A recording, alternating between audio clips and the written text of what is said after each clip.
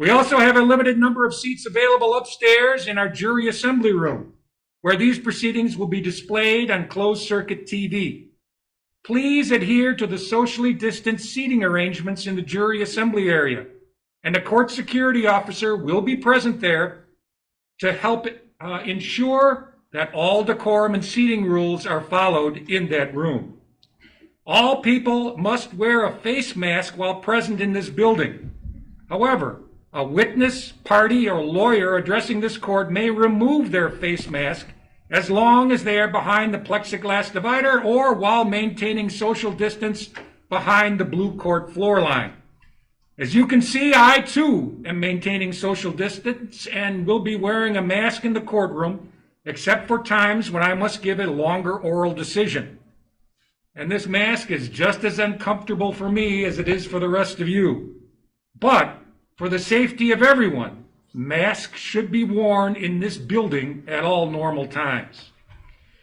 Please make sure that all cell phones or pagers are turned off or not brought into the courtroom at all, and this includes everyone. If your cell phone goes off during a court session, or if you are reading from it, taking a picture from it, or otherwise using or looking at it during a court session, you will be asked to leave the courtroom or viewing area, and you will not be allowed back in until the court is not in session and you no longer have your cell phone in your possession. There shall be no prejudicial or partisan logos, insignias, buttons, signs, pictures, or similar paraphernalia allowed to be displayed on the person or clothing of any spectator. Should spectators violate these guidelines, they will not be permitted into the viewing area and will be asked to leave.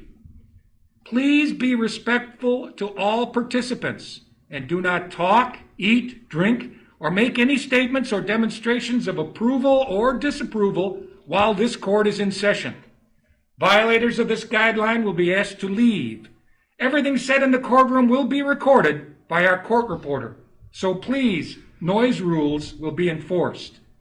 I want to thank everyone personally in advance for their cooperation in these abnormal times. But I also want to remind everyone in advance that the court reserves its contempt power to deal with any violations. Now, if both sides are ready, are there any motions prior to the commencement? Your Honor, the state would have a motion with respect to a witness they intend to call, Lisa Matson. She'll be called at the end of our hearing, but we'll be asking for permission for her to stay in the court during the entire sentencing hearing. Defense. All right, let's discuss that with the state. We wouldn't object. Then the motion to exclude will apply to all witnesses other than the stipulated witness who will remain by permission of both the defense and the state. Thank you. Now, the court is in possession, and it has been filed with the clerk, a pre-sentence investigation by the 22nd Judicial Circuit, Department of Court Services, Mr. Ryan Markowski.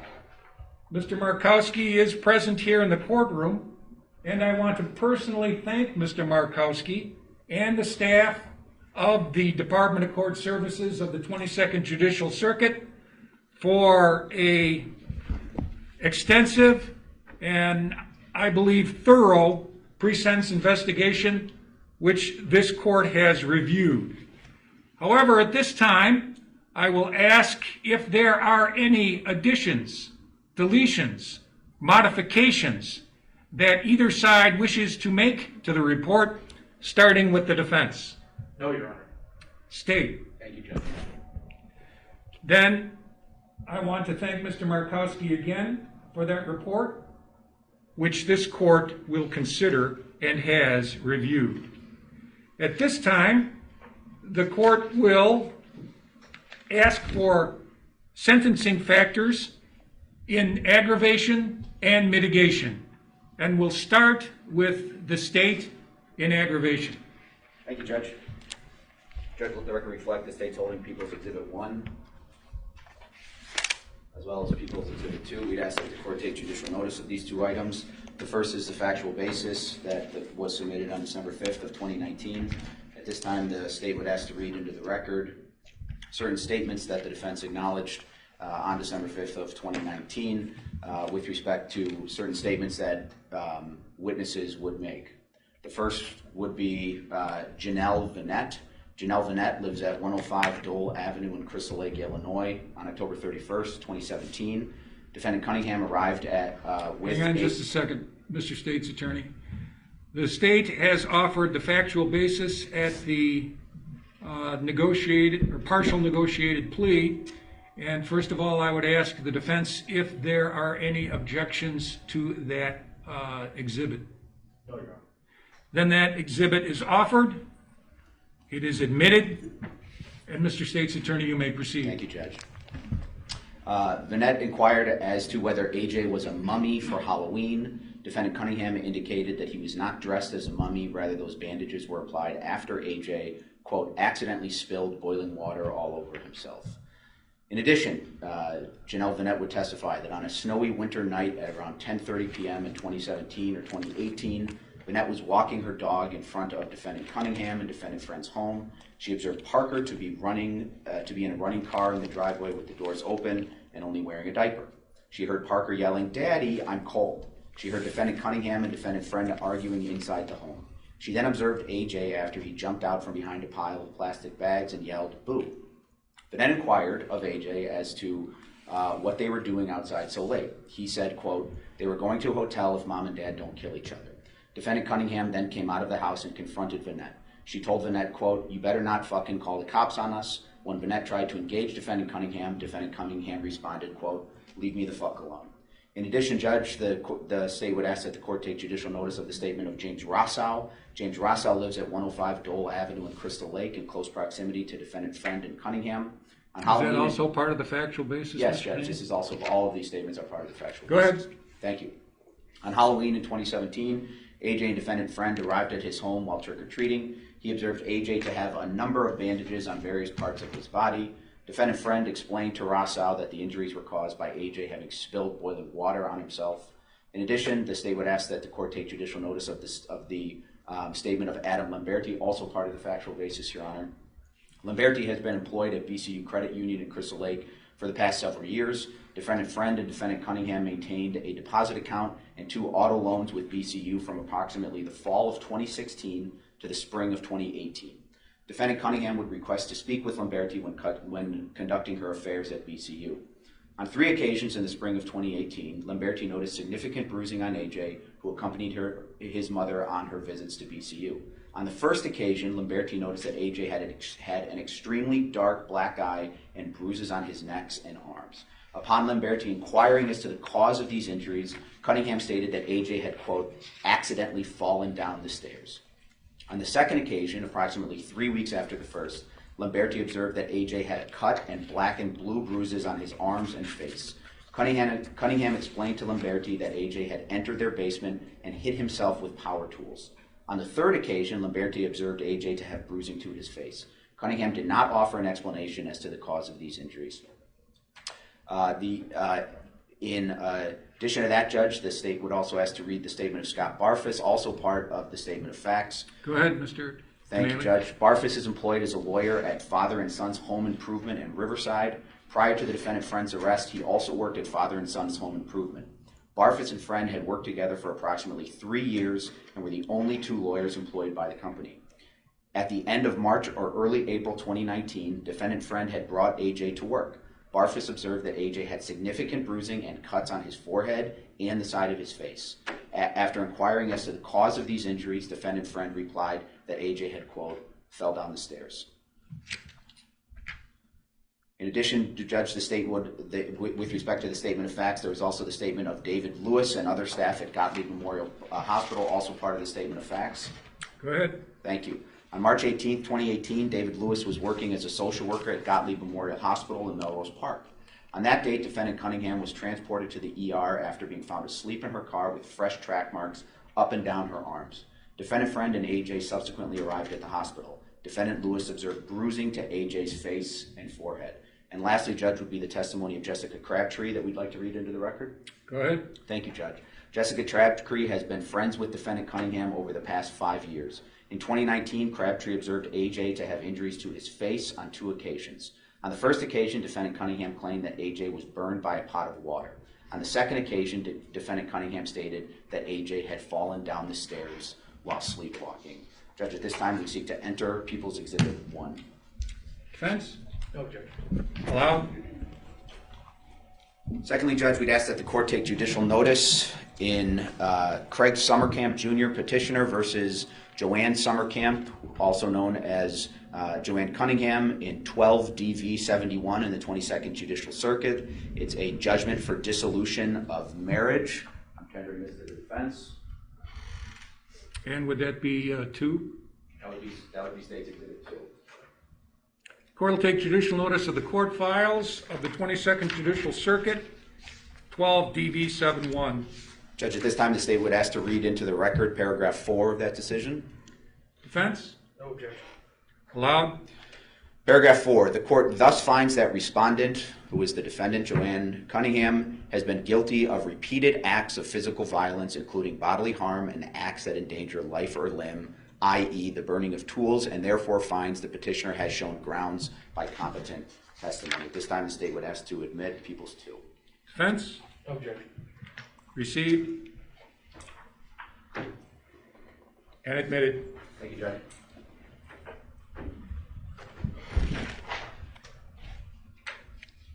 The state would ask to call Officer Shabbat.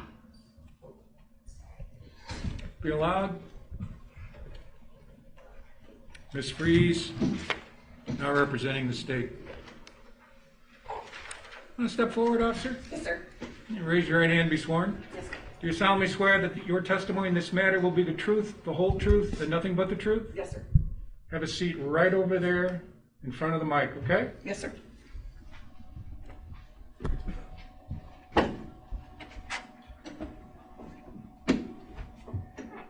Ready? Yes, sir. And you can take your mask off while you're testifying. Thank you, sir. I can see. There you go. Good Go ahead, morning. State. Good morning. Ma'am, can you please state your name and spell your last name for the record? It's Officer Kimberly Shippaw. It's S as in Sam, H-I, P-Paul, B-Boy, A-U-G-H. Where are you employed? Crystal Lake, not police department. And are you a police officer with the police department? Yes, ma'am. How long have you been a police officer with the Crystal Lake Police Department? 15 years next month. I'm going to direct your attention to December 18th, 2018. Were you working that day? Yes, ma'am. And what were your duties that day? Patrol. At approximately 7:49 that morning, were you dispatched to the parking lot of the Taco Bell in Crystal Lake for a report of a theft? Yes, ma'am. And when you arrived at the Taco Bell parking lot, who was there? JoAnn Cunningham and her 2 children, AJ and Parker. You indicated JoAnn Cunningham. Yes, ma'am. Do you see JoAnn Cunningham in court today? Yes, ma'am. Could you please point to her and describe an article of clothing that she's wearing? Orange jumpsuit. Your Honor, I'd ask that the record reflect the in-court identification of the defendant. So noted. You indicated that the defendant's 2 sons were with her as well? Yes, ma'am. The defendant's son, AJ, he was 5, correct? Yes. And PF, if I can use his initials, he was 3, correct? Yes. What were AJ and PF wearing? They were in t-shirts and diapers. Okay, and did they have any shoes on? No. And again, this was in December of 2018? Yes, ma'am. When you arrived there, did you have a conversation with the defendant? I did. Was anybody else present for that conversation? No. What, if anything, did the defendant say to you, and what, if anything, did you say to her? She advised she had been robbed by a gentleman at her house who had taken some of her belongings. He had taken her phone, so she had come to Taco Bell to have somebody try to call 911 for her. And when she was talking about robbed, was she referring to some prescription pills? Yes. Okay. After initially meeting with the defendant at the Taco Bell, did you go back to her residence at 94 Dole Avenue in Crystal Lake? Yes. And did AJ and PF join you? They did. JoAnn transported them in her vehicle. When you arrived at the residence, did you go inside the residence? Yes. What, if anything, did you observe about the condition of the residence? It was not good. There was parts of the ceiling were missing, and there was a big hole in the ceiling. The floor had been destroyed. The tile or linoleum had been up. It was raw wood. The door area was black with dirt and feces. It smelled horrific. That was just the main entry. As we continued through the house, The living room area had bags and bags of clothes and piles of clothes strewn about. We then went upstairs, checked AJ's room. The window was open. I found odd because it was cold. It smelled of dirty diapers. There were stacks of dirty diapers on the floor and overflowing, and there was a nasty stench. And then I think that was all the rooms that I had checked at that point. While you're in the residence checking these rooms, what are AJ and PF doing? They're running around playing. PF, at one point, he was on the couch watching TV. They were kind of running around. AJ was taking care of PF. He was kind of a caretaker for him, so he was kind of helping him out. He was hungry, so he was trying to find him some food. And they're just being kids. Okay. And did you make any observations about AJ? I did. So What did you observe? back into the kitchen, AJ had walked into where I was standing. There was a kitchen island in the kitchen, and he had come from like the living room area. And as he came through, I noticed a large bruise on his side. Okay, when you are talking about his side, where specifically did you notice that bruise? It's on his right, like right above his hip area, right side hip area, kind of all that whole space there, lower ribs, upper hip. What was AJ wearing when you observed that bruise? A diaper, and at that point he had taken off his t-shirt. Okay, and can you describe the size and coloring of the bruise? It was bright purple, and it was like a 16-inch softball. It was pretty good size. Did you have a conversation with the defendant about the bruise on AJ? So I asked AJ, with JoAnn present, I asked AJ what had happened. Where did he get the bruise? Okay, what did AJ say? At that point he paused, and JoAnn leaned down, and in his ear she said to him, "Lucy, the dog did that to you, right?" And then he said, "Yes, the dog did that to me." What did you do next? I had a conversation with some of my other fellow officers, and I contacted my sergeant because I had at that point run JoAnn through our system and found out that she had a suspended driver's license, and she had driven to Taco Bell and then back to the residence from Taco Bell. So I had a arrestable traffic violation at that point, and I advised my sergeant that I would want to go ahead and arrest her for that, as well as take the children in protective custody because I had concerns with AJ. Regarding the bruise? Yes, ma'am. And at that point, did you contact DCFS? Once we got back to the station. Okay, so you did eventually go back to the station. Yes. So did they come with you, AJ and PF? yes. So one officer transported JoAnn, and then my sergeant came. We didn't have car seats in our squad cars, so I waited for my sergeant to arrive with car seats so we could get them in car seats to then transport them up to the station. Okay, and when they came back to the station, did you have the opportunity to interact with AJ? I did. Can you describe for the court what AJ was like? He was just a happy kid. They were hungry, so we'd gone and gotten the McDonald's for both PF and AJ. Running around playing with the toys, coloring. AJ was taking care of Parker, making sure he had enough juice. He would refill his cup for him, making sure he had juice. And we just kind of ran around and played dinosaurs, and he was just being a kid. Was AJ well behaved? Yes, ma'am. Did he listen to you? Yes, ma'am. Did you ever end up taking photographs of AJ's injury? I did. Your Honor, for the record, I'm going to show defense counsel what I've previously marked as People's Exhibit Group A, which contains photos A1 through A4. All right, defense, have you seen that? Yes, Your Honor. Go ahead. And I would ask for permission to approach the witness to show her People's Group Exhibit A. Allowed? Thank you. I'm going to hand you People's Group Exhibit A. Officer, have you seen that before? I have. Okay, you've previously viewed the photographs that are contained on that CD? I have. And what photographs are on that CD? There's 4 slides or 4 pictures of the bruising on AJ. AJ as a whole showing the bruise.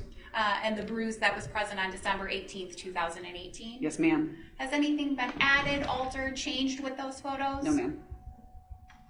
Your Honor, at this time I would move to admit People's Group Exhibit A, A1 through A4 into evidence, and I would ask to hold off on publishing it at this moment. No objection. Allowed? Received. Thank you. If I could retrieve that from you. Thank you. I don't have any further questions. Thank you. Cross? Briefly, officer, when you were doing your investigation at the home, did you learn whose home it was? And for the record, Mr. Behoff for the defense. I'm sorry, I couldn't understand your question. Thank you. During your investigation at the home, did you learn whose home it was? Yes. And whose was that? JoAnn had said that it was Andrew's, which was AJ and PF's father, as well as her own. Andrew Freund. Yes. Did you have an opportunity to interview him while you were at the home? No, he was not present. Nothing further, Judge. Thank you. Redirect state? None. Thank you, officer. You can step down. Thank you, sir.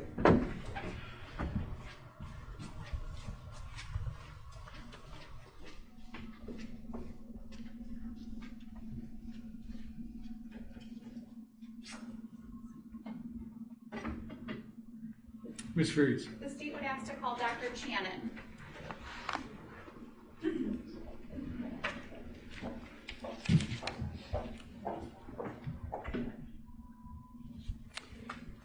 Want to step forward, doctor? Can you raise your right hand and be sworn? Do you solemnly swear the testimony you are about to give in this matter is the truth, the whole truth, and nothing but? I do.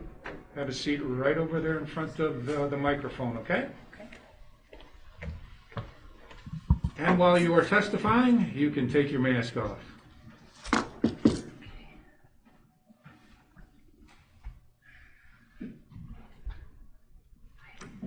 Okay, ready? I am. Go ahead, State. Good morning. Good morning. Ma'am, can you please state your name and spell your last name for the record? JoAnn Cunningham, CHANNON. What is your occupation? Emergency physician. How long have you been an emergency physician? I've been practicing for 8 years. Okay. And where are you currently employed? At Northwestern, Northwest region, so McHenry, Huntley, and Woodstock. And is that where you were employed in December of 2018? It is. Okay, I'm going to direct your attention to December 18th, 2018. Were you working that day? I was. And can you just generally describe for the court what your duties were? In the emergency room, we see patients as they come in through the front door or through the ambulance bay. Okay, and at approximately 2 p.m., did a young patient by the name of Andrew Freund Jr. arrive to be seen? Yes. Do you recall how old Andrew Freund Jr. was? 5. And for ease of testimony, can I call him AJ? Absolutely. Okay. Who was with AJ? JoAnn, his mom, and then his brother. Okay, and was it his brother, PF? Younger brother. Okay. You indicated that his mom was with him. Correct. Do you see his mom in court today? I do. Can you please point to her and describe an article of clothing that she's wearing? In that direction, wearing orange. Your Honor, I would ask that the record reflect the in-court identification of the defendant. So noted. Why was AJ brought to see you? AJ was involved in a DCFS case that was open prior to him coming to the ER. Okay. So he was brought for to evaluate the injuries. Okay, and when you're talking about evaluating injuries, what injuries are you referring to? That bruise to the right hip. Okay, and you saw AJ that day, correct? I did. What, if anything, did you see? Could you describe the injuries you observed? There were 3 injuries. One above the lip, a small bruise. One in the ankle, also a very small bruise. And then on the right hip was a bruise, black and red bruise across the hip, across the bone. How big was that bruise? Probably, I would say, if I remember correctly, I would say probably 5 by 20 centimeters, Okay. maybe 10 by 20.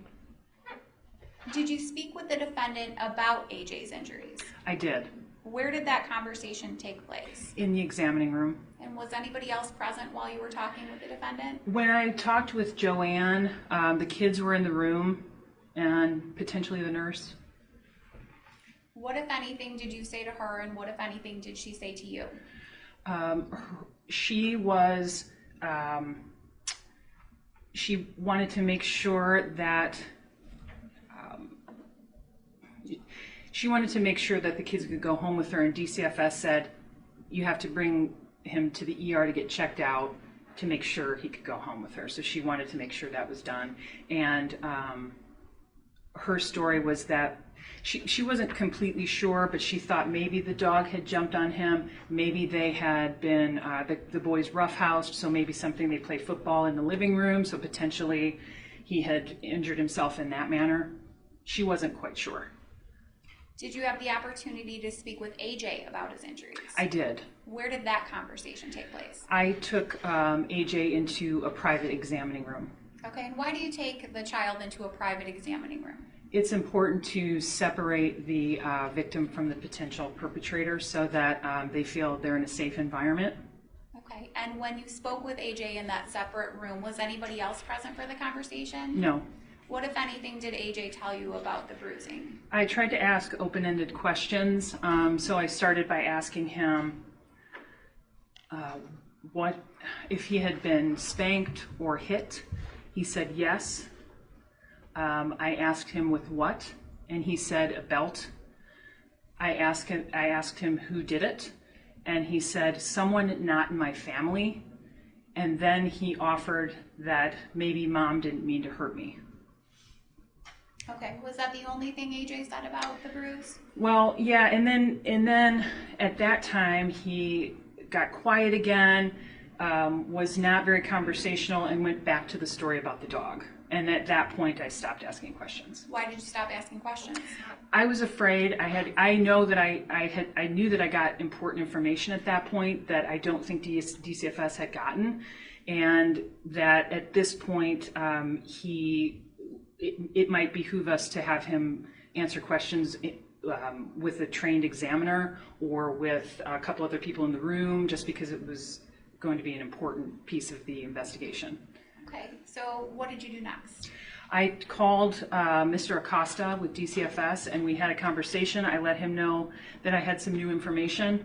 I explained what AJ had told me, and that we were concerned with him going home with mom. We did not want AJ to leave with JoAnn that day. And I asked him at that time, I said that it might also be important to have a pediatric forensics physician and somebody certainly trained in that line of questioning to come to the ER and further investigate. Okay, and did that ever occur? It did not. He said that that was unavailable, but that he was going to speak with his manager and figure out the next steps. Your Honor, at this point I would ask for permission to publish the previously admitted People's Group Exhibit A, photos A1 through A4, so that I can go over them with this witness. Defense? Objection. Allow. Your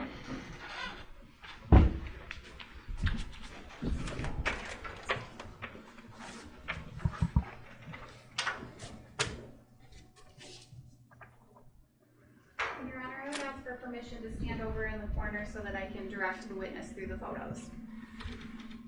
All right, before we get there, do you have any photos in regards to your earlier motion that the court can review?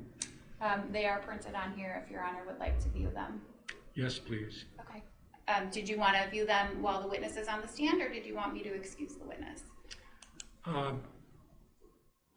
They're already admitted into evidence, so I think I can view them. The issue is whether they are subject to extended media coverage, if I recall. Correct. So can you put them on? Sure.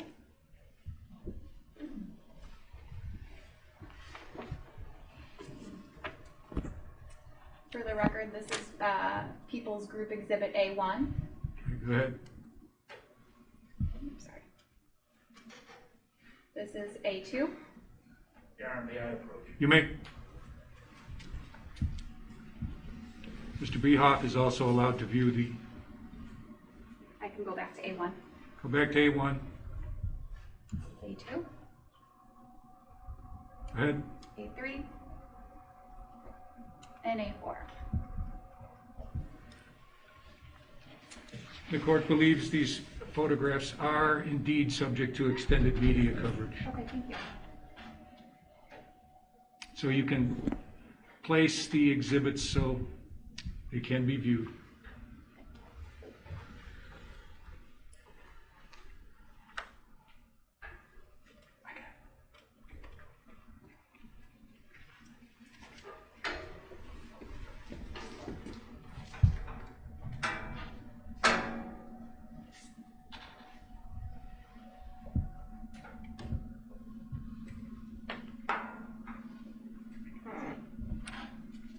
move it around a little bit there, Sure. Mr. Canale.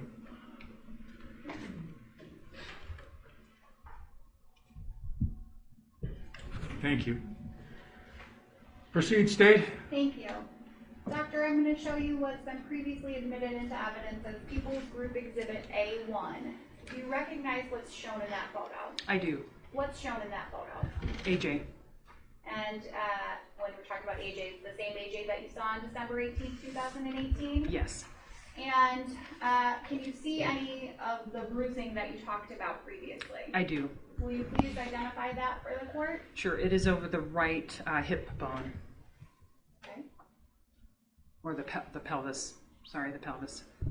Moving on to A2. Do you recognize what's shown in that photo? I do. What's shown in that photo? The bruising that we saw that day across the right pelvis, hip area. And is there additional marking kind of in the stomach area? There is a little bit, yeah, like some type of abrasion, yes. In the right lower quadrant, it looks like, yeah. And then that's across the back And flank. for the record, this is A3, and you're indicating that this picture is kind of across the back? Yeah, yes. Yeah. And again, there's bruising that kind of extends above, kind of near the shirt, is that correct? It does. Okay. And moving on to A4, what's shown in that photo? That is the bruising that was over the bone, the iliac crest there. And the bruising that's shown in this photo, that's consistent with the bruising that you observed on December 18th, 2018? It is.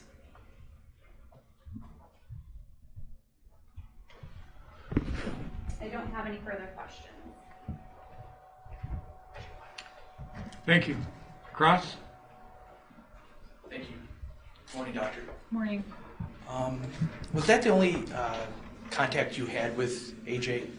I believe so, yes. Okay. And you believe that you were dealing with child abuse? Is that why you contacted DCFS? Well, yes. Initially, DCFS contacted us, and then we continued the investigation, yeah. Okay.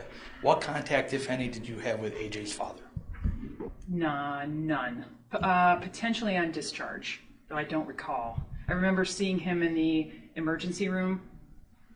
Did That would be you it. interview him or have, I don't recall. is there anything that would refresh your memory? I may have in my chart mentioned, the nurses typically do the discharge and sign the discharge paperwork. So as far as you recall, you didn't have any interaction with him? No, of I know I substance? saw him in the emergency room, but I don't remember what interaction we had. Okay. Nothing further, Judge. Thank you. Redirect? No, Your Honor. Thank you, Doctor. You can step down. Thank you.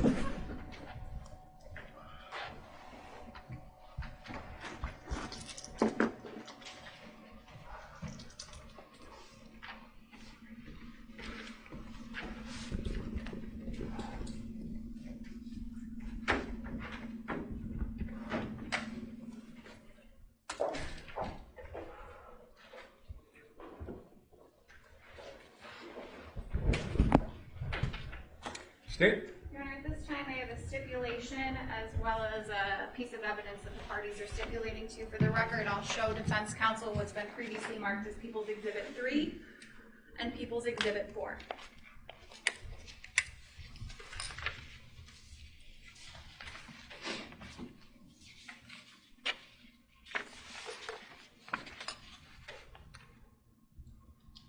The court is in receipt of a stipulation dated 7/14/2020 in regards to People's Exhibit 3 and I believe 4. Is defense, is that your understanding? Yes, Your Honor. And have you entered into that stipulation with the permission of your client? I have. Stipulation allowed? Thank you. And Your Honor, People's Exhibit 3 is the stipulation which is signed by both parties to the admissibility of People's Exhibit 4, which is a video recording of a portion of an April 11th, 2019 jail visit between the defendant and Daniel Nowicki, the father of the defendant's daughter. Also present during the jail visit were the defendant's sons, AJ and PF, AJ is the child wearing a dark blue jacket with the hood up and a baseball cap underneath the hood. At this time, I would ask for permission to publish People's Exhibit 4. It's my understanding that pursuant to the court's earlier ruling, this would not be subject to extended media coverage. Is that correct? It is, Your Honor. Defense? Correct. Any objection to publication at this time? No. Go ahead, State.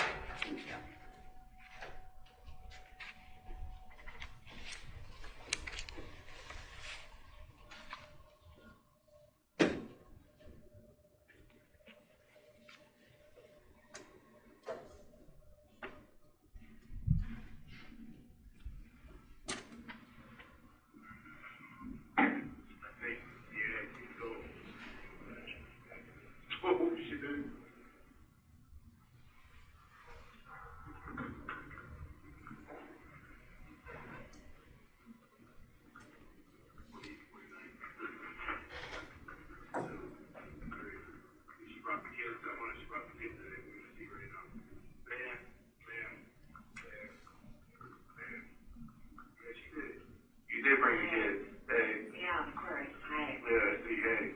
You ain't got no hat on either, so you're showing your face. Yeah. Alright. Hey, Parker, what's up, buddy? I can't see you. Put your head up here. Come on, sit up taller. I can't see you. I can't see your set, baby. There you go. Hey, what's up there, buddy? Ah, I'm in the jail. I'm in jail. You know? You already know I'm in jail, right? That sucks, right? Hey. You know? I'm like, hey, I'm in jail. I'm in jail. Oh my God. Have you heard of this CRE? This So what? CRE? Go down with it. No, what is it? It's CRE. Celebrate Reentry, and it's a faith-based 501c reentry program for released inmates seeking a new design for living, and the program is for focused priorities immediately upon release to discuss a customized plan for spiritual strength to proceed. And then it has 40 days in the wilderness and intense 6 weeks of classes and discussion of how to fight loneliness, addiction, What the fuck do I want that for? poverty, and temptation. Learn the strength Why? of faith and belief. Why would I want that? I got you. I don't need 40 days in the wilderness. I would do it with you. I would do What it. the? We got the kids. How are we gonna do 40 days in the wilderness with 2 I'm sure children? that's what it's called, but I'm sure it's like, I'll look into it. I'm Okay. sure it's not us going away. It's not us to go to regular class every He day. said, "Boom." No. He's swinging. Parker, what are you doing? Are you swinging? You swinging on your brother, trying to give him a jaw shot? Boom. But I think that would be good. I want to look into that. You want to come here? Yeah. What's up, buddy? You want to talk? Go ahead. Give me. You gonna get me with the phone? Get me with the phone.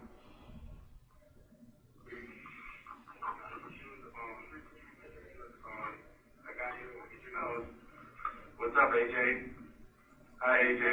Is it cold or what? What's wrong? What's up?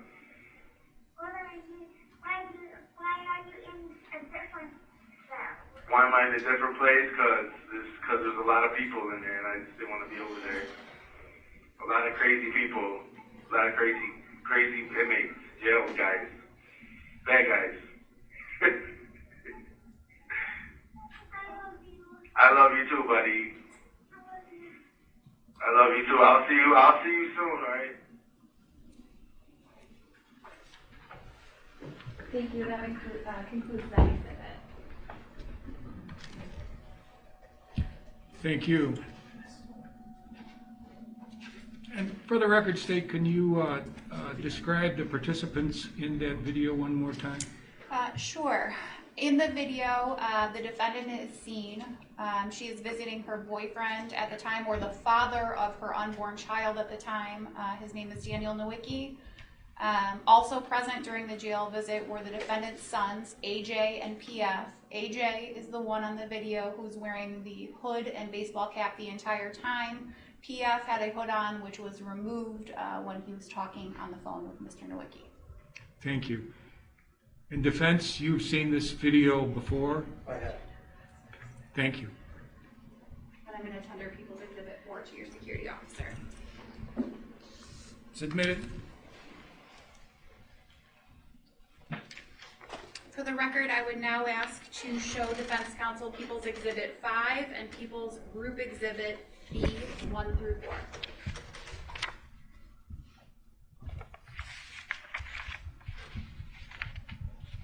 I would now like to present the court with People's Exhibit 5, which is a stipulation signed by both the parties to the admissibility of People's Group Exhibit B, which contains 4 photographs.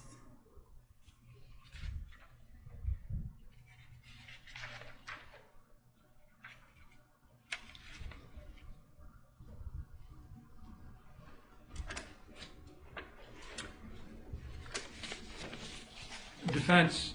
That's correct. And I will note that you have gone over People's Exhibit 5 with your client, and she has consented, is that correct? That is correct.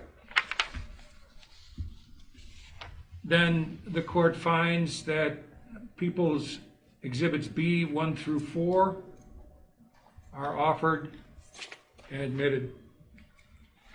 Go ahead, State. Thank you, Your Honor. People's Group Exhibit B contains 4 photographs that were taken from the co-defendant, Andrew Freund's cellular telephone. The 4 photographs all show the victim in this case, AJ Freund. I would ask for permission to publish People's Group Exhibit B at this time, and I would direct the court to the apparent injuries shown in each photo. If I recall, People's Group Exhibit B was part of the order in regards to non-publication for extended media purposes. Is that correct? Correct, Your Honor. Then People's Group Exhibit B is allowed. However, there was an earlier order indicating that these particular injury pictures are not subject to extended media. Thank you. Go ahead, State. And defense, if you would like to move around to take a look at them.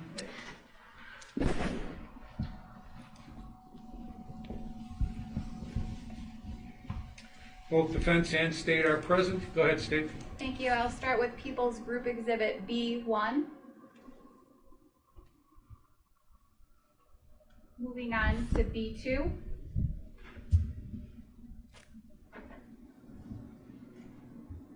B3.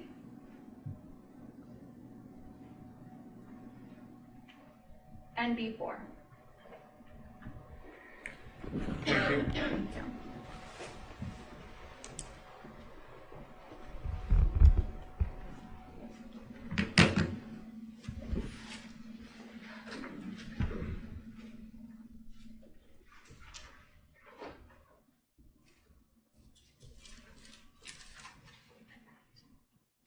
I will tender Group B as well as People's Exhibit 5 to your court security officer. Be allowed.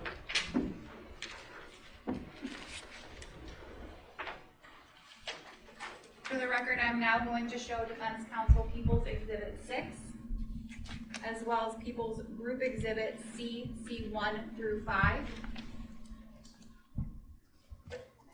I would now like to present the court with People's Exhibit 6, which is a stipulation signed by both parties to the admissibility of People's Group Exhibit C, which contains 5 photographs that were posted on the defendant's Facebook page. Defense, you have reviewed this stipulation and your client has signed it, is that correct? That is correct. That'll be allowed. Thank you. I also believe that this group contains pictures of the brother of the minor, is that correct? Yes, Your Honor. Therefore, this group of pictures was not subject to extended media coverage. Go ahead. Thank you. Mr. Behoff and Ms. Fries will be allowed to review the pictures, as will the court. Go ahead, Ms. Fries.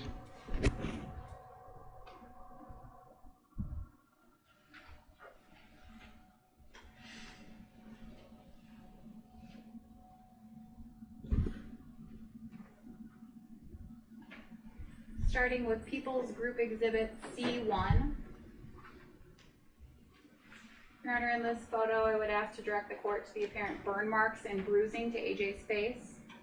And for the record, the individuals shown in the photo, the defendant is shown on the far left with PF on her lap.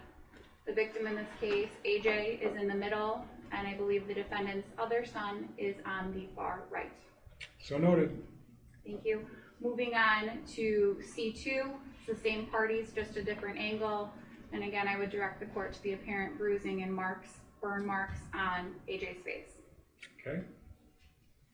Moving on to C3, the child on the left is the victim in this case, AJ, and PF is seen on the right. Noted.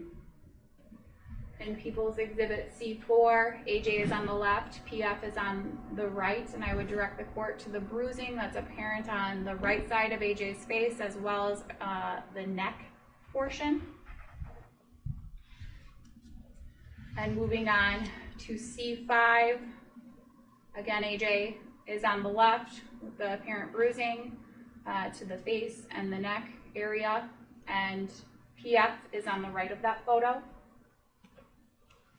And Your Honor, in regards to photos C1 and C2, these photos were posted on the defendant's Facebook page on December 17th, 2017. And the photos contained in C3, C4, and C5 were posted on July 5th, 2017. So noted. Thank you.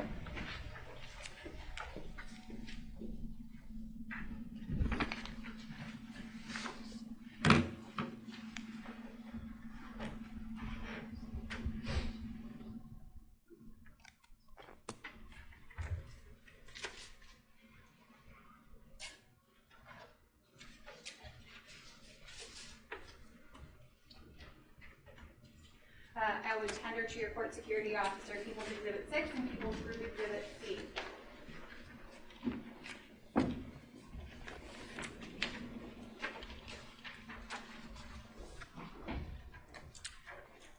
Your Honor, before we proceed, the next thing that I intend to show is a stipulation regarding 3 videos that the state is seeking to present in this case, and I do believe the family in this case would like to be excused from the courtroom.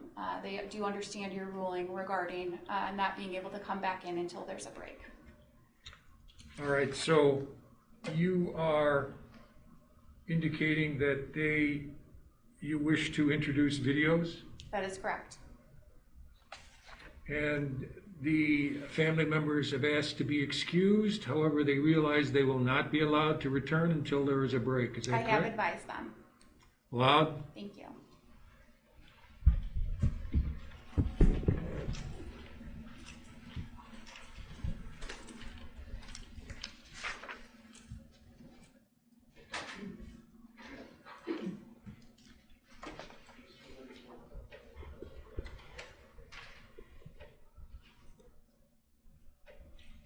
All right, go ahead, State. Thank you. Your Honor, this time I'm going to show defense counsel People's Exhibit 7 as well as People's Exhibit 8.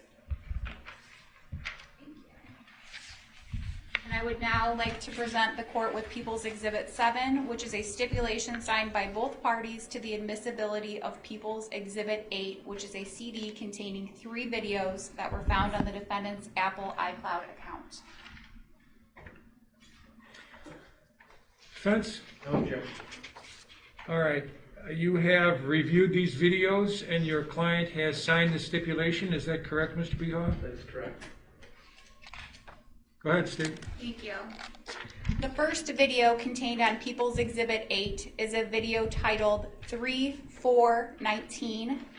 The date stamp associated with this video is March 4th, 2019, which is approximately 6 weeks before AJ's death. The female voice heard on this video is the defendant's, and the minor child shown in this video is the victim, AJ Freund. At this point, I would ask for permission to publish the first video. All right. I believe Exhibit 8 was included in your request. It was, Your Honor. All right. And I also am advised that Exhibit 8 also includes pictures of other members of the victim's family. The second video and the third video do. The first video does not, but it is rather graphic, and I believe that was the basis. That was the basis. All right, the exhibit number 8 will not be subject to extended media coverage, but the audio, of course, is. And you may proceed, Steve. Thank you.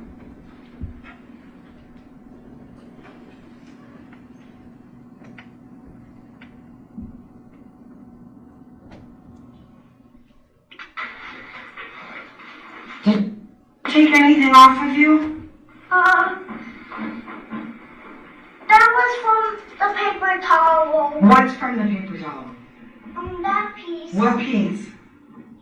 What? What piece? Piece of what?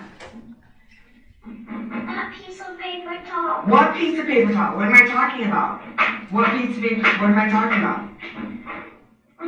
What piece of what piece? What am I talking about right now? Put that on your eyes. What am I talking about right now? What could I possibly be talking about? What could I possibly be talking about? Did you take anything off your body? No, I didn't take it. No, nothing? Nothing. Nothing off your ass? No, I didn't take it. Oh.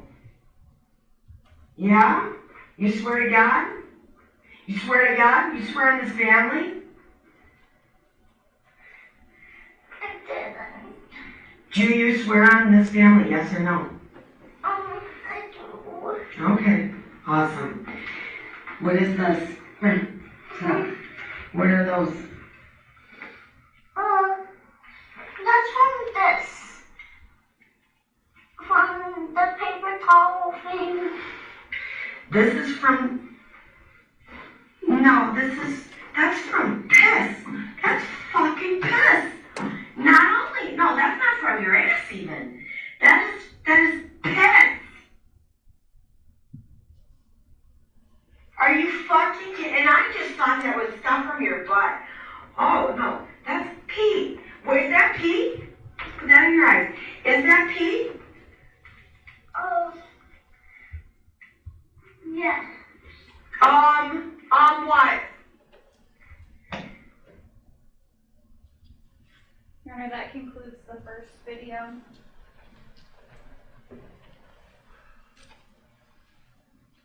I would ask to publish the second video contained on People's Exhibit 8. The second video is titled 3/17/19. The date stamp associated with this video is March 27th, 2019, approximately 1 month, March 17th, 2019, approximately 1 month before AJ's death. The victim, AJ, is shown in this video with a black cat and apparent red markings on his face. At this point, I would ask for permission to publish it. No objection. Allowed? Go ahead.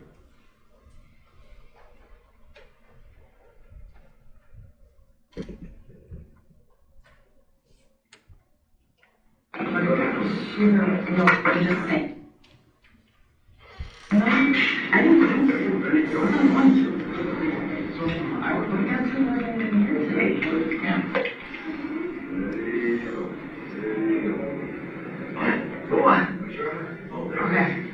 I just would like to go out that way when the crowd goes down and picks one up. I'm going to get holy water. Okay. You want to say Jesus? Yeah. Oh, look at, there's a sister out there. Want to talk to her? The bride of Christ? Look at, and the blue right there? She's like Mother Mary? See the blue? I'm going to go talk to her and meet her. I'm probably not her daughter before. You too. Say hallelujah. Hallelujah. I'm so glad. And that concludes the second video. Thank you. The third video contained on People's Exhibit 8 is a video titled 3/27/19. The date stamp associated with this video is March 27th, 2019, which is 19 or 20 days before AJ's death. The video shows the defendant and the victim, AJ Freund. At this point, I would ask for permission to publish. Defense? No objection. Allowed.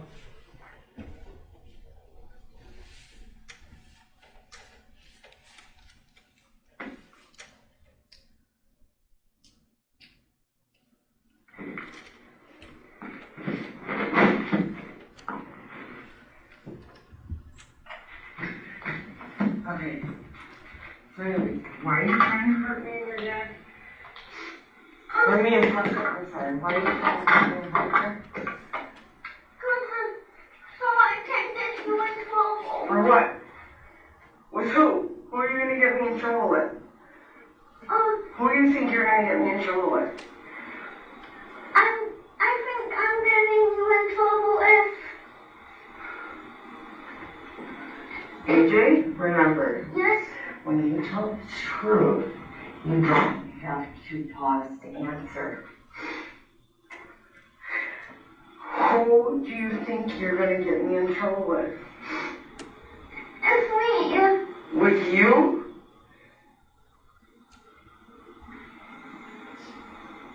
You think I'm gonna get in trouble with you? Are you my boss? Are you my parent? No. Why would I get in trouble with you? Because... Well, no. I mean, who do you think you're gonna think? Who are you gonna go to try to get me in trouble? I'm going to go to nobody. Then how are you gonna get me in trouble? Me and Parker, as you say.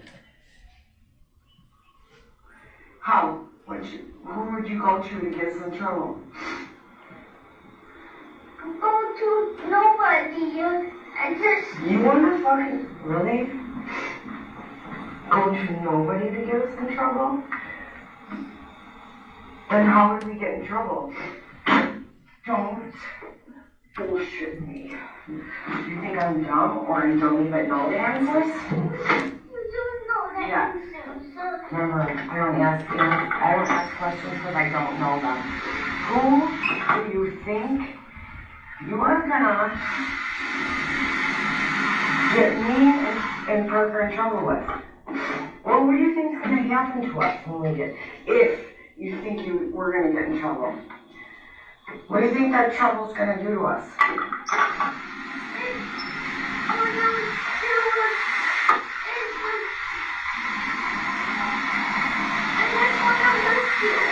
Hurt me how?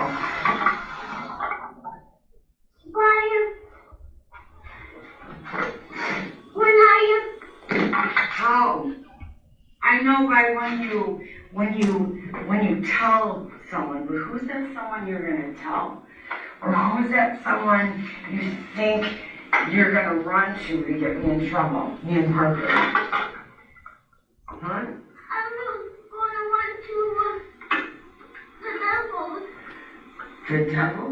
So the devil's gonna get me in trouble? The devil can't though. That's bullshit. Okay.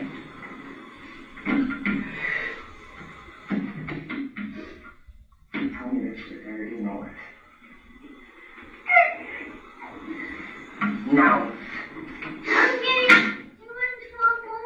I'm probably in trouble by me not doing the right thing and not listening and Why would we get in trouble by that? You would get in trouble by that, right? So how would that get us in trouble? Tell me. How is you being bad gonna get me and Parker in trouble?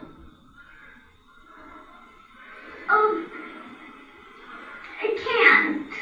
Oh. Then are you lying or are you just making up shit as you go? I'm not lying. Yes, you are lying. No. Is it because you're trying to make me mad enough, or is Daddy or anybody mad enough, where we punish you and hit you and take stuff away from you, so it looks like you're the poor victim? You want to play poor me? No, I'm not. You know exactly. Daddy and I have told you what this could do. I could get you and Parker taken. I could. If I was really doing something wrong, but I'm not. Parker's not. Your dad's not. You are. There's no way we could get in trouble. But what are your plans?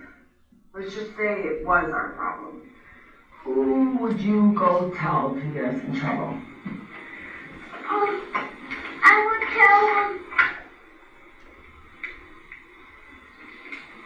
And what would you do?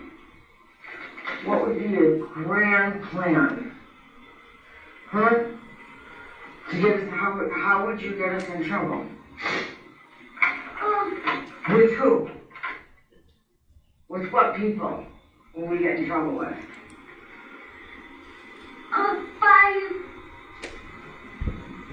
bad people, like really bad people and really mean people. Like who? Who's that? We would get in trouble by very bad people, very mean people? What does that mean? It means So that you hope, are you saying that you pray to the devil to put bad and mean people into our life? Or what does that mean? I don't get it. Who's bad and mean? it's I don't get what that means. What would they do to us? they would What would those bad or mean people do to us, huh? hurt you They would hurt us. How? by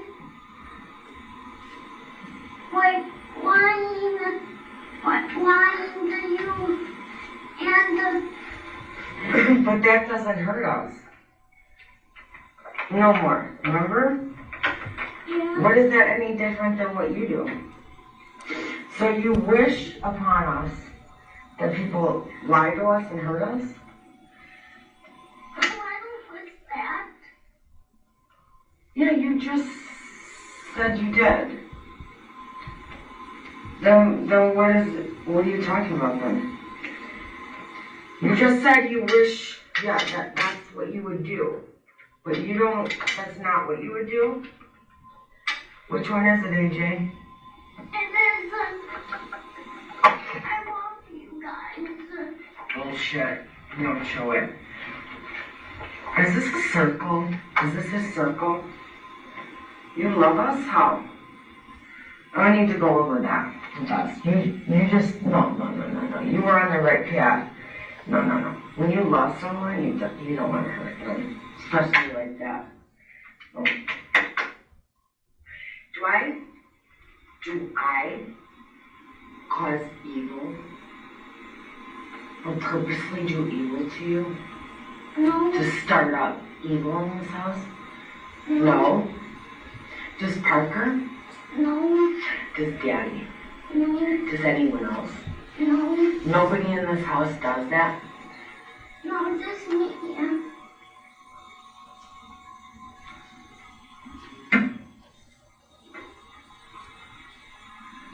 So why would you wish that on us?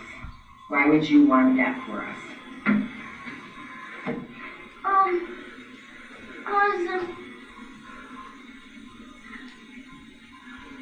So, AJ, I know you know the truth, and you have a motive behind this. I just want to know what it is. it's me telling those bad people to hurt people. What bad people?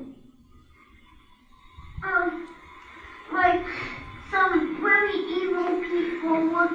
Where?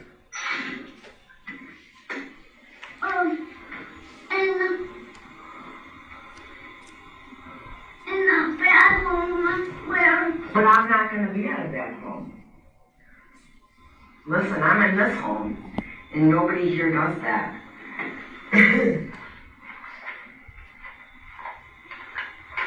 So you wish that me and Parker were sent away to a bad home to get hurt?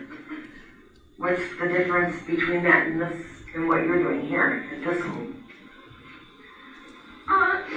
So why wouldn't you want Daddy to be hurt or to go to a bad home?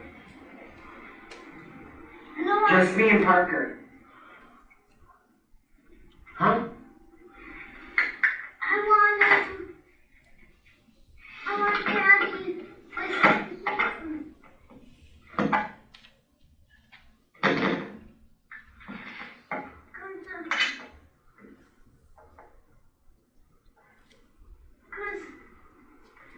Because you think he falls for your shit? And because me and Parker don't? You want us gone? No, Then what? Say it. so those bad people hurt you. Why? 'Cause So you cast spells on me for bad people to hurt me and do bad things to me. Is that what it is? no, You just said you hope. You said that's what you want. What bad people though? What bad people do you talk to that would do that to me and Parker? And where would you want us to go? So you want us to go somewhere where bad people, or you wish bad people into our life to hurt us? Me and Parker, what's Parker ever done to you? Huh? nothing. Is it because he doesn't, it's because he sees through your fake ass bullshit? Or why is that?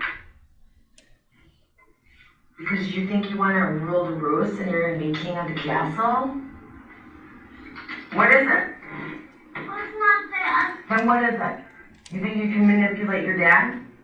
No, Then what is it? it is 'cause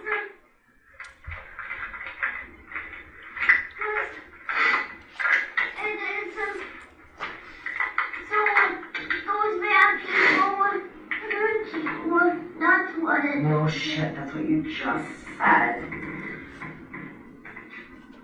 But why do you want them to hurt me and Parker? Why?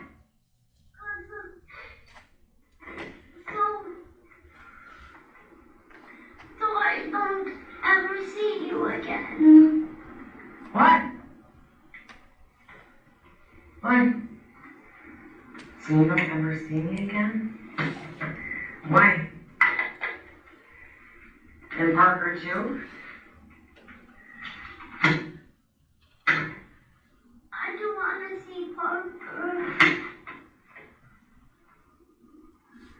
Okay, that's not what you just said. You said you want people to hurt me and Parker, right? Right. So you want them hurt, but you want to see them again also. And why don't you want to see me again? Or why do you want to see me hurt? Huh?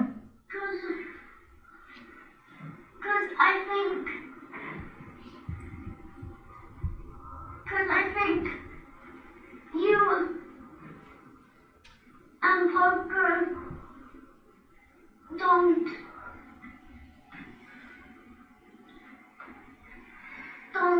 have to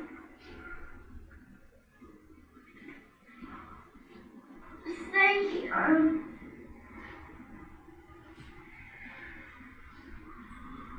Why? I already know that. But why? Because I just, Answer the fucking question. cause I just don't want anybody around Because you don't want anyone around you? Well, you want your dad around you, you said. Right? Right. But I just But what? don't want anybody around me right now.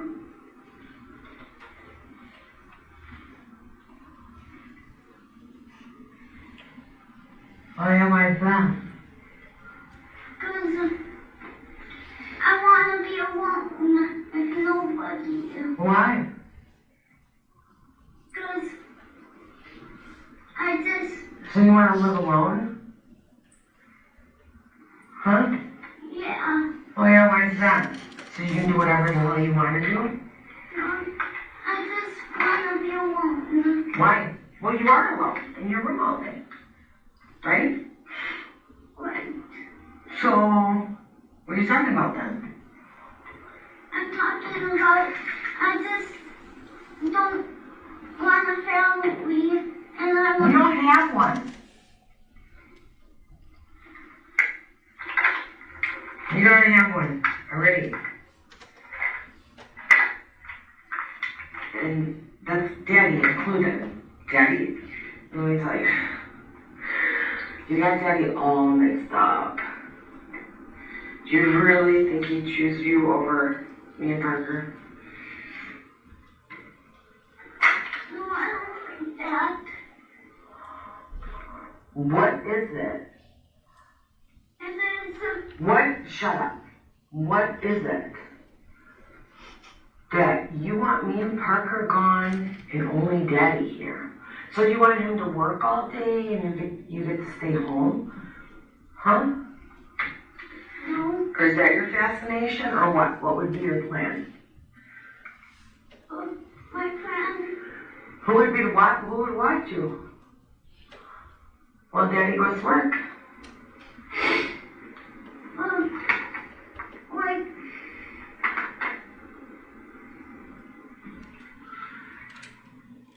someone to watch me. Who? Who? I want, And why don't what? I don't want No. to watch me. Oh yeah? You want me to watch you? Oh, I must be hallucinating things. You just said you want me and Parker gone from this house.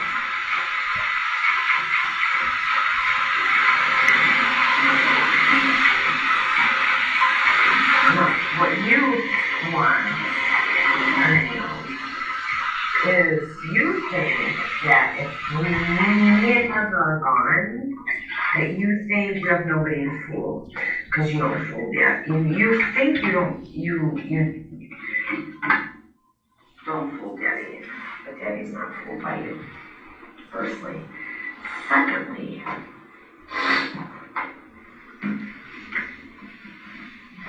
Daddy would never do that.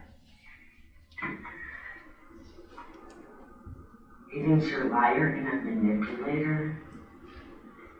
And he knows your plans. Like man. And Dad and I have discussed this. We've discussed that the reason you're doing this is because you stand up. You think you're an adult.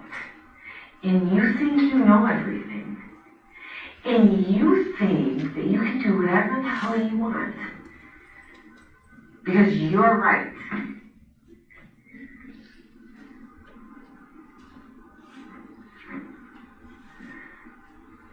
You think that if Tucker and I left, then you can easily manipulate your dad to whatever you want to.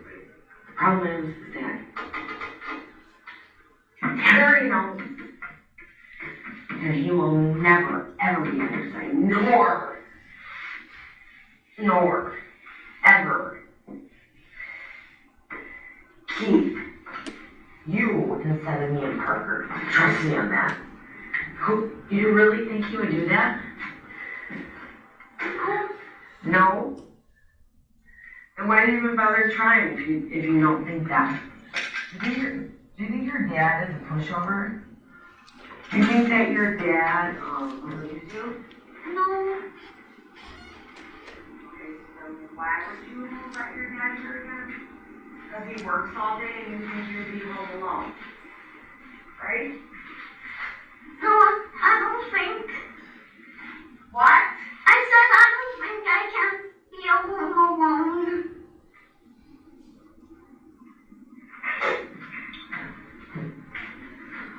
It doesn't matter.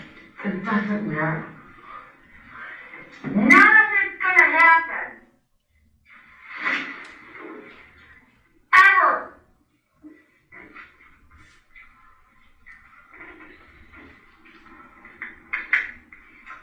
All I did was got this on tape for your dad to see. Everything I'm talking about and telling him, on top of everything he already knows.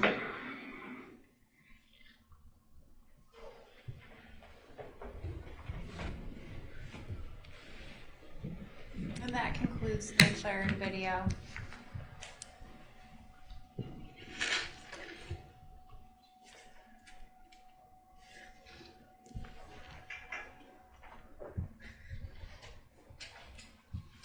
People's number 8 admitted. And people 7 and 8 to report the security officer.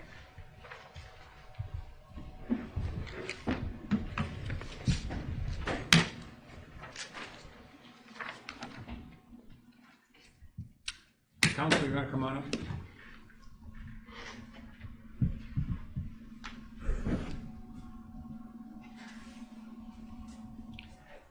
Can we take about a 5-10 minute break? Sure. When we going on? Court will take a brief recess. All right. Court stands in recess. Thank you.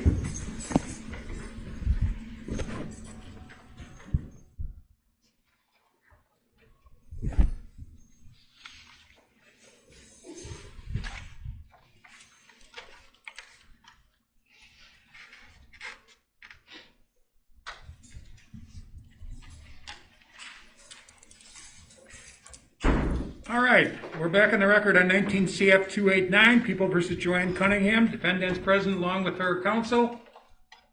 State, you're next. The state would call Dr. Mehta.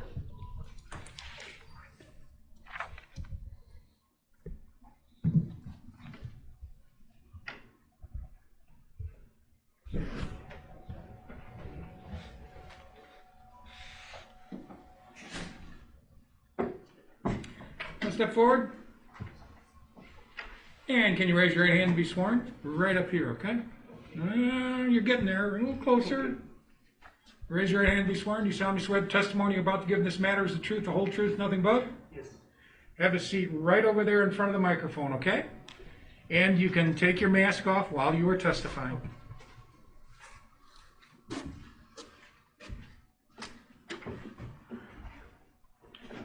All right, ready? Yes. Go ahead, State. Good morning, sir. Can you please state your name and spell your last name for the record? Ashok Mehta, last name Mehta. And can you spell your first name for the court reporter? Yeah, Ashok. Okay, thank you. How are you employed? I'm independent. I work for myself, self-employed. Okay, what do you do? I'm a neonatologist, And what is a neonatologist? taking care of sick newborns. Okay, so you're a doctor? Yes. All right, and how long have you been a doctor? About 36 years. Okay, and where are you currently employed? I currently at Sherman Hospital in Elgin. Okay, and directing your attention to October of 2013, where were you working at that time? I was at St. Agatha Woodstock Hospital. And what were you doing there? I was working as a neonatologist. And during the course of your employment, did you become aware that a baby boy named Andrew Freund Jr. was born at Centegra Hospital, Woodstock on October 14th, 2013? Yes, looking at the records. You reviewed the medical records Yes. associated with the baby? Yes. Okay. And this baby was the child of JoAnn Cunningham and Andrew Freund, correct? Yes. And for simplicity, can I just call the baby AJ? Yes. Okay. During the course of your employment, were you one of the treating doctors for AJ? Yes. When AJ was born, was he drug tested? Yes. And did AJ test positive for any drugs at birth? Yes, he tested positive for opiates. Okay. Specifically, were you able to narrow down what type of opiates? Yeah, heroin was. Okay. And heroin is an illegal controlled substance, correct? Yes. How or why would a baby test positive for heroin at birth? Because mom used it while she was pregnant. As a doctor, is there a medical concern if a baby tests positive for heroin at birth? Yes. What's the medical concern? Baby can show withdrawal symptoms from heroin. Okay, what's withdrawal? Withdrawals are babies are difficult to console. You know, they persistent crying, not feeding well, sweating, tremors, those kind of symptoms. Is it fair to say that a baby withdrawing from heroin would be rather uncomfortable or perhaps in pain? Yes. And are there concerns about the baby's ability to eat and things like that if they're withdrawing from heroin? Yes. They may be less interested in eating and things like that? Yes. Okay. Did AJ show signs of withdrawal? Yes. Based on the symptoms or the withdrawal symptoms that you observed and the positive test at birth, what, if anything, did you and your medical staff do? We started baby on morphine and did other measures like soothing the baby, like cuddling and putting in a quiet environment, those kind of things, yeah. And morphine is an opiate, correct? Yes. Just like heroin, correct? Right. And so the way you treat a baby who's withdrawing from heroin is to slowly wean them off of these opiates? Well, you know, morphine is basically, you know, it's more calming the baby. It has a little soothing effect, especially baby who are withdrawing. And yeah, that's how we treat the babies. Okay. And in this case, AJ was given morphine? Yes. And AJ was given morphine until November 9th, 2013, correct? Yes. And is that a long amount of time to have to give a newborn baby morphine? Yeah. It's we have some babies needs for over a month, but it was a long time I would consider, yeah. Okay. I don't have any further questions. Thank you. Cross? We have no question. Thanks, Doctor. You can step down. All right.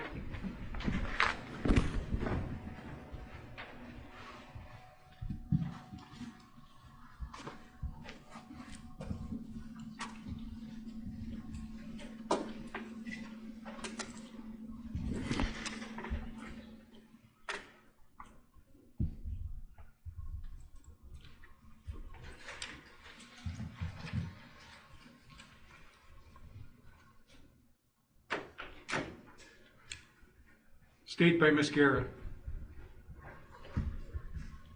Your Honor, at this time, the people seek to admit People's Exhibits 9 and 10 into evidence. I have shown defense counsel a copy of each exhibit, both of which have previously been tendered to the defense.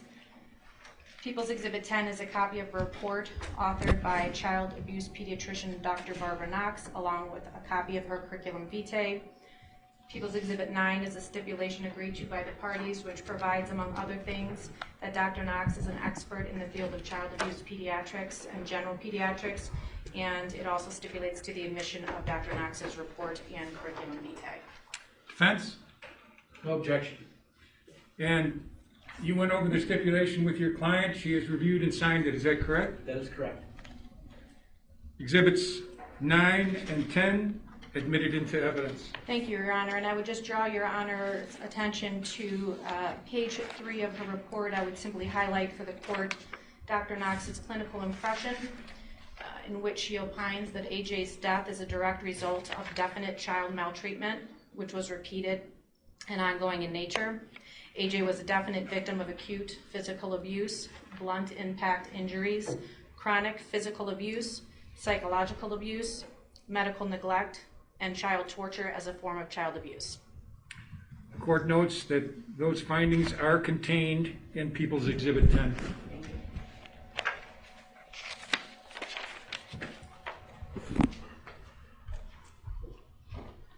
State by Mr. Keneally. Thank you, Judge. At this time, we'd call Officer Burr.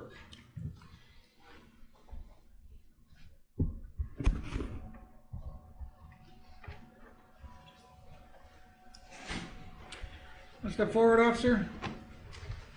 You raise your right hand, be sworn. Do you solemnly swear the testimony you're about to give in this matter is the truth, the whole truth, and nothing but the truth? I do. Have a seat right over there by the microphone, okay? And for purposes of your testimony, you can remove your mask. Ready? Yes, sir. Go ahead, State. Good morning, sir. How are you this morning? Good. Good. Can you state your name for the record, spell your last name for the court reporter, please? Officer Brian Burr, B-U-R-R. Where do you work? The city of Crystal Lake. How long have you been working there? Almost 23 years. All right, and just tell us about your job responsibilities briefly. Patrol, daily activities. I'm a field training officer and the day-to-day operations of the city of Crystal Lake, more or less. Thank you. I want to bring your attention to April 18th of 2019. Do you remember that day? Yes, Okay. Were you dispatched to 94 Dole Avenue in Crystal Lake? I was. And tell us why. A report of a missing child by the parents. All right, and what happened after you arrived? I met with the father, Andrew Freund, on the driveway, who gave us some details about the case, about his missing son. Okay, after speaking with Mr. Friend, what did you do? We entered the residence to speak to the mom and get more details on the missing child. All right, and without going into specifics, just what was the nature of the conversation? Basically, that they saw him for bed last night around 9:30. He was put down for bed, and then Drew went out for an appointment for a doctor. Upon returning, he did not locate his son. He had a conversation with the mother, Ms. Cunningham, who also had not seen him, and then they searched the house, made some phone calls to friends, and called the police to report him as missing. Okay, and did Ms. Cunningham at any point ever indicate how she learned that AJ was missing that morning? She did. Could you tell us what she said? That she woke up around 7 a.m., took a shower, applied some makeup. Drew asked her if she had seen AJ, which she had not. They searched the house and then contacted the police shortly after. All right, and the woman who indicated that she had not seen her son that morning after waking up, do you see her in court here today? I do. All right, and could you identify her by an article of clothing that she's wearing for the judge, please? In the orange suit. Judge, I'd ask that the record reflect the in-court identification of the defendant. So noted. All right, and after speaking with the parents, what did you do? We asked the parents for consent to search the house extensively to make sure AJ had not been overlooked or was hiding or any circumstances. All right, and so just generally after going into the house, what was your impressions? What were some of your impressions of the home and the interior of the home, please? My initial entry on the side door, which is the main point of entry, I had sensory overload. Kitchen is the main point.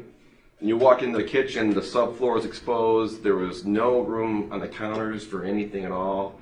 There was the ceiling had a hole in it, had some water damage.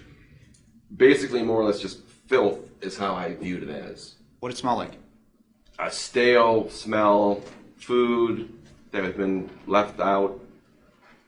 Did you smell anything? Was there the smell of urine? A faint smell, more or less a stale, musty smell in the kitchen area upon entry. I was more or less sensory overloaded when you first walked in. It was just so much to take in at once. I was not expecting to see that when you first walk in for a missing child report. Okay. Judge, let the record reflect I'm holding in my hand Group Exhibit D. So noted. Let the record reflect first. I'm going to show this to the defense. Okay. Officer Burr, I'm tendering to you Group Exhibit D. Would you just take a look at that and let the court know what it is, or if you recognize it? Yes, it's a disc of some photos of the residence, of the interior and exterior. And prior to coming to court here today, did you have the opportunity to review all of the photographs on that CD? I have. How do you know? My initials BB are Okay. on here. Okay, and do all of the photographs on that CD fairly and accurately represent the condition of 94 Dole Avenue when you arrived on April 18th of 2019? They do. Thank you. Judge, I'd seek to admit Group Exhibit D, and I'd also seek to publish it for the court. Defense? No, Judge. I believe that it can be published pursuant to extended media rules. Is that correct? We don't have any objection to that, Judge. Then the court will allow its publication and allow extended media in regards to People's Exhibit D.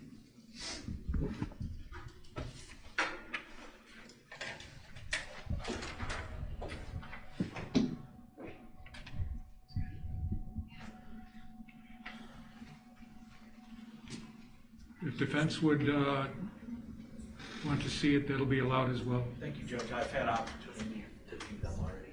Thank you, Mr. Beal.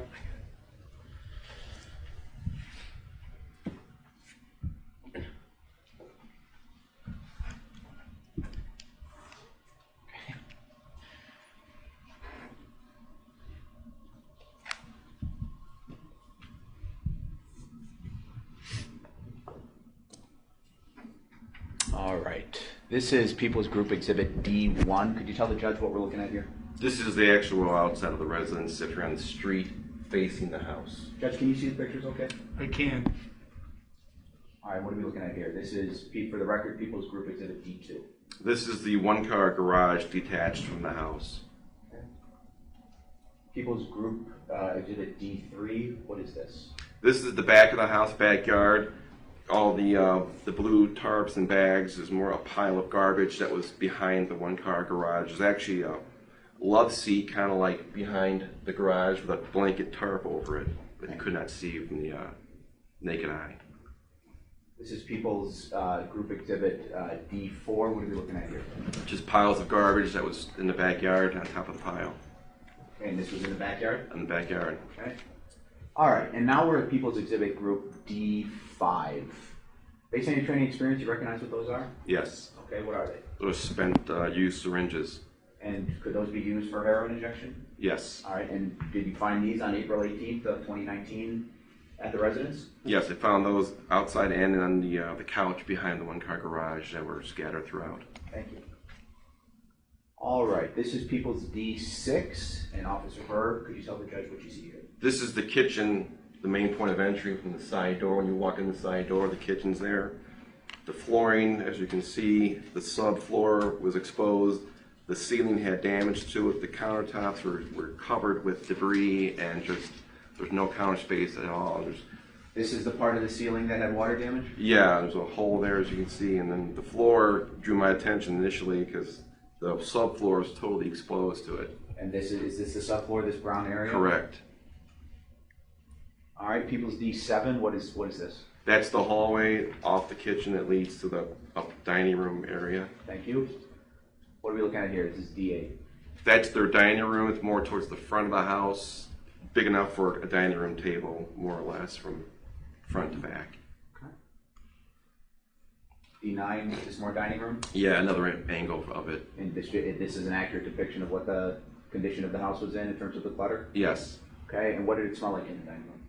Same thing, stale odor. There was dog in there. You could smell, just overwhelmed with how it smelled and how the condition of the house was. Thank you. People's D10. That's another angle of the same room, the flooring and just clutter up just randomly. D11. That was burnt papers that we found and a bunch of shoes and socks just strewn on the floor in no random order. Was this also the dining room? Yes. Thank you. D12. Also the dining room, pile of just random shoes, all sizes, all shapes. Okay. Thank you, officer. This is D13, officer. What do you see here? This is the fireplace that was in the family room, also off the kitchen. There's same thing, clutter and toys and so forth. Okay, and it looks like there's some burn damage above the fireplace here as well? Yes. D14. Same family room, different angle off the kitchen. You can see the kitchen flooring leads into here. Okay, thank you. D15. This was a storage bench they had towards the back of the house on the family room, and it was also covered, the doors were covered in streaks and smudge and smear and like dog scratches all throughout the cupboards.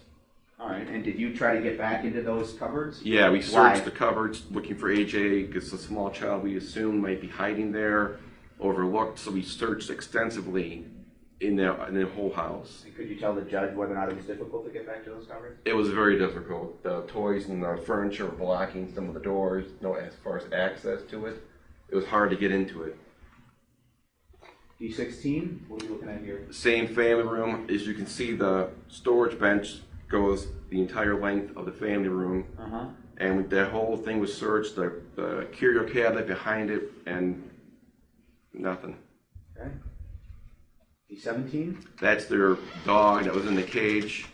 There was either urine or water that was strewn out on the floor. I didn't know what it was. Is this the area that you're looking at under the... Yeah, Okay. on the cage there. Okay. D18? These are the stairs leading down to the basement. Okay. Now, what is this? This is the basement. All right, and tell the judge your impression of the basement. What did it smell like? What did it feel like? In one word, filth. Again, I was overwhelmed by the condition. The floor was dirty, sticky. There was bags thrown out everywhere. There was mice droppings. There was cockroaches. When we had to tear bags and search the basement thoroughly, we saw bugs running around and tons of mice droppings. Is this the other room in the basement? Yes, this was This is obviously D20 for worse. the record. I apologize, Judge. Go ahead. This is D21. Is that just the same room? Same room. All right, and all of this is what? All just piles of clutter and garbage and debris they had stored down there. So we had to search through all that initially because due to AJ, of course, being a small child, we had to really dig in there for things, just garbage. D22. What are we looking at here? Same thing. There's a fly tape on the wall, a little mattress, and there's tons of just garbage, just really more or less just random things of just storage, I guess. Okay, thank you, officer. This is D23. What is this? These are the stairs leading up to the bedrooms. Okay. Now, this is D24. Is this one of the bedrooms? Yes, Okay, and based on your investigation, whose bedroom was this? Miss Cunningham's. Okay. This is D25. Was this one of the other bedrooms? Yes, Okay, and based on your investigation, do you know whose bedroom this was? that was Drew Friend. What are we looking at here? This is D26. That's the same bedroom. That's Drew's. Gallon of milk jug or something. I'm not sure if that was urine or what that is. The funnel attached to it. I have no idea what that was. What was the color of that substance? That was a yellowish urine-looking color. Okay. D27. What is this? This is the outside to AJ's room. Okay. And D28. What is That's it? a chain lock with a padlock attached to the outside of the door frame that would prevent him from exiting the room. D29. Is that the slide as well as the chain lock? Correct. Outside of AJ's room? Yes, D30. Picture the slide. exactly. D31. What are we looking at here? This is the interior of the room looking out into the hallway of AJ's room. D32. That's his bed, crib, makeshift bed. That was, I think, a crib converted into a bed for him. Okay. D33. Could you tell the judge what this is, please? That's the same picture, just an overall from the window looking at from south to north, more or less, of his crib. All right, so this is D34. This is a picture of the windows in AJ's room. Correct. Okay, and then D35. What's this? That's also, they had a padlock, combination lock on his closet in the bedroom. Okay, so there's a padlock on his closet. Is the padlock on the inside or outside of the door? That's on the outside. Okay. So you lock somebody in from the outside? Yeah, that's my perception of it myself. Objection, asking to speculate. Withdrawn. Next question, please. Thank you, Judge. D36. That's the window in AJ's bedroom. D37. That was some kind of a toilet they had in the room. I'm not sure really what that was in there. Okay, and this is D38. What is this a picture of? This is his window in his bedroom. Okay, and this device right there, what is that? What is that? Well, they had screws, and they also had a metal hook that would prevent the window from being lifted upward Okay, and was that on both windows? on both sides. Okay. People's Group Exhibit D40. Would you please tell the judge what we're looking at here? That's the bathroom upstairs. All right, D41. Same thing, bathroom picture. Okay. Okay, and D42, please. Would you tell the judge what that is? That's the upstairs bathtub, which is, again, in total, unkept, very, very filthy, not clean at all. And is this a fair and accurate depiction of the shower head in the upstairs bathroom? Yes. D43, is that another picture of the bathroom and the shower head? Correct. Had damage to it and a plunger in the tub and so forth. And D44, what is that? That's the actual bathtub with the plunger and an extension of the water hose. Thank you.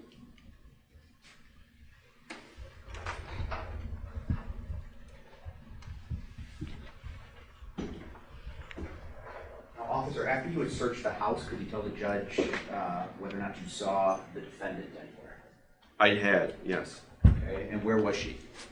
After we searched the house, she was sitting outside on the sidewalk under the overhang from the house to the garage. She was sitting with her girlfriend. All right, and how would you describe her demeanor at that time?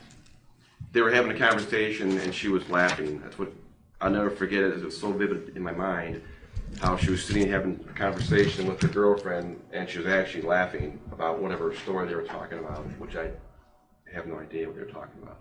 Okay, thank you. Judge, I have no further questions at this time. I seek to admit Group D. Defense? No question. Group D admitted. Officer, you're excused.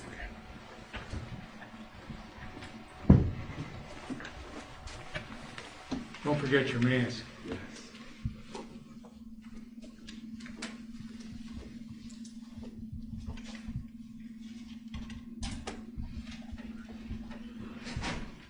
State by Ms. Guerra. Thank you.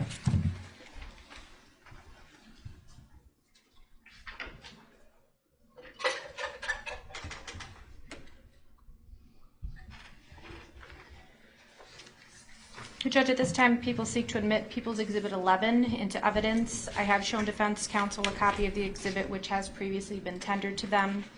People's Exhibit 11 is a stipulation agreed to by the parties relative to a March 2nd, 2019 phone call between the defendant and Daniel Nowicki.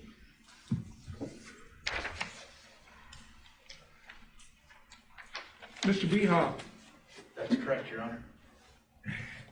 and you have gone over the stipulation with your client. She's approved and signed the stipulation? Correct. Allowed. The stipulation includes, among other things, that the phone call occurred at a time when Daniel Nowicki was incarcerated at the McHenry County Jail, that during the phone call, the defendant and Daniel Nowicki have the following exchange. Nowicki says, "Sounds like somebody's talking through the phone." The defendant replies, "Well, I mean, on that end, you're recorded regardless." Nowicki says, "What?" The defendant replies, "But I don't know. On that end, we're recorded regardless." The parties further stipulate that the identified clip of the phone call is contained on People's Exhibit 12, which I have previously shown to defense counsel, and the parties further stipulated to the admission of that clip of the March 2nd, 2019 phone call, and I'd ask to publish that clip at this time. Defense? No objection. They'll be allowed. So it's always talking through the phone. Well, I mean, on that end, you're recorded regardless. What? But I don't know. On that end, we're recorded regardless.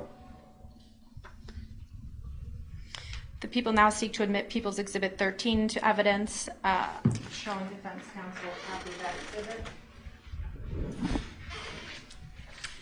People's Exhibit 13 is a stipulation agreed to by the parties relative to an April 16, 2019 phone call at 1:26 p.m. between the defendant and Daniel Nowicki. Defense? No objection. And you've gone over the stipulation with your client. She has executed that? I have. Allowed. The people would point out to the court that at the time of this phone call, AJ had already been murdered. The stipulation includes, among other things, that the phone call occurred at a time when Daniel Nowicki was incarcerated at the McHenry County Jail. That during the phone call, the defendant and Daniel Nowicki have the following exchange. Nowicki says, "But I don't know, man, it just fucking freaked me out for a minute." The defendant replies, AJ, can you go get me another Red Bull? Thank you. The parties further stipulate that the identified clip of the phone call is contained on People's Exhibit 12, which I have previously shown to defense counsel. We've also stipulated to the admission of that clip, and I'd ask at this time to publish to the court that phone clip. All right, this is the 4/16/126 p.m. phone call. Correct. Loud. But I'm just, oh man, it just fucking freaked me out for a minute. Can you go get me another Red Bull? Okay, Thank you.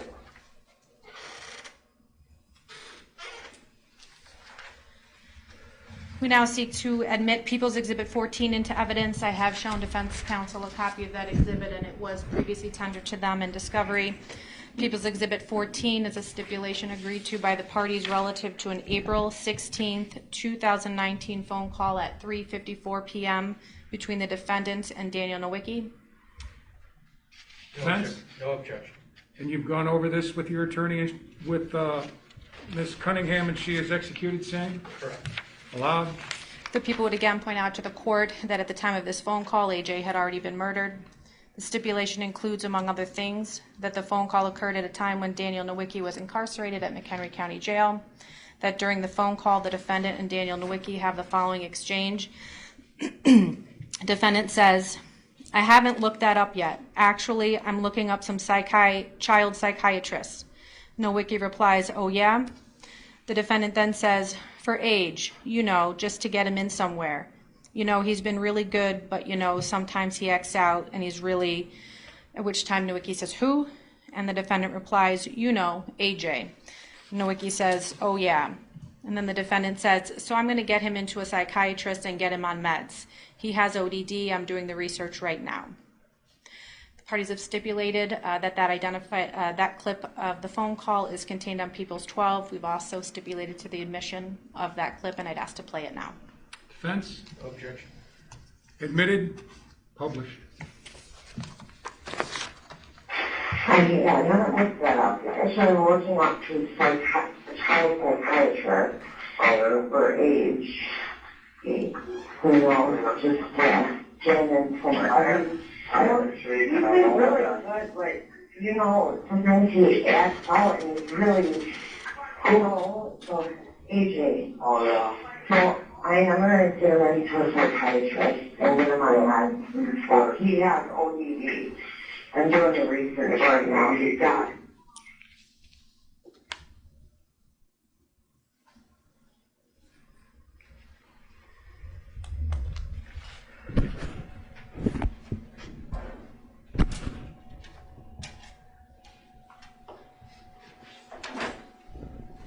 People would seek to admit People's Exhibit 12. Been previously admitted. Allowed. This is 12. 12. Thank you. And at this time, the people would call Detective Frank Houlihan to the stand.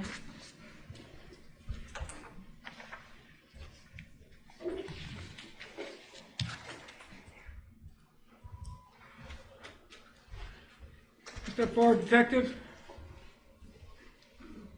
Right about there, okay? Raise your right hand, be sworn. You solemnly swear testimony about to give in this matter is the truth, the whole truth, and nothing but the truth? I do. Have a seat right over there in front of the mic, okay?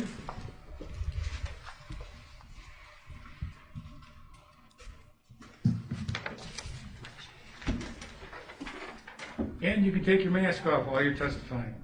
Thank you, sir. Ready? Yes. Go ahead, State.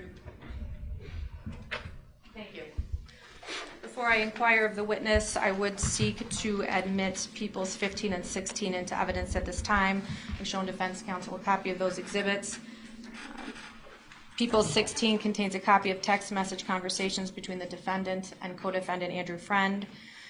People's Exhibit 15 is a stipulation agreed to by the parties relative to those text messages and includes a stipulation to the admission of People's Exhibit 16. Defense, have you and your client executed this stipulation? Yes, sir. Any objections to the admission? No. Admitted. Thank 15 and 16. Go ahead, State. Good morning. Good morning. Could you introduce yourself to the court and spell your last name for the court reporter, please? Detective Frank Houlihan, Houlihan. Detective, how are you employed? As a detective with the Crystal Lake Police Department. And for how long have you been so employed? 24 years. And what position do you currently hold? I'm a detective. Okay. In April of 2019, did you assist in the investigation and disappearance and ultimately the murder of AJ Freund? Yes, I did. And during the course of your investigation, did you become aware of text messages that had been recovered from the defendant's phone? Yes, I did. Your Honor, if I could retrieve People's Exhibit 16? You may. And then if I could have permission to approach the witness. You may approach. Showing you what's previously been marked as People's Exhibit 16, I'd ask you to take a look and let me know if you recognize what it is. I do. What is it? Those are text messages between JoAnn Cunningham and Drew Friend. And do the text messages have a time and date stamp on them? Yes, they do. And what date range are those text messages from? April 16th, 2019 until April 18th of 2019. And during that time frame, at the time of those text messages, was AJ alive? No, he was not. Directing your attention to page 2, do you see a text message sent from Drew to the defendant on April 16, 2019 at 2:28:40 Coordinated Universal Time? Yes, I do. And what does it say? It says, "How are you and the boys doing today? I hope that you're all outside playing." And does JoAnn respond? Yes, she does. What does she say? They are doing well so far. Keep praying. And are there any additional texts? Yes, there are. Could you identify and then read the text message? Next text is from JoAnn. If you get a chance, please do some research for ODD, psychiatrists, churches, etc., but only if you get a chance today.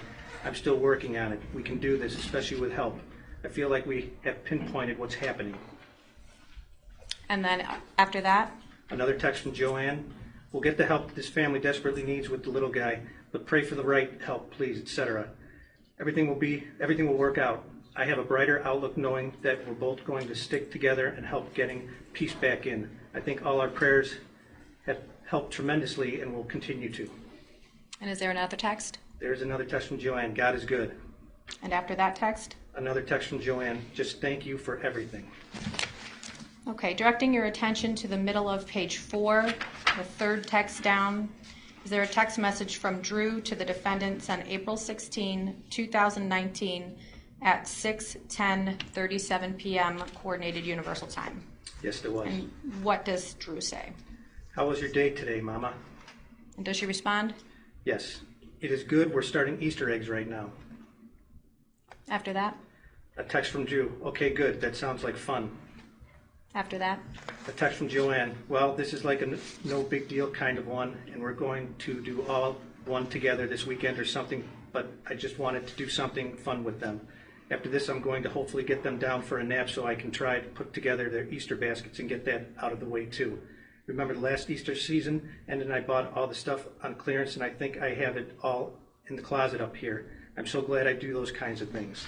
And did Drew respond? Yes, he did. What did he say? He said, oh yeah, that's right. Good spanking, Mama. And did JoAnn respond? Yes, she did. What did she say? Unless you want me to wait until you're here to do the baskets. And did Drew respond? Yes, he did. What did he say? No, go ahead. I'll look at the baskets when I get home tonight. Directing your attention to page 9, is there a text from the defendant to Drew at the top of the page? Yes, there is. And what is the date of that text? April 16th, 2019. Okay. And what did the defendant text? Okay, then don't worry about it. We'll do it tomorrow night. AJ ended up in his room, though, because he lied repetitively over and over and over again about breaking a cop. I literally was watching him around the corner, and he took it, looked at it, and smashed it on the ground. And did Drew reply? He did. We really need to get that figured out. He's a good kid, but his lying is simply unacceptable. Did the defendant respond? She did. I know, especially after reading what I read today. I was right on the mark with everything, but I don't realize that it turned into something far worse than ODD. I can't remember what it's called, but I have it written down. But we are doing everything right, period. The way it's supposed to be with him, so that's why this is totally out of our hands. We cannot fix him or help him. We need professional. And is there another text from the defendant? There is. What does she say? Seriously, everything that we were doing was the right way, and it still wasn't working. Of course, it took us a lot of time to figure out what to do and what not to do, but this event's something anyone normally goes through, and it's so hard to comprehend and figure it out why. People are just sometimes born that way, and there's a very slight possibility that he could change as an adult, but it's very rare. Just keep praying. Is there an additional text from the defendant? There is. And what does she say? And whenever you find time, please help me do research, because I can't do it all myself. I know you're busy too, but so am I. And any other text messages at that time? Another text from JoAnn, but thank you for everything you do, though. Okay, and then the text that appears next, what was the date of the next text? April 17th, 2019. And who sent it? Drew did. So it was Drew to the defendant? Yeah. And what did he say? I agree. We'll figure it out with God's help. Let's keep praying and researching. And did he send another text? He did. What did he say? Please have a great and blessed day. Give the boys a hug and kiss for me. I'll see you tonight. Did the defendant respond? She did. What did she say? You too. And did Drew respond? He did. He said okay. And after that, was there another text message from the defendant to Drew? There was. What did she say? Can we get a TV this weekend at the pawn store for both the bedrooms so that the boys and I can watch movies in bed? And did she follow that text up with an additional one? She did. What did she say? You didn't get the chance to grocery shop and get milk this morning? Did Drew respond? He did, sure. Did he text further? He did. I mean, no. And after that? Another text from Drew. My gosh, I'm sorry. I'm so tired that I can barely remember what I did this morning. And did the defendant respond? She did. What did she say? That's okay. We'll have 2 tonight because there's no more milk.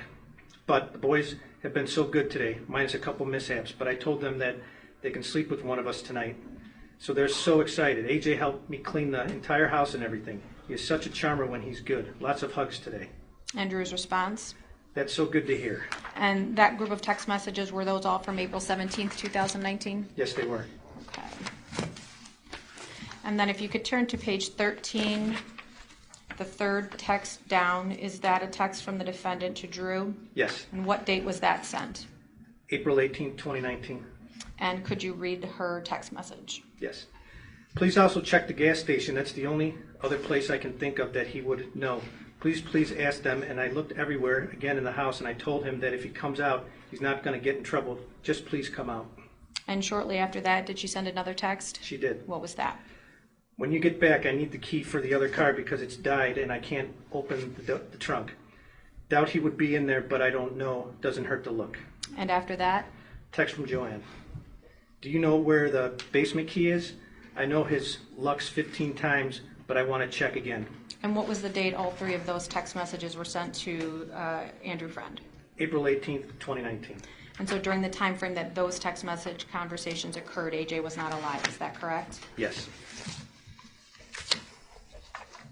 Your Honor, if I could withdraw or approach the witness. You may. You're welcome.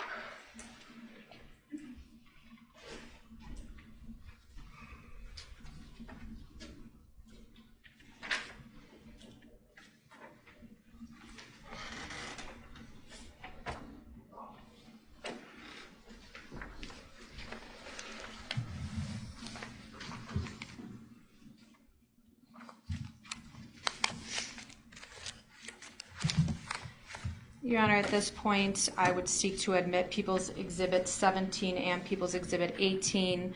People's 17 contains a stipulation with respect to text messages between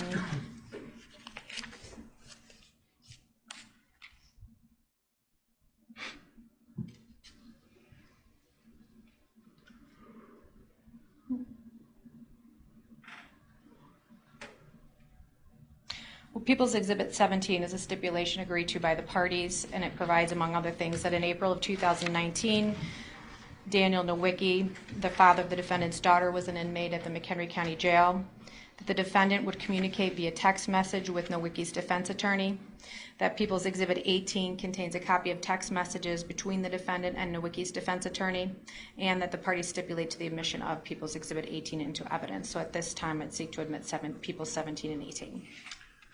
Defense? No, Judge. And you went over People 17 with your client, and she has executed same? Correct.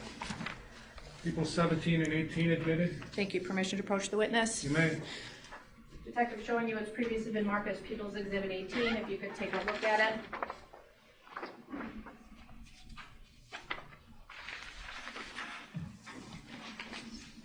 And People's Exhibit 18, does that contain copies of text messages between the defendant and Daniel Nowicki's defense attorney? Yes. If you could turn to page 3, is there a text message from the defendant to Nowicki's attorney? Yes. And what date was it sent? The first one was April 18, 2019. Okay, and at that time, had AJ already been murdered? Yes. Okay, and what does the defendant text? Can you please tell Dan that AJ is playing hide and seek with me and we can't find him, but I will be there on, but if I don't find them in the next few minutes, I'm calling the police. And does she text an additional text message shortly after that? Yes. And could you read that? We have not found him yet, calling the police. Told Dan if he gets out, I'll figure something out, but hopefully I can find them and we can pick them up if anything got to go by. Thank you.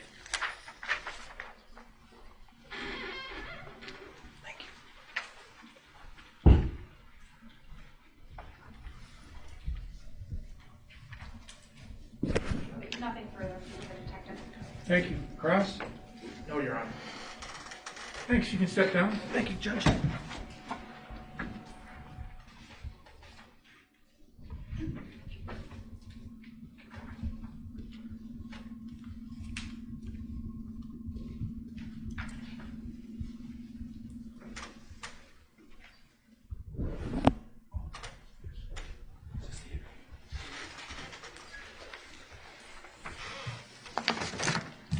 At this time, Your Honor, the people seek to admit People's Exhibit 19 and 20 into evidence. I have previously shown a copy of those exhibits to defense counsel. People's Exhibit 19 is a stipulation agreed to by the parties relative to an April 18th, 2019 interview of the defendant at the Crystal Lake Police Department. Defense? No, Judge. And you have executed this stipulation along with your client? Correct. 18 and 19 admitted? 19 and 20 for the record. I'm sorry, 19 and 20 admitted? Thank you. And pursuant to the stipulation, the parties agreed to admit clips from the April 18th interview of the defendant. Those interview clips are contained on People's Exhibit 20.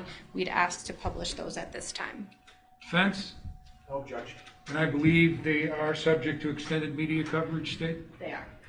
Go ahead.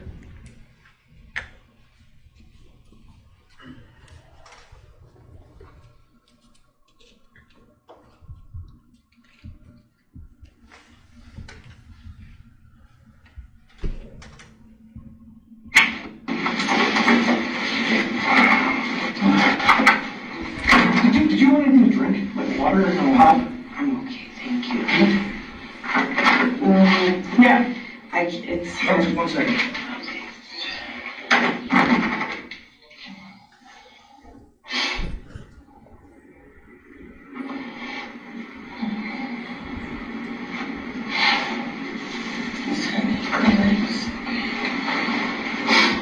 Michelle, now if you haven't done this,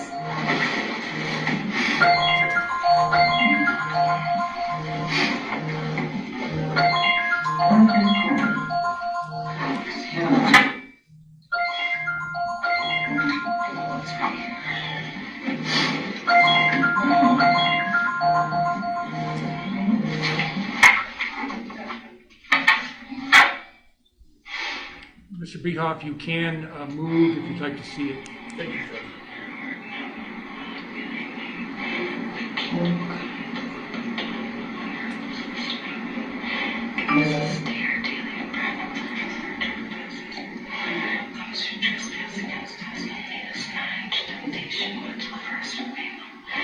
His kingdom, the power, and the glory forever.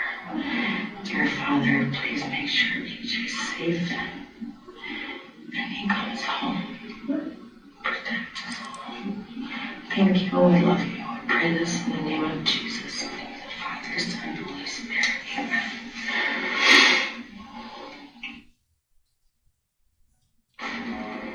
So who went in the bedroom for Andrew? Joe. Remember what time that was?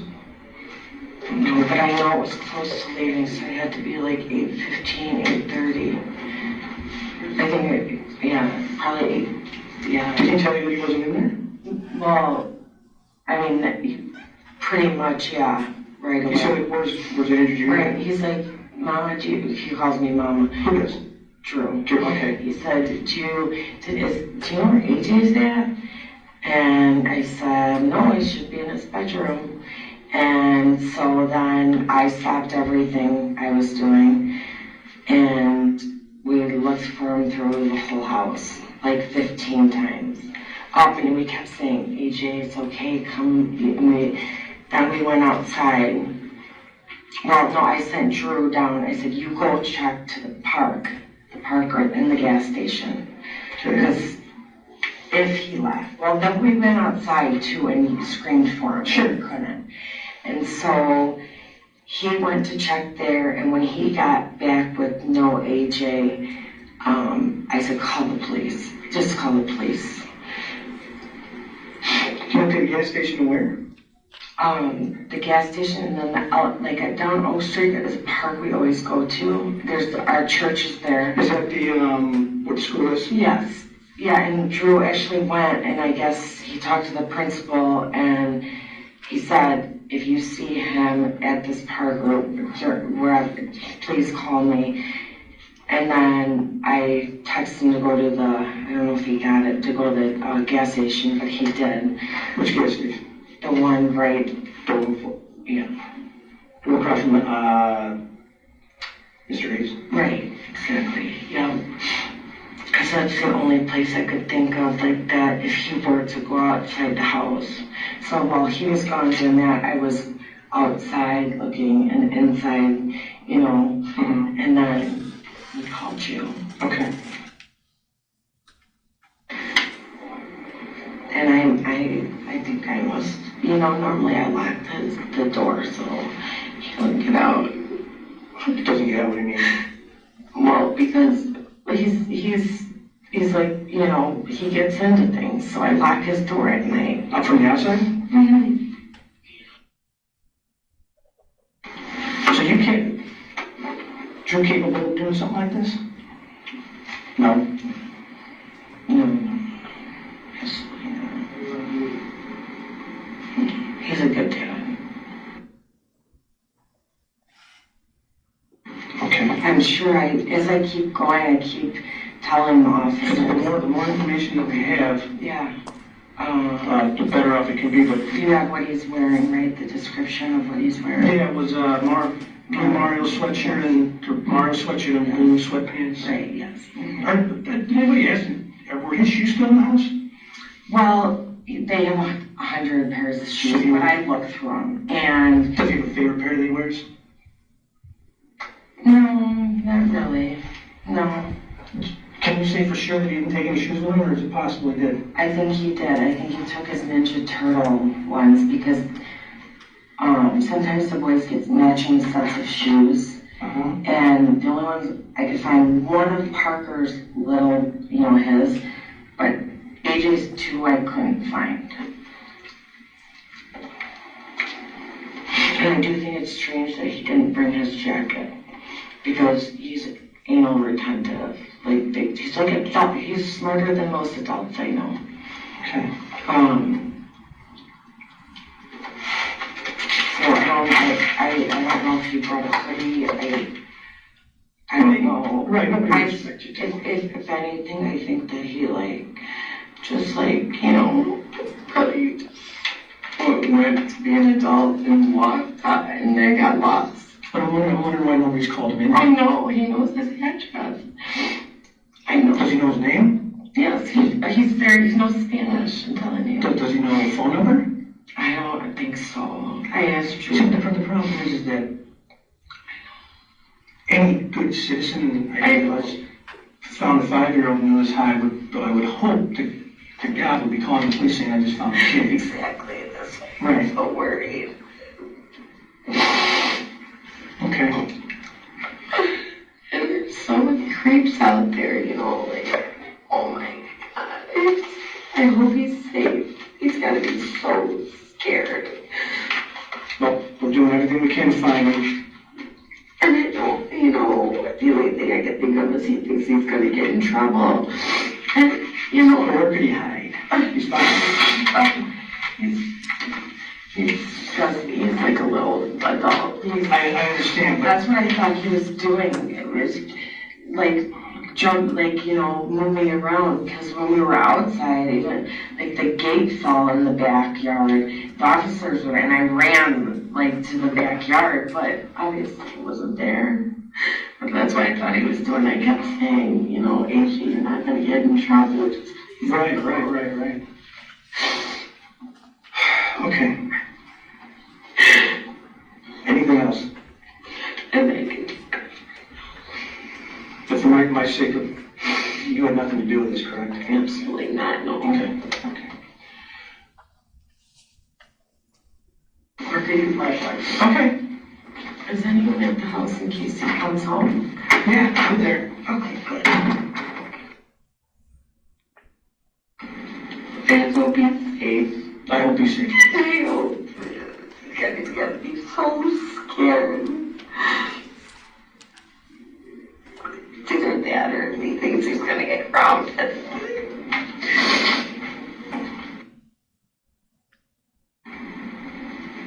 Can I get you anything? My son. Well, we're working on that.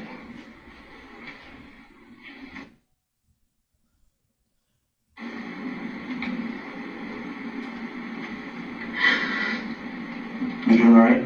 As well as you can be?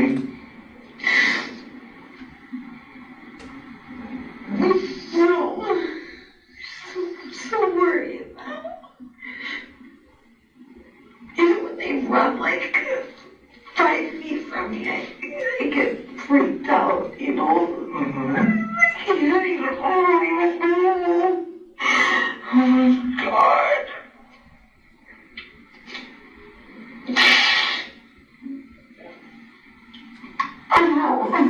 I'm afraid. Sorry? I wanted him home. We want him home.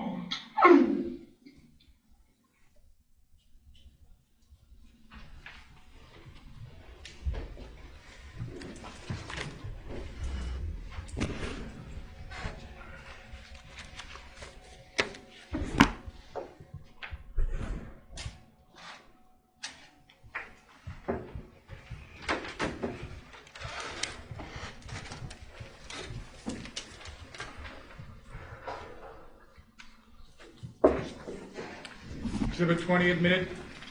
The people next call Detective Mattson.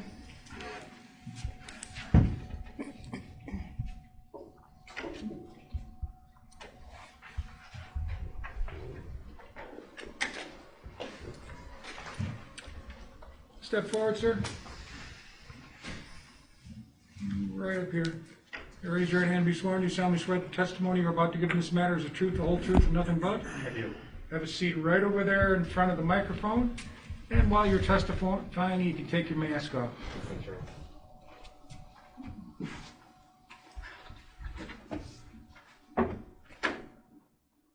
Okay, ready? Yes. Go ahead, Stig. Thank you. Good morning. Good morning. Could you introduce yourself to the court and spell your last name for the court reporter, please? Jeffrey Mattson, Mattson. And how are you employed? I'm a detective with the Crystal Lake Police Department.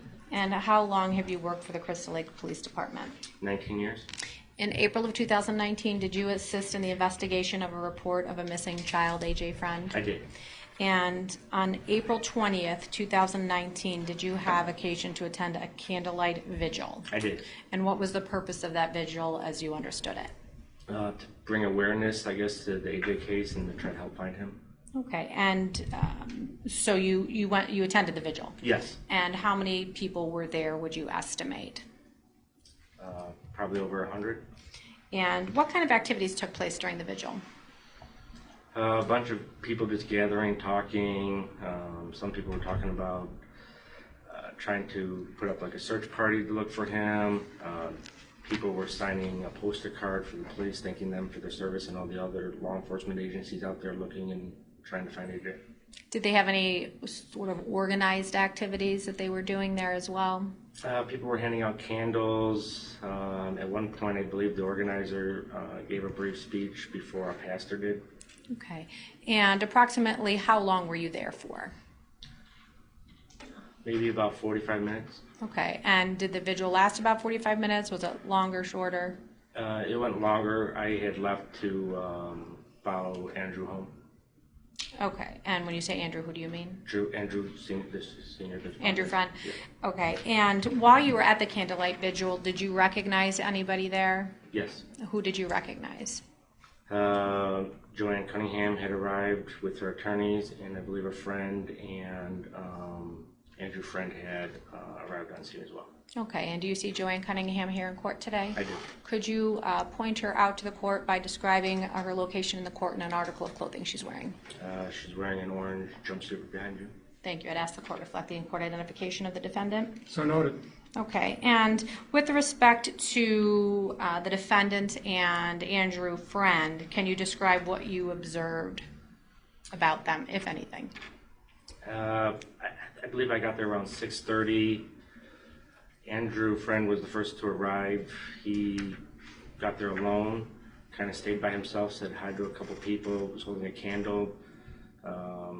JoAnn got there, I believe, around 6:45. Got out of the vehicle, parked across the street from the main beach with her attorneys and friend. They walked in. She had a hat and scarf on, to try to kind of maybe hide her face a little bit, it looked like. Andrew and JoAnn shared a quick hug, and then they separated. They didn't talk to each other. JoAnn stayed there for, I believe, 10 minutes and then left. As soon as she left, Andrew Freund followed, exiting out, and then started walking down back to Dole Avenue. Okay, thank you. No further questions. Thank you. Cross? Briefly, you testified you followed Andrew Freund home? Yes. And why did you do that? We were just keeping an eye on the family, just to kind of see where they were going afterwards and stuff like that. Okay. And if you recall, just for clarification, you stated that JoAnn showed up with her attorneys. It was not myself or Mr. Mulatto's. It was her previous attorneys. Is that correct? That is correct. Okay. Nothing for the judge. Redirect on that? No, thank you. Thanks, officer. You can step down.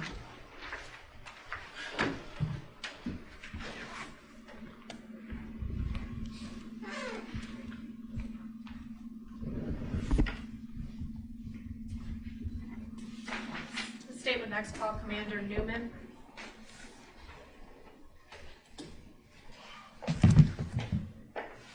Want to step forward? Right there. And raise your right hand and be sworn. You solemnly swear testimony you're about to give in this matter is the truth, the whole truth, and nothing but? Have a seat right over there in front of the mic, okay? And you can take your mask off during your testimony.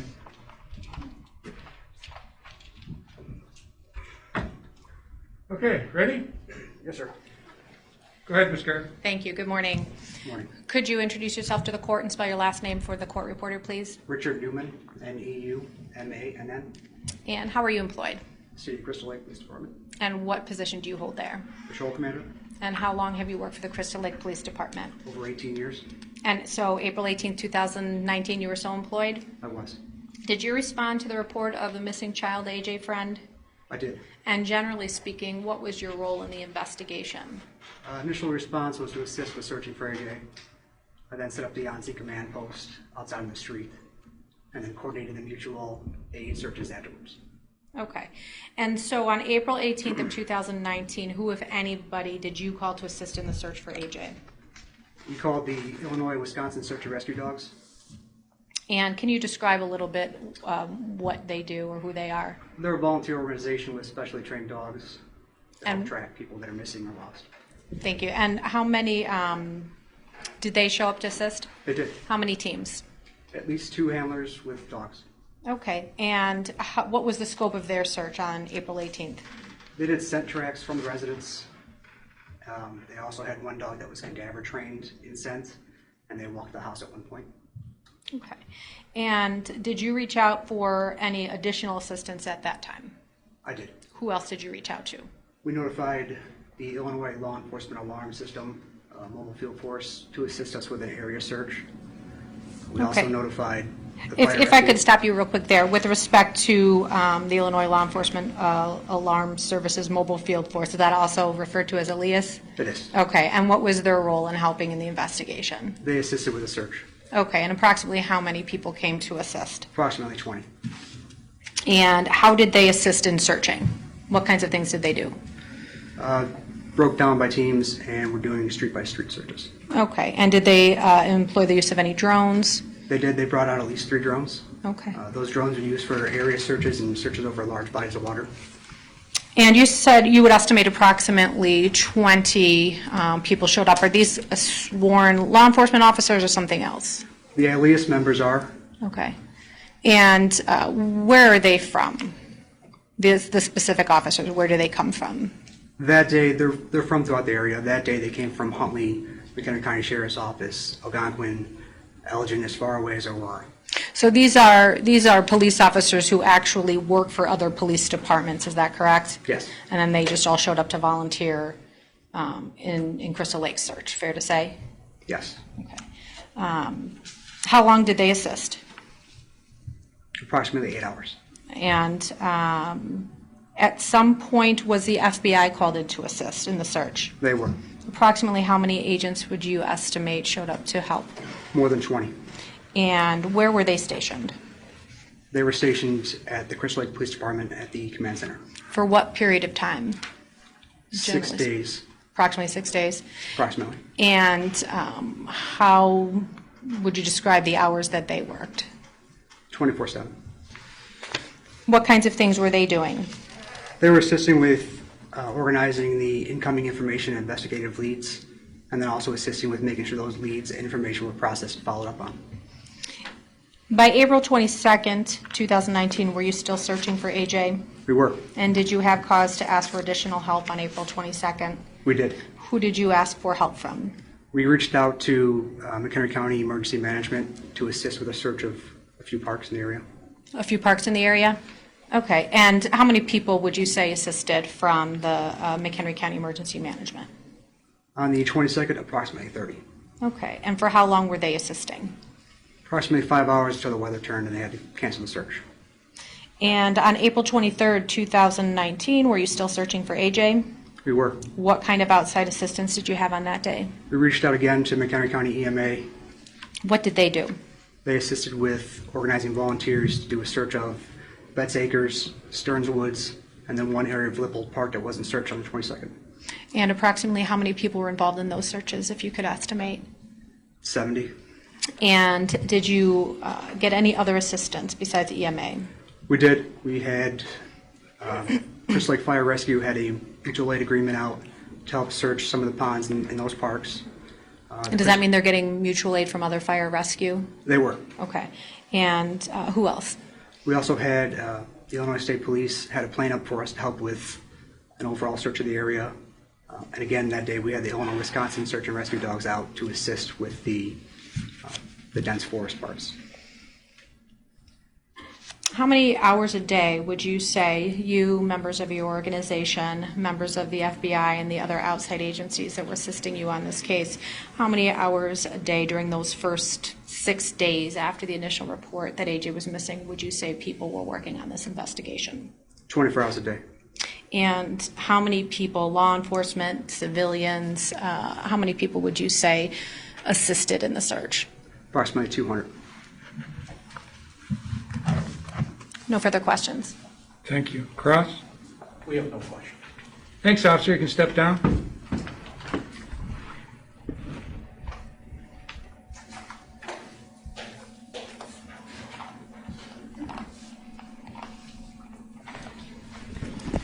The people called Chief Black.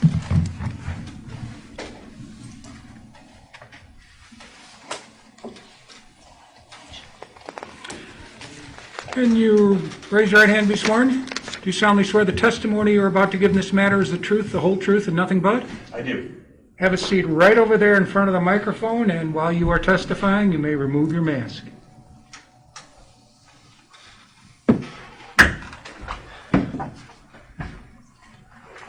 All right, ready? I am. Go ahead, state. Thank you. Good morning. Could you state your name for the record and spell your last name? Sure. James Black, B-L-A-C-K. And how are you employed? I'm the chief of police for the city of Crystal Lake. And how long have you been the chief of police at Crystal Lake? Almost 8 years. And were you an officer there before? No. Where did you work before Crystal Lake? I started my career in for the village of Downers Grove. Okay, and how long were you at Downers Grove? 25 years. Chief, how many sworn police officers are employed at the Crystal Lake Police Department? 67 sworn officers. And can you describe, generally speaking, what kind of schedule do they work, shifts work, and what those hours are? Sure. I have 3 shifts, a day shift, afternoon shift, and an evening shift. They work a 5-2, 5-3 schedule. So they work 5 on, 2 off, 5 on, 3 off. And then you have some officers in specialty positions? Correct. And can you briefly describe those positions and what kinds of hours they would work? Sure. So we have our investigations division, and they predominantly work day shift Monday through Friday. I've got an officer assigned to each high school, which they predominantly also work Monday through Friday during the day. We have a targeted response unit as well that works evenings. However, that unit has not been in operation due to some staffing issues. I hope to get that up and running soon. But that's the majority of our specialty positions for the city.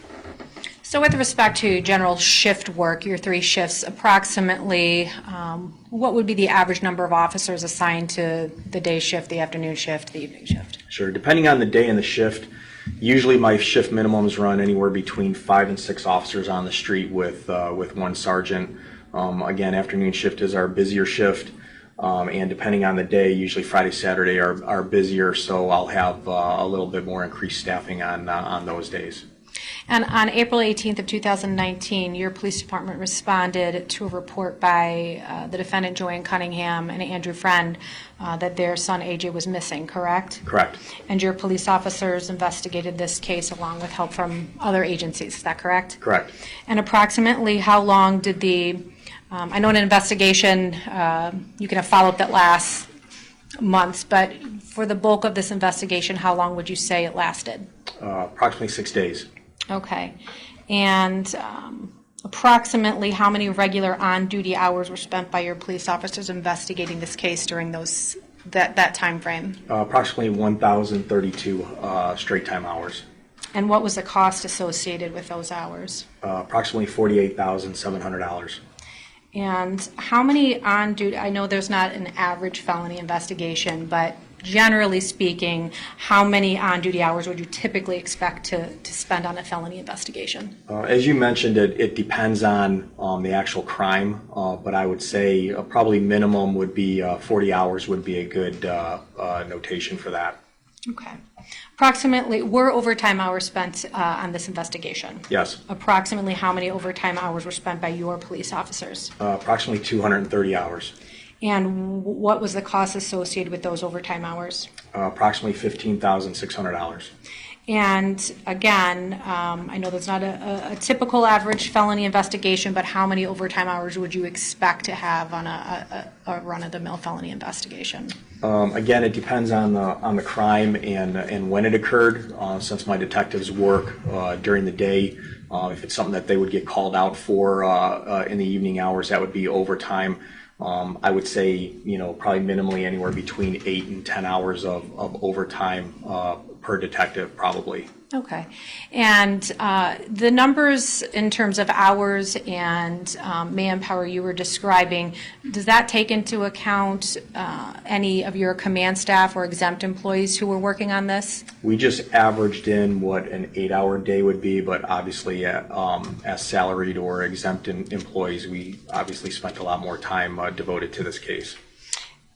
During those 6 days after the initial report that AJ was missing, how much time per day would you say your officers were working on this case? After AJ was located? No, during the initial first 6 days. We were working pretty continuously around the clock. I would say that the detectives had minimal sleep, maybe 3 or 4 hours, and then we were back at it again. So. Okay, thank you. Sure. No further questions. Thank you. Cross? No questions for the chief. Thank you, Chief. You can step down. Thank you, Your Honor.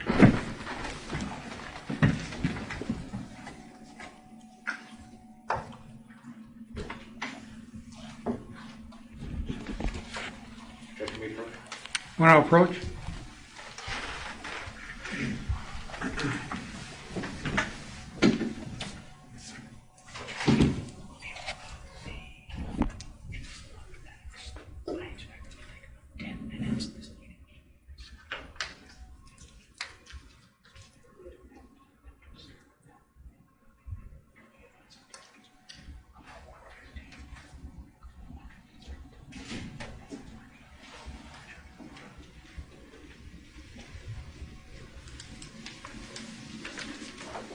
Ladies and gentlemen, at this time, we will take a break. We will recommence with testimony from the state at 1:15 p.m. this afternoon. Court's in recess. All right. Court stands in recess. And I'd just like to remind everyone again, please put your cell phones away. They are not allowed in the courtroom unless you have extended media coverage, and we have that here today. So if you do not, please put your cell phones away. Do not look at them. Do not text. State, ready? Thank you, Judge. This time we call Dr. Whittick. Thank you.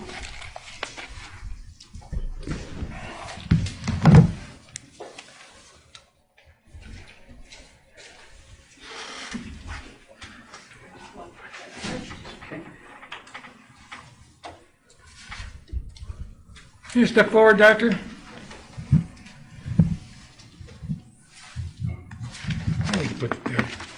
Raise your right hand and be sworn. Do you solemnly swear the testimony you're about to give in this matter is the truth, the whole truth, nothing but?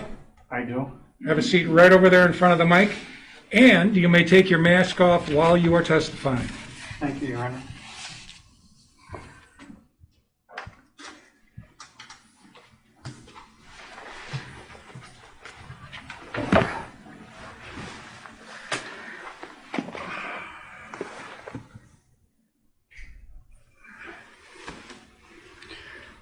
Okay, ready?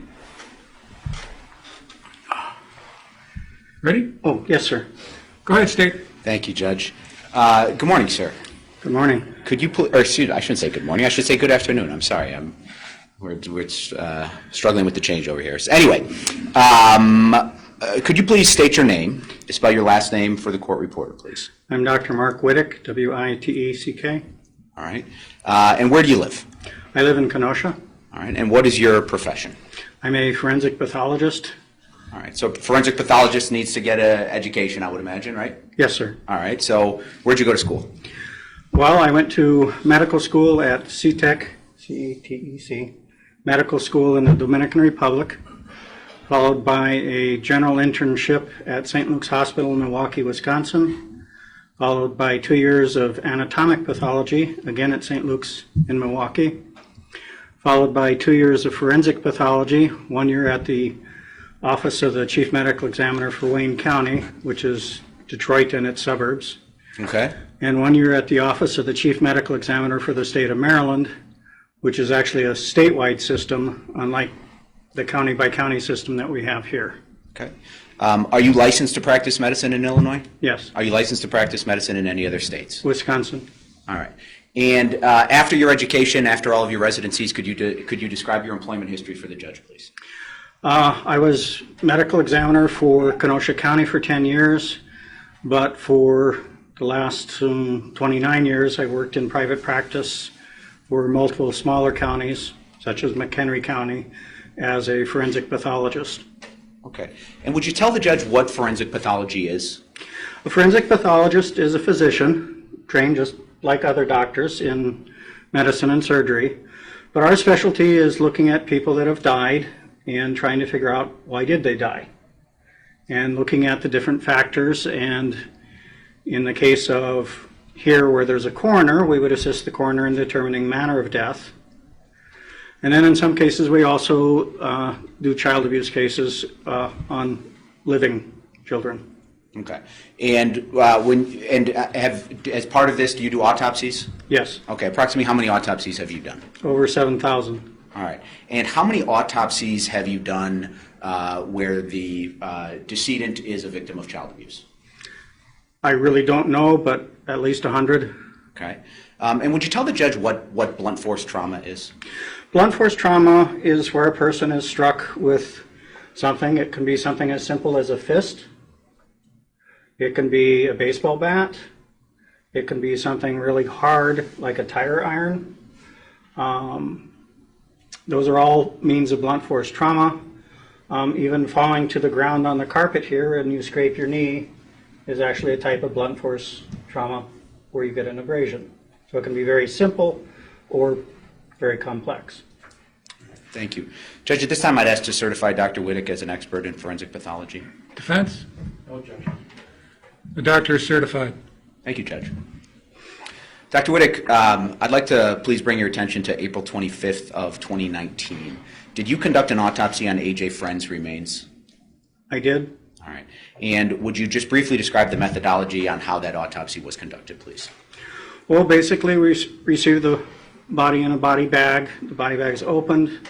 He was encased in plastic, like garbage-type bags. Those were removed. We looked him over as received. We removed his clothing and again looked him over from head to toe. During that time, photographs were taken of the body and different things. I also, during that time, made some diagrams of the body. Following the external examination, we opened the body and looked at the various organs, the brain, the heart, etc., which is the basic part of the autopsy itself.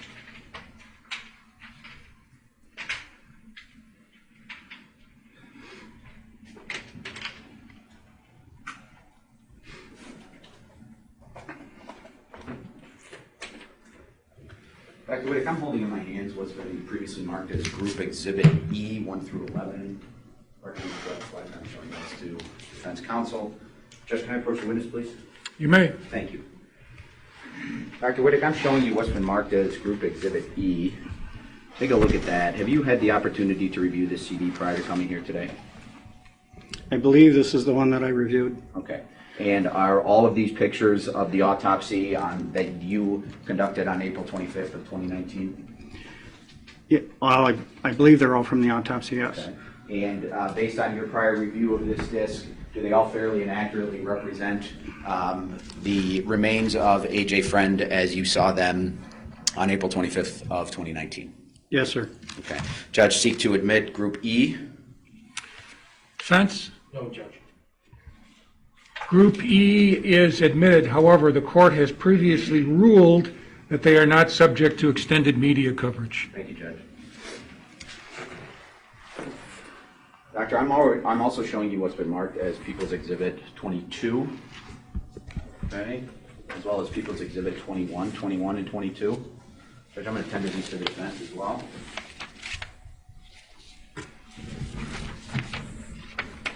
you recognize these, Doctor? Yes, sir. Those are blow-ups of the diagrams that I prepared at the time of the autopsy. Okay. And did these fair and accurately depict the injuries that you observed on AJ Freund's remains on April 25th of 2019? Well, as best as I can draw them, yes. Okay, Judge, I'd ask to admit People's 21 and 22. Defense? No, Judge. Admitted. Judge, I'd seek to publish Group Exhibit E. Group Exhibit E may be published, but as per the court's previous rulings, the autopsy pictures are not subject to extended media coverage. Thank you, Judge. Mr. Behoff, you may also observe.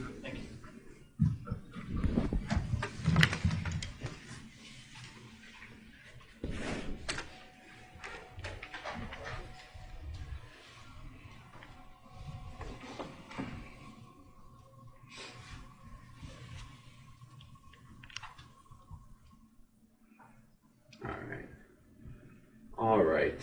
Dr. Whittick, I'm showing you what's been marked as People's Exhibit E1. Would you tell the judge what we're looking at here? This is, again, as I mentioned earlier, the little boy was in a body bag and then wrapped in what looked like plastic bags. So that's AJ Freund inside all those gray wrappings. Thank you. Showing you what's been marked as Exhibit E2. Doctor, what are we looking at here? This is his face. from a forward view. All right, and doctor, using this, you got a laser pointer right here. Wait, Wait. The top one, right? Top one. Yep. All right. Using diagram 21 to the front of AJ's face, could you just describe the injuries that you observed? On the front of the face here, there's a number of abrasions up here, some of which are, there are multiple small circular abrasions. Some of them are irregular. All right, and prior to coming here to court, doctor, did you have the opportunity to review pictures of the shower head that was found on the second floor of 94 Dole Avenue? Yes, sir. All right, and how do those compare to the abrasions that you saw on the forehead of AJ Freund's remains? The multiple circular red abrasions here on the central forehead match the shower head that I was shown. Thank you. Next slide, please. All right, doctor, we're looking at E3. This is the left side of AJ's face. Using Exhibit 21, can you please describe the injuries, the outward injuries that you were able to observe? Well, on the left side of his face, it talks about marbling. That's just a decomposition change. But then you have multiple red abrasions as well as a blue-purple contusion here just above the ear. The abrasions go from the forehead along the side of the head to the back of the head. Okay. Now, doctor, looking at People's Exhibit E3, it appears as though there's an indent in the top of AJ's head. Could you explain that to the judge? He actually does have an indentation on the back of his, or top of his head, what kind of looks like the back at this point on the photograph. It's most likely from some type of pressure being on the top of his head after he died for a period of time. When you put pressure on somebody that's alive and then you take the pressure away, it fills back in, but on a dead person, of course, it can't do that. So what AJ's head, was AJ's head swollen? Very swollen, markedly swollen. Okay. And next slide, please.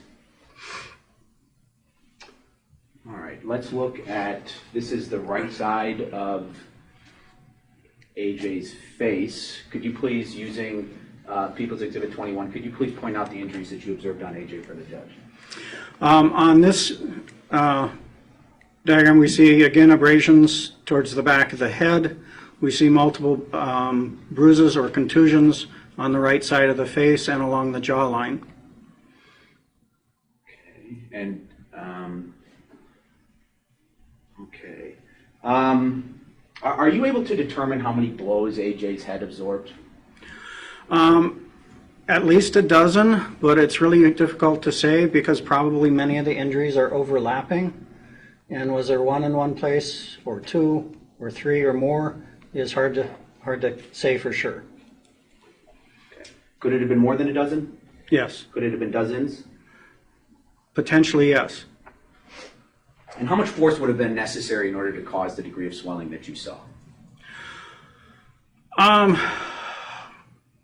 Well, there's no way to put it in foot-pounds, but he has lots of bruises, lots of abrasions, basically all over his head, front, back, sides, and a fair amount of force would be required to do that.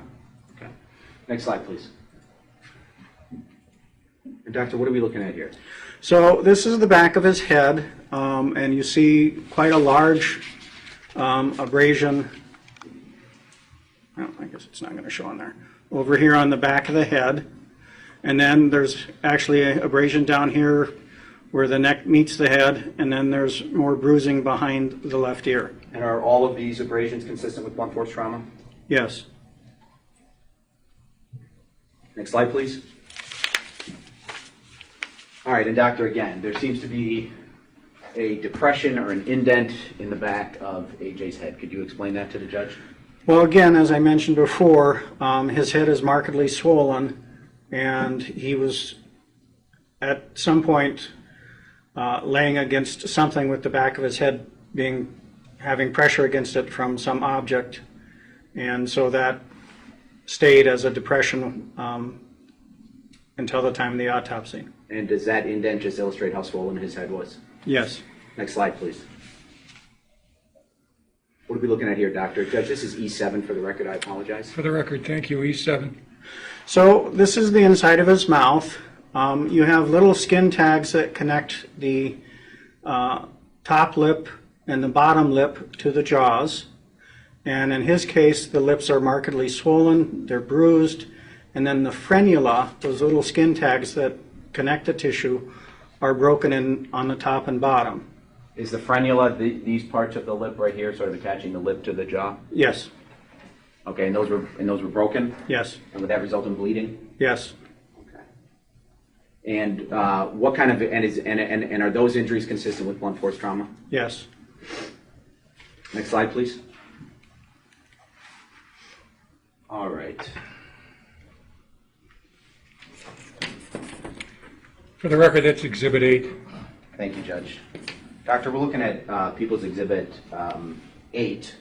Could you describe for the judge what you see? Well, basically, you see the front of the body from the mouth down to the feet. That big green area over the abdomen, that's just decomposition change. It's not actually an injury. Although there are multiple injuries visible on his arms and legs, bruises and abrasions. And I'm referring now to People's Exhibit 22. Could you just describe the injuries that you observed on the anterior side of AJ? Well, again, there's multiple bruises. The green is just decomposition change. There's some bullae or blisters here on the right thigh, lower abdomen. That's just, again, due to decomposition change. There are multiple abrasions and contusions on the knees, lower legs, and feet. Okay. Next slide, please. This is People's 9. Doctor, what are we looking at here? This is his thigh.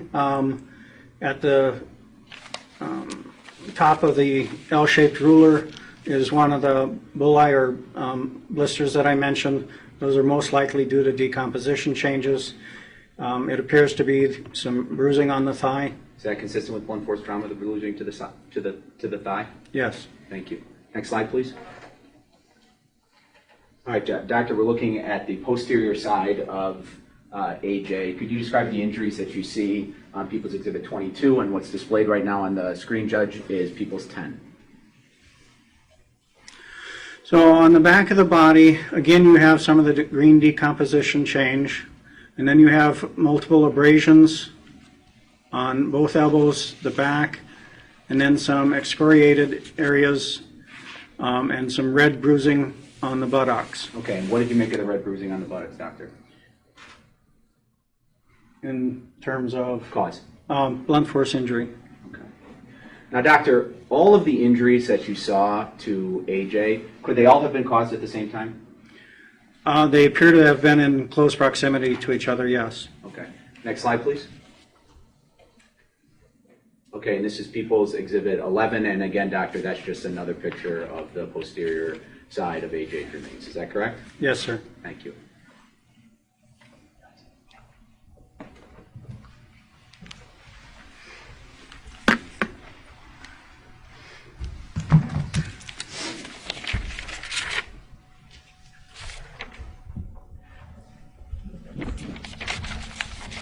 Doctor, did you conduct an internal investigation in this case?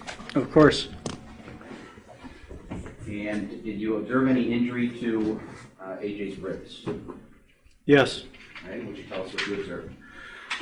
The first rib has an old fracture with a callus on it. Callus indicates that the fracture has been healing for a period of time.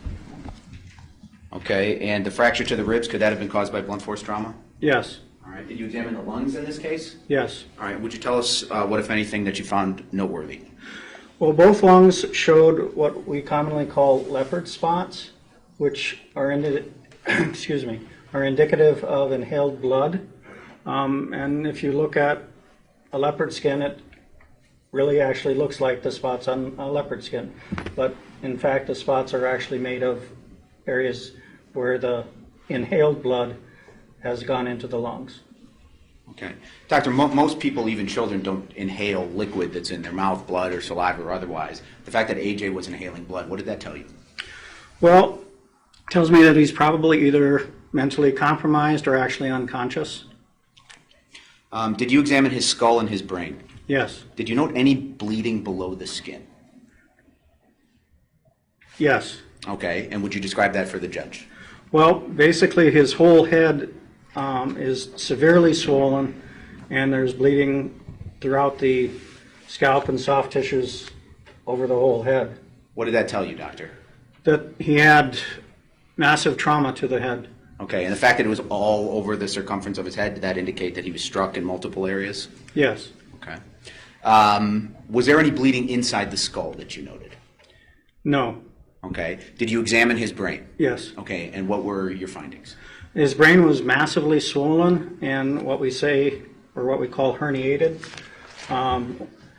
Keep in mind that with the skull intact, there's only a few small holes for the brain to go when it swells up too much. That includes the area where the spinal cord is. And his brain was so swollen that part of the brain itself was trying to go through that hole, and what that does is it crushes that area of the brain. And that's actually what causes death. Doctor, I guess I don't understand. Isn't the point of the skull to protect from blunt force trauma? So if the skull is absorbing many of the blows to the exterior, how is it that his brain is swelling? Well, keep in mind that right now, if your brain is not swollen at all, you have a space between your brain and your skull. Okay. And in between that space, stuck to the skull, is the dura or dura mater, which is a fibrous covering that helps also protect the brain. But when the brain is struck, or for example, when somebody falls off a couple-story building and hits their head, the brain moves around inside the skull and can hit the inside of the skull. And then as the brain swells, the whole surface of the brain flattens out, which is what we saw here. And the brain starts to, well, crush itself against the skull. Does that affect breathing? It will affect breathing, everything basically in terms of your internal functions. So I guess would you describe the process of death for the judge? Well, basically, he's received multiple injuries to his head. His brain is swelling. He's inhaling blood. His brain is swelling more.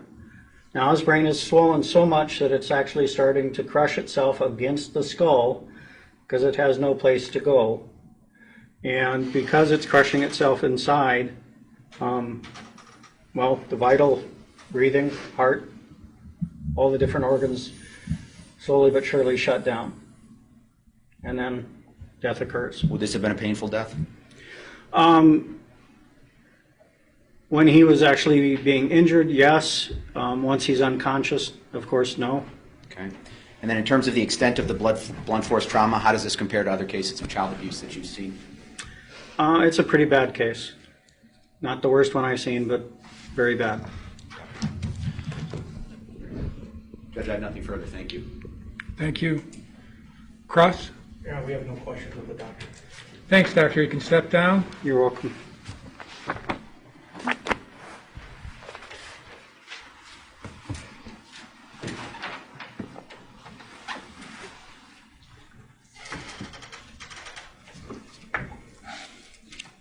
Judge, I'm tendering proof due to your written. Group E is admitted.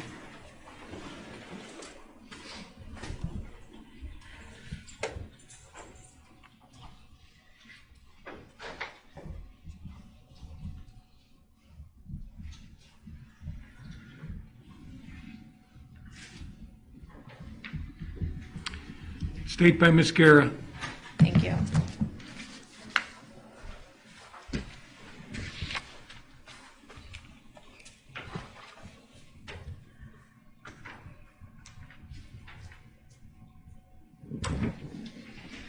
At this time, the people seek to admit People's Exhibit 23 into evidence.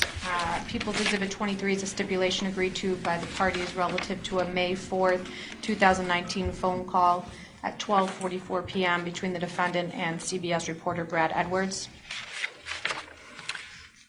Mr. Behoff, have you reviewed this stipulation, signed it, gone over it with your attorney, or with your client, and has she signed it? Yes, Your Honor. Stipulation is admitted? Thank you. The stipulation includes, among other things, and in summary, that the phone call occurred at a time when the defendant was incarcerated at the McHenry County Jail relative to AJ's murder. It further stipulates that a clip of the phone call is contained on People's Exhibit 24. Pursuant to the stipulation, the parties have agreed to the admission of that clip, and I'd ask permission to publish it at this time. Defense? No objection. People's 24 admitted and may be published.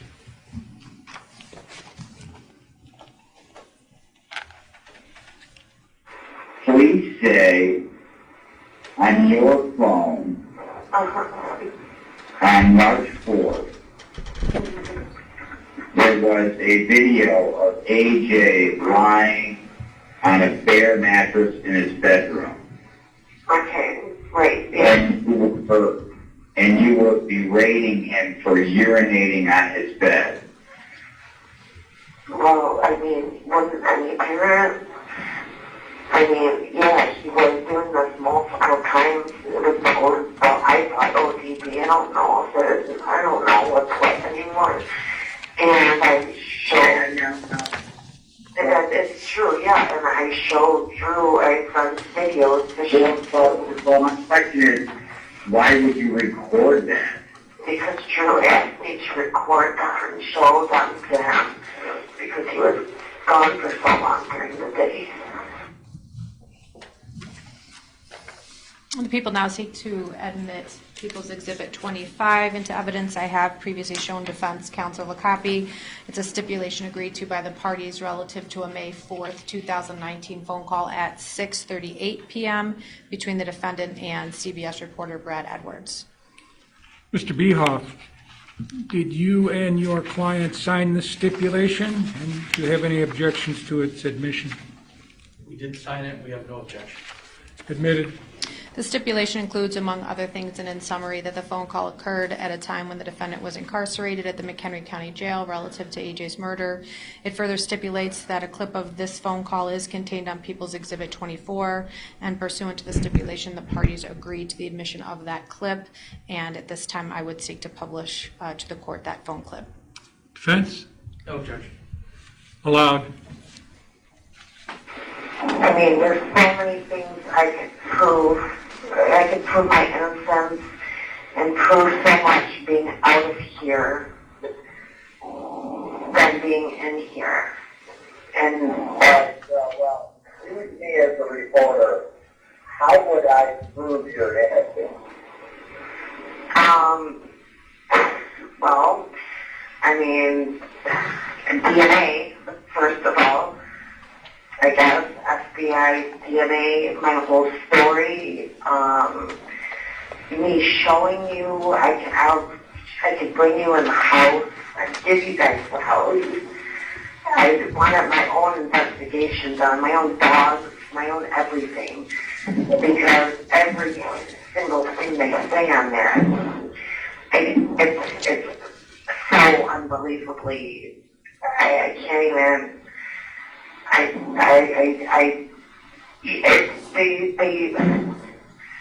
haven't even seen the news. I can't imagine what the news says. But what I have on my paperwork of my house being full of feces and urine and just unlivable, and they flipped my whole entire house.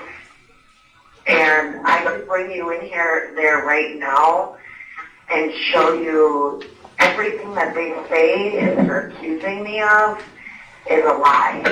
I can personally bring you in there and show you. And then they said that we bought duct tape. They can't find it. It's in my closet. I know exactly where it is.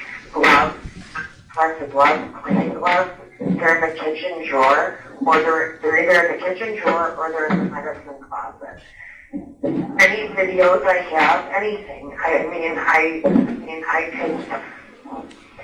could do so much more out of here, and that's why. I don't even care about. But the last lawyer said there's so many civil suits. I don't even care about that. If I did do a civil suit, it would go towards like charity or something. I don't give a fuck about money. I want my kids. I want my family. That's what I want. I want my family. I would rather kill myself than hurt my family. I'd rather kill myself than hurt anybody. Ever.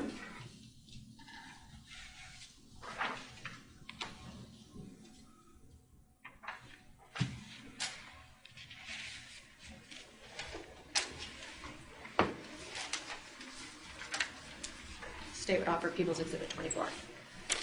24 admitted.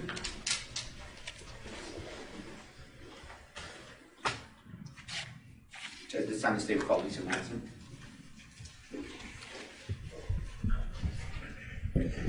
Just so your honors know, this will be our last witness.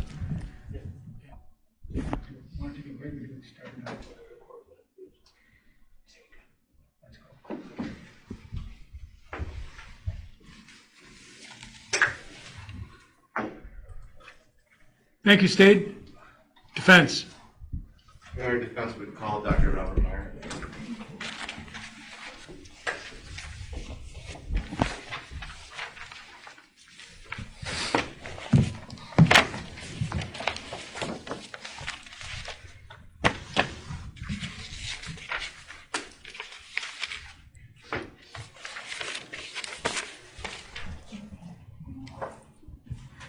Yeah, they're two. They're over there. There's a.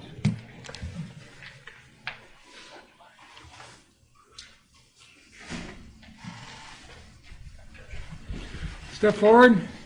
Raise your right hand and be sworn. Do you solemnly swear the testimony you're about to give in this matter is the truth, the whole truth, and nothing but? Yes, I do.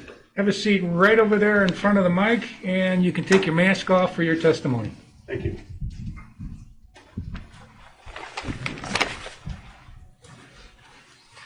Ready? Yes. Go ahead, defense. Thank you, Your Honor. Good afternoon, Dr. Meyer. Can you please state your name and spell your last name for the record? It's Robert Meyer, M-E-Y-E-R.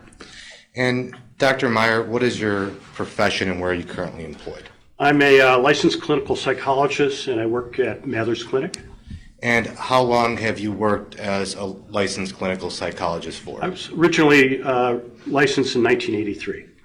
And how long have you been practicing at the Mather's Clinic? Past 10 years. And it's my understanding, Your Honor, at this time that the state would stipulate that Dr. Meyer is a licensed clinical psychologist and is an expert in the field of forensic psychology. State? Yes. Stipulation allowed. Go ahead. Thank you, Judge. You prepared a psychological evaluation of JoAnn Cunningham, is that correct? That is correct. And do you see JoAnn Cunningham in court today? Yes, sitting in the orange jumpsuit. Your Honor, may the record reflected in court identification of my client, Ms. Cunningham. So noted. Thank you, Judge. And you completed the initial psychological evaluation on January 24, 2020? That's correct. And then you also prepared an addendum to that report dated July 9, 2020, is that correct? That's correct. For identification purpose, Your Honor, I'm showing the state what I marked as defendant's with Exhibit 1. I'm asking to admit at this time both the psychological evaluation and the addendum. State? Okay. Admitted. As well, Your Honor, I'd like to admit Dr. Meyer's CV as defendant's Exhibit number 2. State? Objection. Admitted. Thank you. Now, Dr. Meyer, I want to turn your attention to your interviews with Ms. Cunningham. Do you recall those interviews? Yes, I do. And approximately how many times did you meet with Ms. Cunningham? Approximately 3 times. And where did you meet her? In the examination room of the McHenry County Jail. And approximately how long were those interviews? Approximately an hour each time.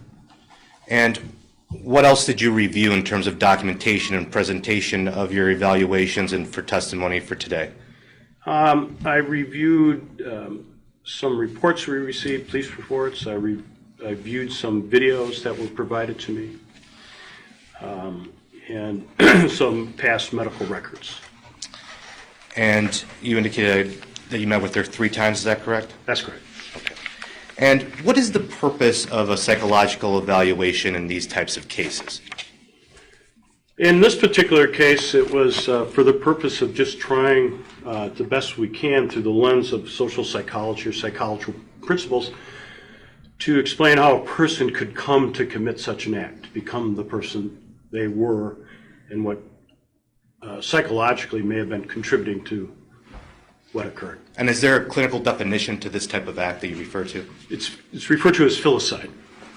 And what is the definition of filicide clinically? It's the murdering of a child by a mother. And so there could be neonatal, natal, or children, but filicide is when the victim is a child. And are there specific classification system or types of filicide that are committed? Yes, fortunately the base rate, so to speak, the occurrence of this in society is relatively low, so low that you can't have an actuarial predictive test, but there are typologies. There's typical typologies, and there's 5 basic typologies. And what are those typologies, if you can explain them to the court, please? Altruistic, this would be a mother who murders her child out of love, thinking they're doing something to protect your child. There's psychotic, where a person's getting some kind of command hallucination that makes absolutely no sense. There's what I'm referring to is malignant neglect, just a pattern of abusive neglect over time that eventually leads to death. There's the possibility of the unwanted child. This person doesn't want to be bothered, wants to get rid of the child. And the last type is the revenge, where a mother may kill a child to harm the father. Now, before we get to what classification Ms. Cunningham would fit, do you have prior experience in cases of filicide? Yes, I do. And what is your prior experience regarding cases of filicide? The first experience I had with this was in the early 80s. This was an altruistic filicide where a mother was getting command hallucinations through TV. Either killed or attempted to kill her children. At that time, I was working as a crisis worker at the jail. Subject to relevance. Overruled. Go ahead. Go ahead. I met her and I entered in this case, and at that time I met the area expert, Dr. Vernon Tudor, who was the mental health director at Elgin State, who alleged his specialty to be that of murdering mothers, and I got to know him quite well. We discussed this thing, and from there on in my career, there's been several situations where I've evaluated postpartum depression with women who have harmed or killed their children. I've treated women in the hospital who've had postpartum depression. And currently I do evaluations through YSB, but DCFS of mothers who have been founded on child abuse cases. So it's a regular part of my practice. Thank you. And going back to the classifications or the types of filicide, what classification would Ms. Cunningham be in your professional opinion? Maltreatment, malignant maltreatment, a pattern of abuse over time. And is it common in cases of filicide or child abuse for a parent to target one child over another child? Yes, it is. And why is that? There's a lot of explanations. It's referred to in the literature as spurning. You find one child. Is that maybe common? Because for some reason they've had some problem with attaching to that child. The child may remind them of somebody, some particular aspect that they direct their anger towards that one particular child. And in examining the case file and meeting with Ms. Cunningham, what did you discover throughout your interview with Ms. Cunningham that led you to your ultimate diagnosis? Well, in terms of the typology, yes, the child was born exposed to opiates, so essentially abuse occurred at that period of time. Taken away then, And then as I read through the records, there's a pattern of repeated abuse all the way up to the death. Now, were you able to ascertain what events, if any, occurred or transpired in Ms. Cunningham's childhood that ultimately led up to this point? In my opinion, I think there is the explanation has to do with her early childhood experiences of trauma. And what were those? In her life. And what were those? An extended period of trauma. We use an instrument referred to the ACE, which is that looks for abuse or trauma that occurs in childhood. This was a. What is the ACE, Dr. Meyer? The ACE is a adverse childhood experience inventory. And what does that do? Well, it was developed in the 80s. It's a very interesting study where they took a large sample of people and they used a correlation study to identify 10 factors. They took those 10 factors, and if a person had a score of 4, and they followed these people longitudinally through their life, and it ended up people that had certain higher scores of 4 or more had very high incidence of a variety of physical, social, addictive problems, and leading up to early death. It had a strong predictive value. And then through the 80s, they've used the same sample and tested it out on a variety of populations. For example, one particular study that I talk about is the adult criminality and violence. And people that score high on this later in life, it doesn't say they will, but have a higher probability of violent acts. And what was Ms. Cunningham's score?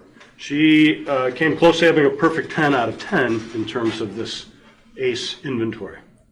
And is this ACE inventory, or the adverse childhood experience, is that relied upon by forensic psychologists in formulating their opinion in these types of cases? It's relied upon by forensic psychologists, relied upon in courts and domestic violence courts. It's relied upon in healthcare centers.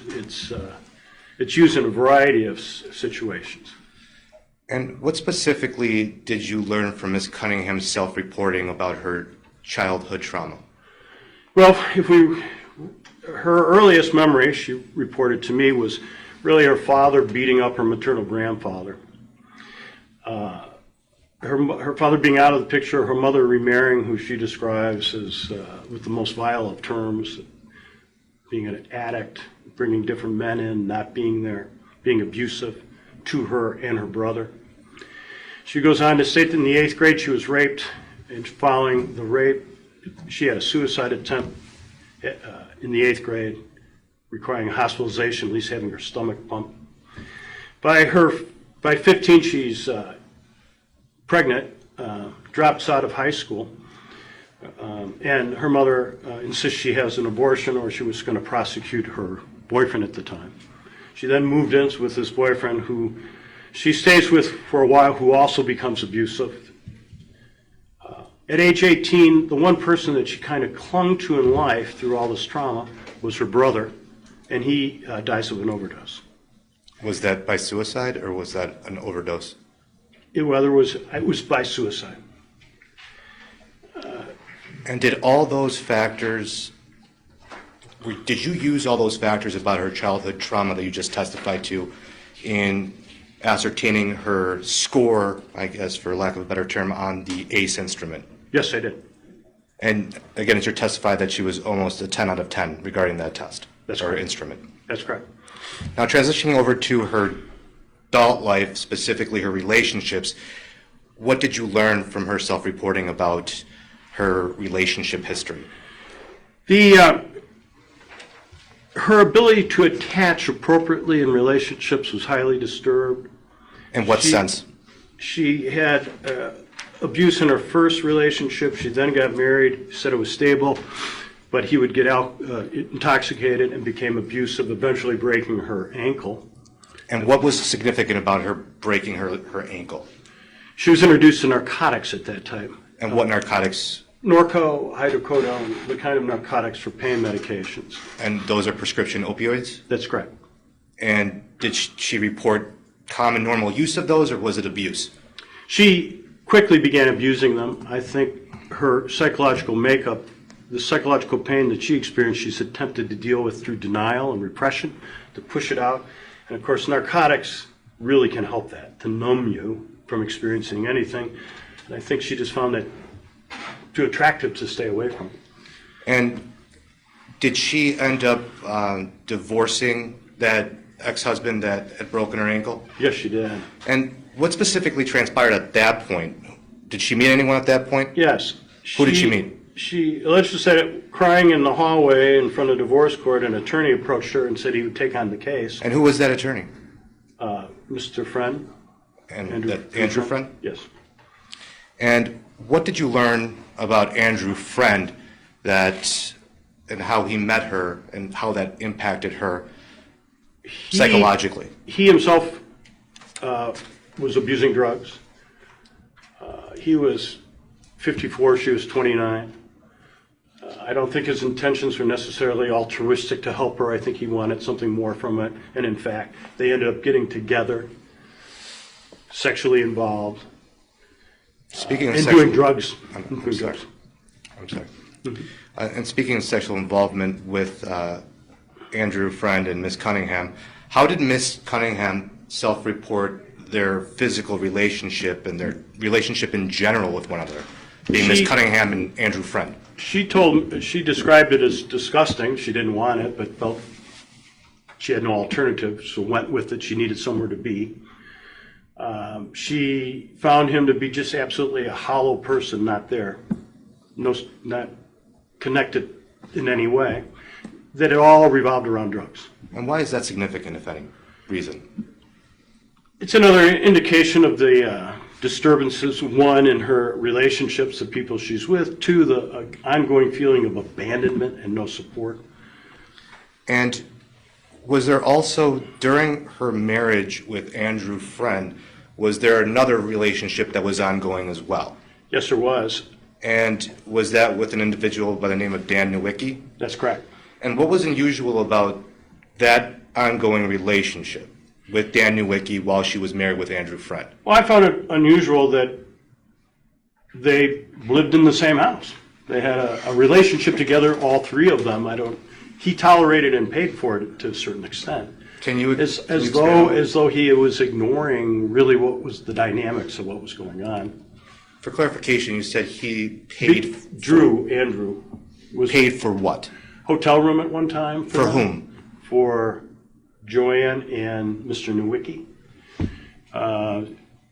He allowed them, Mr. Nowicki and JoAnn, to live in the same house with them.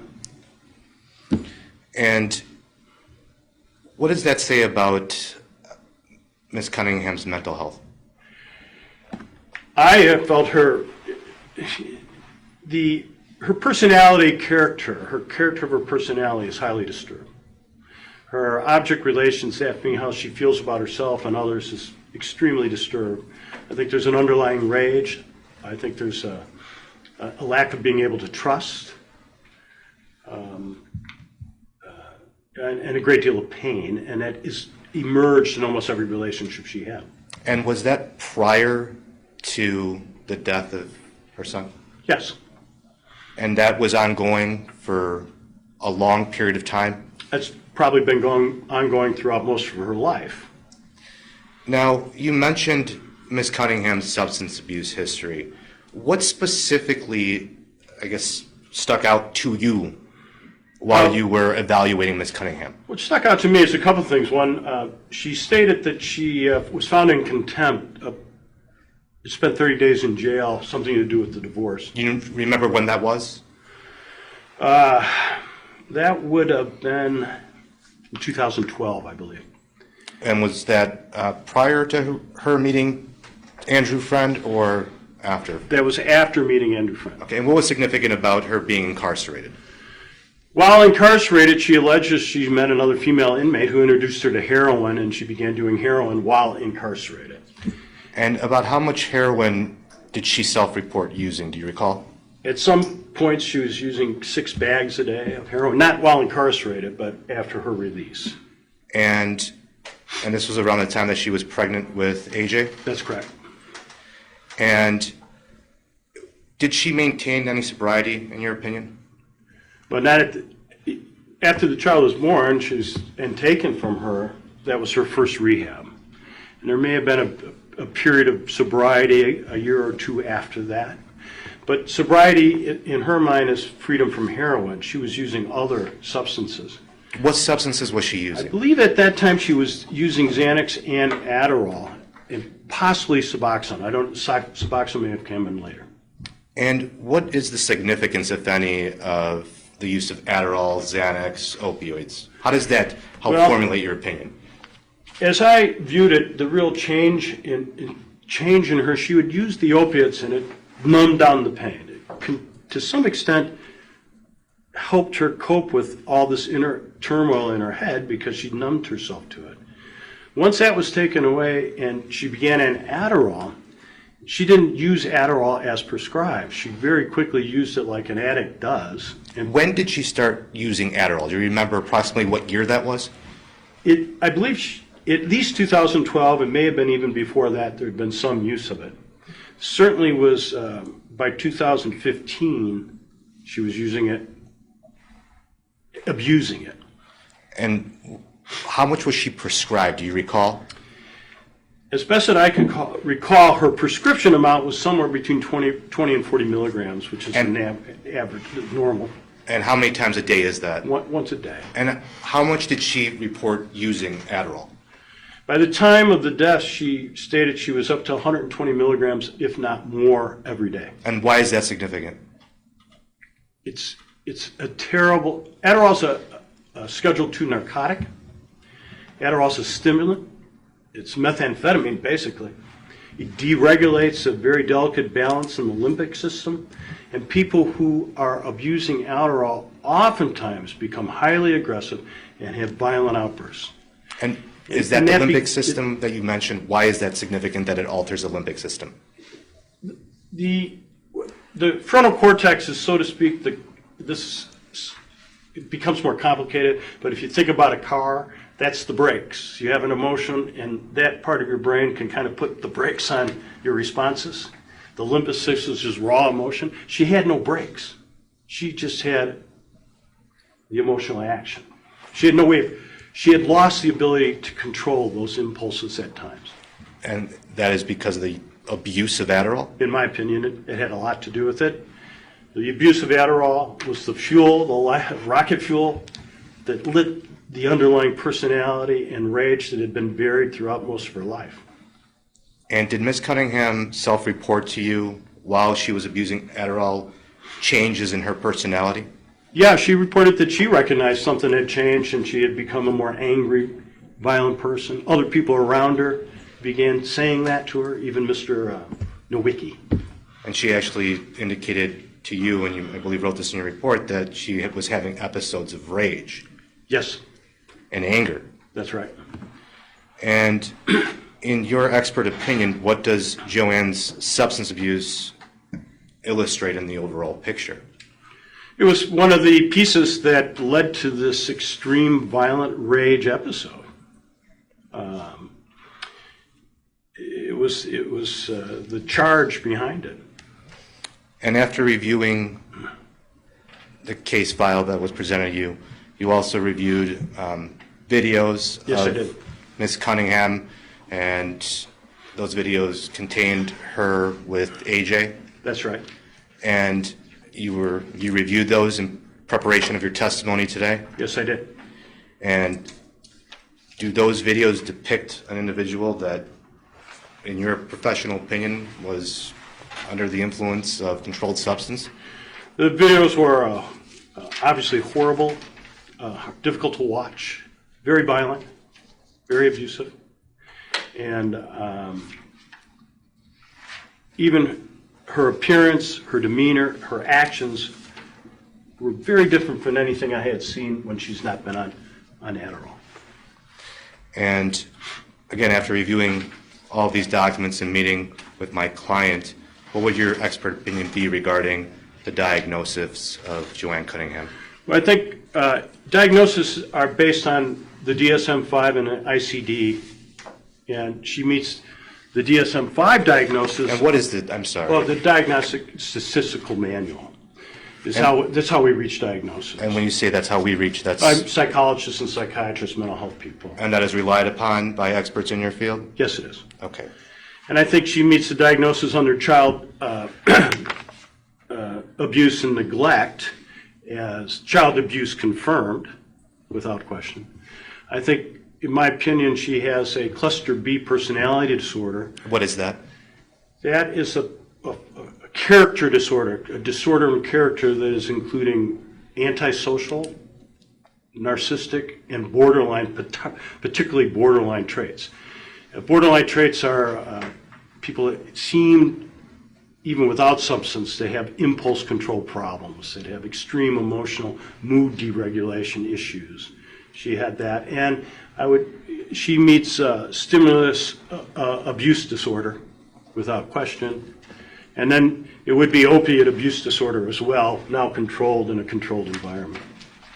And would all these factors that you just testified to have an impact in her capacity or ability to deal with her son? Yeah, I think all these things certainly had contributed to her inability to function in a normal way.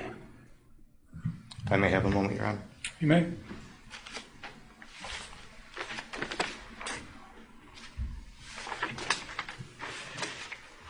Thank you. Nothing further. Thank you, Dr. Thank you. State by Mr. Canale. Thanks. Cross. Hey, good afternoon, doctor. How are you? Very good. Good. All right, so you did a report in this case. In fact, it was entered into evidence. Correct. Do you have a copy of your report? Do you need one? I have a copy. You do. All right, so the report is just sort of like a long form, your opinion of Ms. Cunningham's psychological profile, how that may have interacted with her home life to lead to AJ's death. Is that a fair way to put it? Yeah, yes it is. Is there anything you want to change in your report before we get started with cross-examination? Anything I want to change?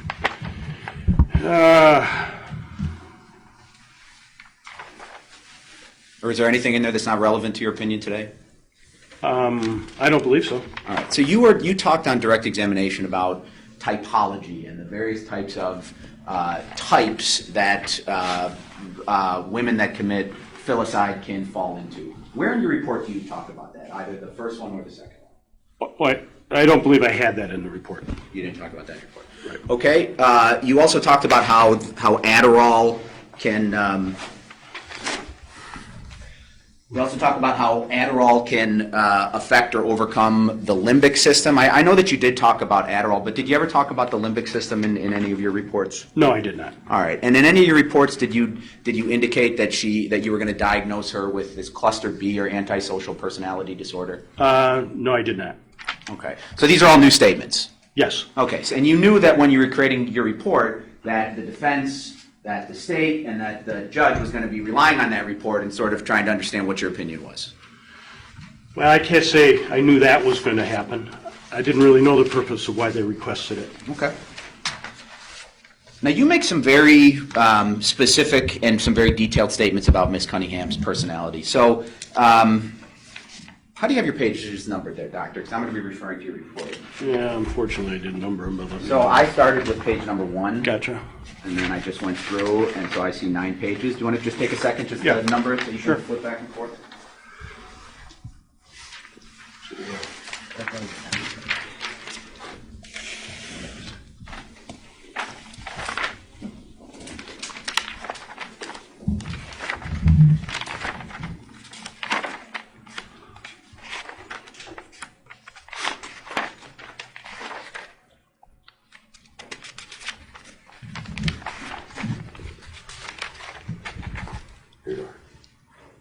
Thank you. I'm ready. Okay, thanks.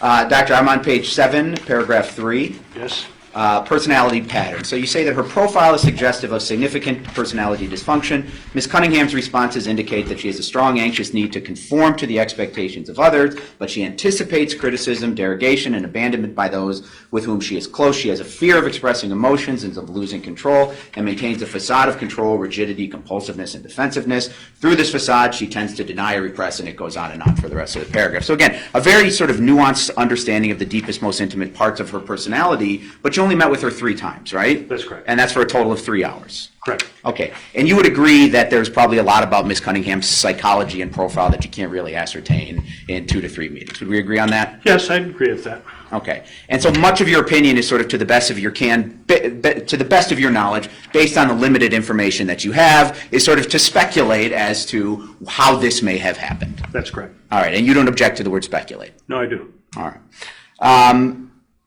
Now, you would agree that there's nothing about Ms. Cunningham's psychological profile, substance abuse issues, that would sort of fully explain or justify what she did? Nothing justifies what she did. All right, so let's just go through your sources of data. So I've just got your report here,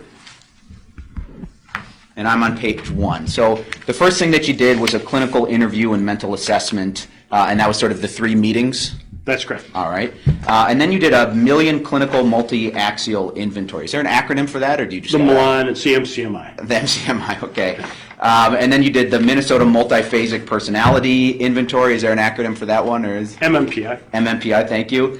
You did an Adult Life History Questionnaire. Correct. Okay, and what does that entail? That's a social history that she fills out, talking about her life, basically. Okay. And then there's the Rotter's incomplete sentence blanks, and that's sort of like a written Rorschach test almost. Like you say, like the sentence starts with "I feel," and then she sort of fills in the blank, or "I regret," and she fills in the blank, right? That's correct. All right. So just with regard to all these sources, so all of the information that you use to make your assessment with regard to the clinical interview, the MCMI, the MMPI, all of that information was provided by the defendant. That's correct. Right? Okay. She could have lied to you. She could have given you inaccurate information. Is that true? That is true. Okay. And of course, you would agree that had the defendant lied to you and provided you with inaccurate information, that would sort of undermine your results. That would undermine your opinion. That's correct. Okay. And we know, sort of going through some of the other things that you reviewed. So, for example, you reviewed the Gottlieb Memorial Hospital records, right? Correct. So we know from going through those that she's not exactly George Washington in that she lies. Correct. Okay. And you learned going through the Gottlieb medical records that she was woken up by the police in North Lake after passing out, right? That's correct. All right. And she was brought to the hospital with visible track marks on her arm, right? Correct. And there was medical staff. And you consider yourself sort of medical staff, right? Correct. So there was medical staff such as yourself there, and she told them that she didn't use heroin, right? Correct. All right. And she lied to them. Yes. All right, and in addition to lying, she also refused to provide blood or urine that could verify or not verify whether or not she had lied, right? That is correct. All right, and you also read the Crystal Lake Police and the FBI records, right? Yes, I did. And you're aware that she was interviewed twice once by the Crystal Lake Police and once by the FBI, right? That is correct. And you're aware that she lied to the Crystal Lake Police as well as the FBI about not knowing where AJ was. That's correct. She lied about not killing AJ. That's correct. She lied about not having abused AJ prior to his death. Correct. All right, and there was a lot of intentional and premeditated lying. And what I mean by that is it appears as though she had thought out these lies and conspired with defendant Friend to tell the same lies. That could be. I'm not quite sure on that, but I know she lied. All right, are you aware from the Crystal Lake Police Departments that she was sort of performative in her lie, in that she went to the gas station to ask people that morning, like, has anybody seen AJ? Correct, yes. Okay. So you would agree with me that the defendant is a manipulative person? Yes, I would. All right. And you mentioned, and the point of all of this lying, okay, the point of all of this lying to the Crystal Lake Police Department as well as to the people at Gottlieb Hospital, well, that was to sort of protect herself from the legal consequences of the truth. That's right. Now, you mentioned that Ms. Cunningham indicated that she was raped. That's right. All right. Now, you also talked about how you had sort of looked at those unpleasant videos of her, right? You looked at those unpleasant videos of her in screaming and interacting with AJ when AJ appears very hurt. Yes, I did. Okay. I don't see it here, but did you have a chance to review the tapes where she was talking with Brad Edwards, who asked her, did anything bad sexually ever happen to you? And this was on May 4th of 2019, and her response was no. Did you ever have a chance to listen to those tapes? If that was during the interrogation? No, that would have been a jail phone call, May 4th. I did not see that. Okay, there was a May 6, 2019 tape while she was speaking with Brad Edwards of ABC News. He asked, has anyone ever sexually abused you? Her response was no. Did you have a chance to look at those? I didn't see that. Okay. And then sort of speaking of lies, let's go to that MMPI. Yes. All right. You actually weren't able to get a result from this test. Is that correct? That's correct. And would you just tell the judge what the MMPI is? It's an objective psychological inventory that compares her response to known psychiatric patients, and then you get a clinical profile as to their personality functioning or psychological problems. All right, and I'm on page 8, paragraph 6 of your report. Yes. All right. You weren't able to get a result from this test because you said the defendant responded in a, quote, exaggerated manner, endorsing a wide variety of extreme symptoms and attitudes. Is that correct? That's correct. So, in other words, she's trying to make it appear as though she has psychological symptoms that she actually doesn't have. She was certainly exaggerating symptoms that appeared on that test. Okay, so she wasn't being entirely forthright. She wasn't being entirely honest with you. That's what the validity scale suggests. Let's talk about the MCMI. And again, and I'm on, let's see, what page is that on, Doctor? Can you help me? 7. Page 7. 7, yes. All right. And again, you found in that test as well, though you were able to get a result, you also found that she tended to over-report her symptomology, right? That's correct. And that's just a fancy way of saying she's exaggerating again. She's not being entirely forthright. Correct. All right. So you had talked earlier about the DSM, right? Yes. All right.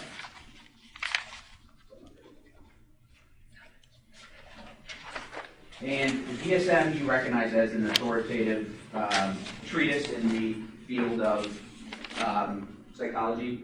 Yes, I do. All right. I'm holding what I've marked as People's Exhibit 27, and Judge, I'm approaching. I didn't ask. May I approach? You're right on 27, and you may approach. Thank you. I'm going to just tender that to you. So, Doctor, turn with me. Well, first of all, do you recognize what that is? Yeah, this is. Is that the DSM? Yes, it is. All right. And that's a DSM-5. That's like the most current model. That's sort of like the Bible. Like everything for psychology you test against the DSM, right? That's right. Okay. 726. Page 726? Yeah, 726, if you would, Doctor.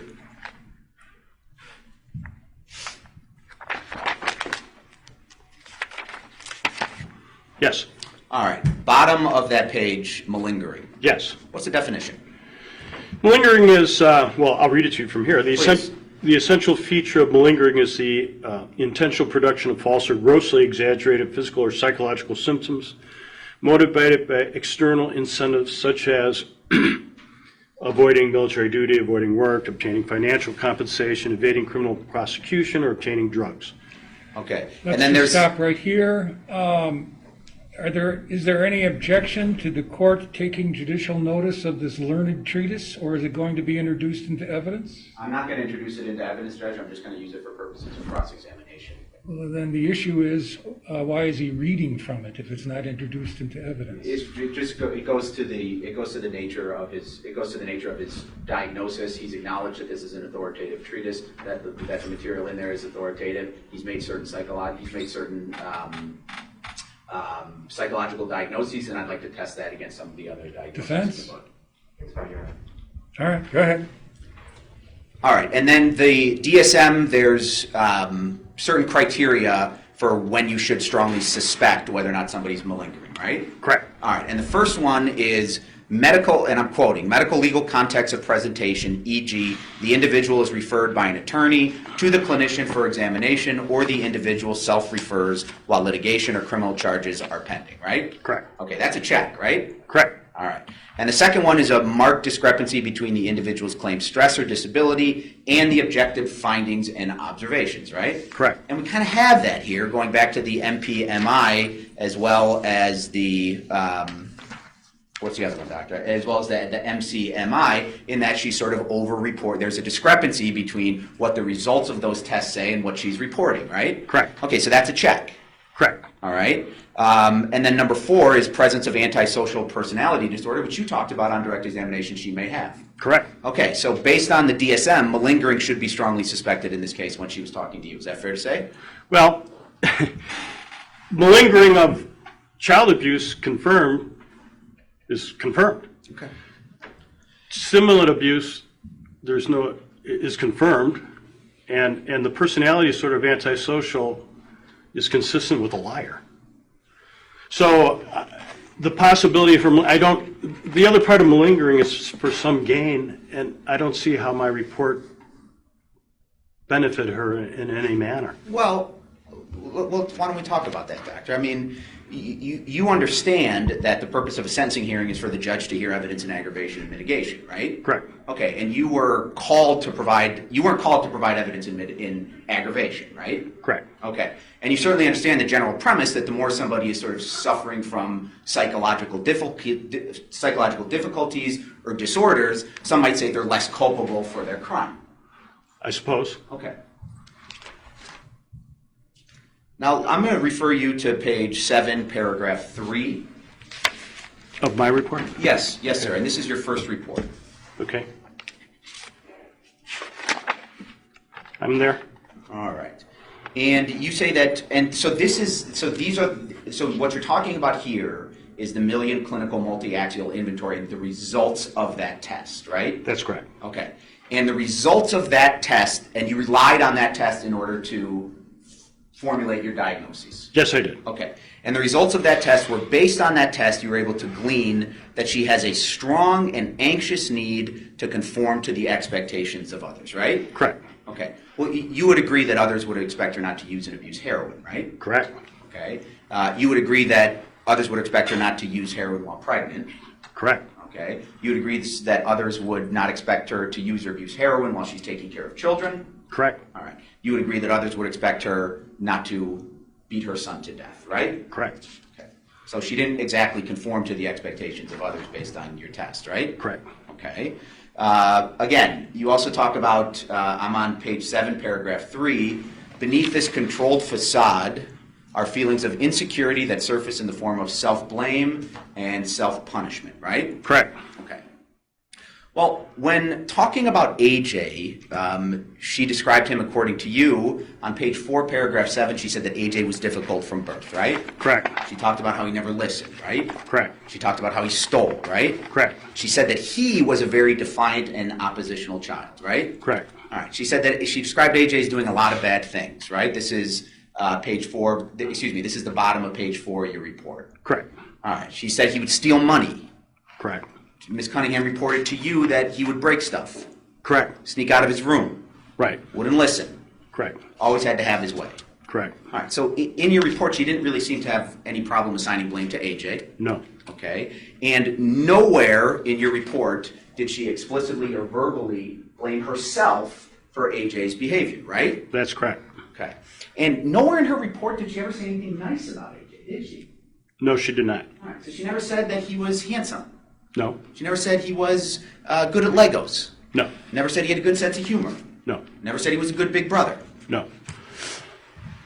And you never met AJ, right? I did not. And you have no idea what kind of kid AJ was. No, I don't. And you acknowledge that she could have been lying to you about AJ, right? Correct. Okay. So let's just say that she was telling you the truth, all right? The fact that she was using and abusing heroin while she was pregnant with AJ, could that explain maybe some of his behavior problems? Is it possible?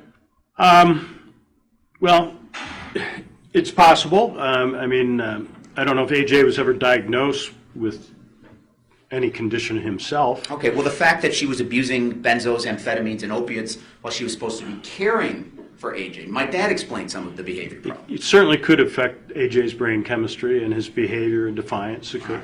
The fact that AJ was isolated from other children, hadn't seen a doctor in over 2 years, didn't seem to have really any friends. Might that explain some of AJ's behavior problems? Yes. All right, the fact that he was locked in a room for prolonged periods of time, might that explain some of AJ's behavior problems? Certainly. All right. And the fact that he was subject to intense and ongoing abuse, if it's true that AJ had these behavior problems, might that explain some of them? Certainly. All right.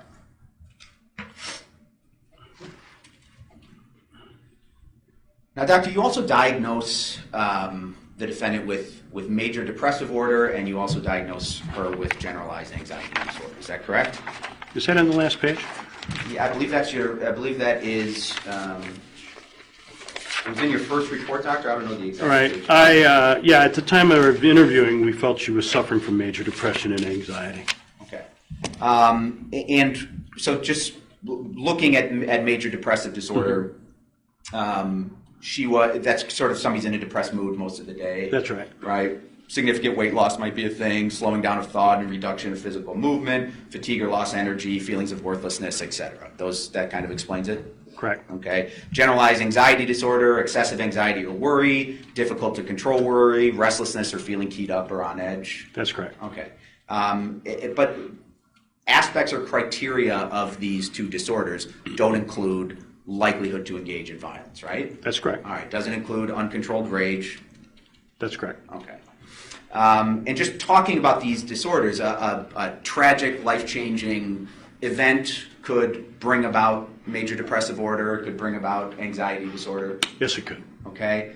So if you've done something horrible that perhaps you have extreme guilt about, that could actually induce major depressive disorder as well as anxiety disorder, right? That is correct. If there's been significant changes in your life circumstances, for example, you're put in jail for a prolonged period of time, that could induce or bring about major depressive disorder and anxiety disorder. That is correct. All right, and you did not interview Ms. Cunningham in April of 2019 when this crime was committed. You interviewed her over a year later, right? That is correct. All right, and you have no idea whether or not she was suffering from anxiety disorder or major depressive disorder in April of 2019, right? Yes. At the time of my evaluation. All right, so let's talk about the Adderall and the rage. Yes. All right? So you, according to her,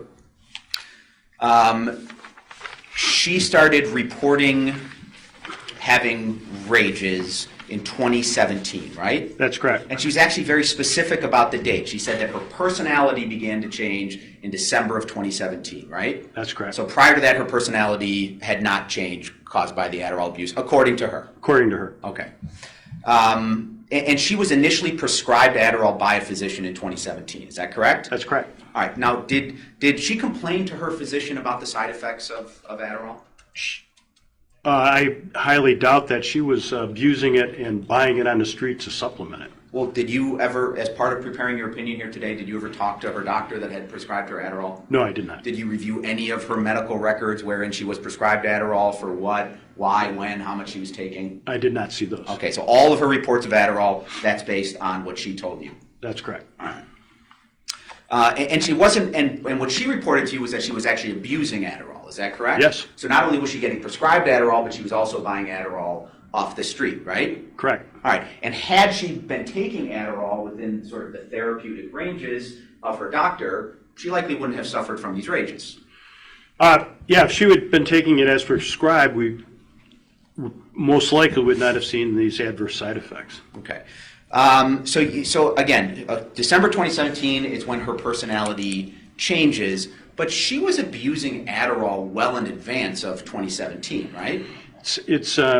We tried to put that together. As you mentioned, there's some maybe manipulative or lying or forgetfulness of when heroin was being abused, when cocaine was being used, when ecstasy was being used, when Adderall was being used. It was very hard to get a real accurate time frame. Well, I'm on page 3, paragraph 1, 2, 3, 4.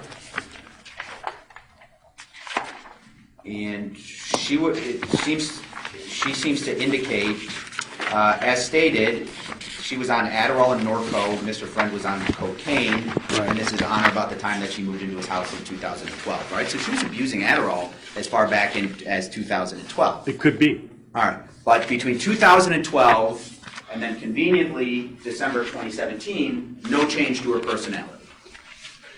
As far as she self-reports, true. Okay.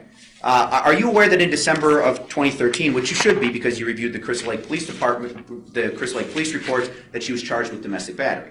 Correct. Okay, and she pled guilty to a reduced charge? Correct. Okay, and that could have been caused by anger or rage? It certainly was, I'm sure. All right. And did you have a chance to review the divorce finding where in 2012 a divorce court made the finding that the defendant has been guilty of, quote, repeated acts of physical violence, including bodily harm and acts that endanger life or limb? That would have been in 2012. Were you aware of that? I did not see that. Okay, but we both agree that 2012 is well before December of 2017, where she reports these personality changes, right? Correct. All right. And since you reviewed the Crystal Lake Police report, you are aware that in October of 2017, James Rossau, a neighbor, reported seeing AJ with a number of injuries and bandages all over him, right? That's correct. And you and I would both agree that October of 2017 is before December of 2017, where supposedly she had this change in her personality and became violent. Correct. Okay. And she blames a lot of her bad choices on drugs, right? I would say that she would do that, yes. Yeah, so for example, on page 4-5 of your report, when asked why she wanted a family with Dan Nowicki, she stated, quote, I don't know why Dan, probably because of the drugs. Correct. Okay. When asked why she began sleeping, I'm on page 3, paragraph 4. When asked why she began sleeping with defendant Freund in 2012, though she was disgusted by his request, she said, I don't know, probably because of the drugs. Correct. And this Adderall rage that sort of changed her limbic system, and I guess she wasn't able to put the brakes on of her rage. It's interesting, though, because you have no evidence that any of this rage, aggression, or violence was geared toward anybody else in the world other than AJ. Well, now that you pointed out the domestic violence, I guess so there was a... After December 2017, when she suffered these changes. Right, correct. Okay. Hatred. That can cause a person to act with aggression and violence. Anger can cause a person to act with aggression and violence, right? Correct. Frustration, perhaps the regular frustrations of caring for a child, that in addition to Adderall can cause a person to act with violence. Is that correct? That's correct. All right. Lack of human empathy. That's certainly something that can contribute to violence. Absolutely. And you would agree with me that Adderall use is pretty common, right? Yes. All right. In fact, it's also one of the pharmaceutical drugs that's kind of regularly sought out by drug abusers. Is that correct? That's correct. All right.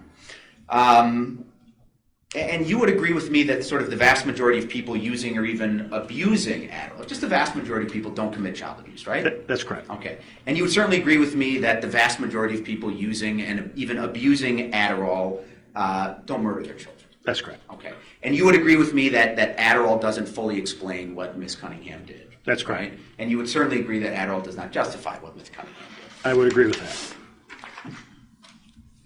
All right, now you talk about this ACE score. Yes. And you say it's an interesting test, but essentially it's just like a 10-question survey, right? That's right. All right, so like the first question is, did a parent or an adult in the household often swear at you, insult you, put you down, humiliate you, right? That's right. Okay, and she either answers yes or no. Correct. All right, and it's not like you went and verified whether or not she was abused as a child, right? That's true. Okay, and you also are relying on what her understanding of the word often is. Correct. Okay. And what you say in your report is you sort of say clearly Ms. Cunningham was subject to abuse, but I wonder if that is so clear. Did you ever? I mean, there's been some very public and terrible statements made about Ms. Cunningham's mother and stepfather. Did you at any time ever call them and give them a chance to tell their side of the story to factor into your report? No, this is all based on her self-reporting. All based on her self-reporting. Did you ever talk with anybody else that may have known her growing up? Anybody else in her family? No. Now you talk about antisocial personality disorder? Yes. All right. And you think she has antisocial personality disorder? I feel she's in the cluster B, and that's part of it. I think there are antisocial personality features there. All right, well, let's take a look. Would you turn with me to 659 of the DSM? Yes.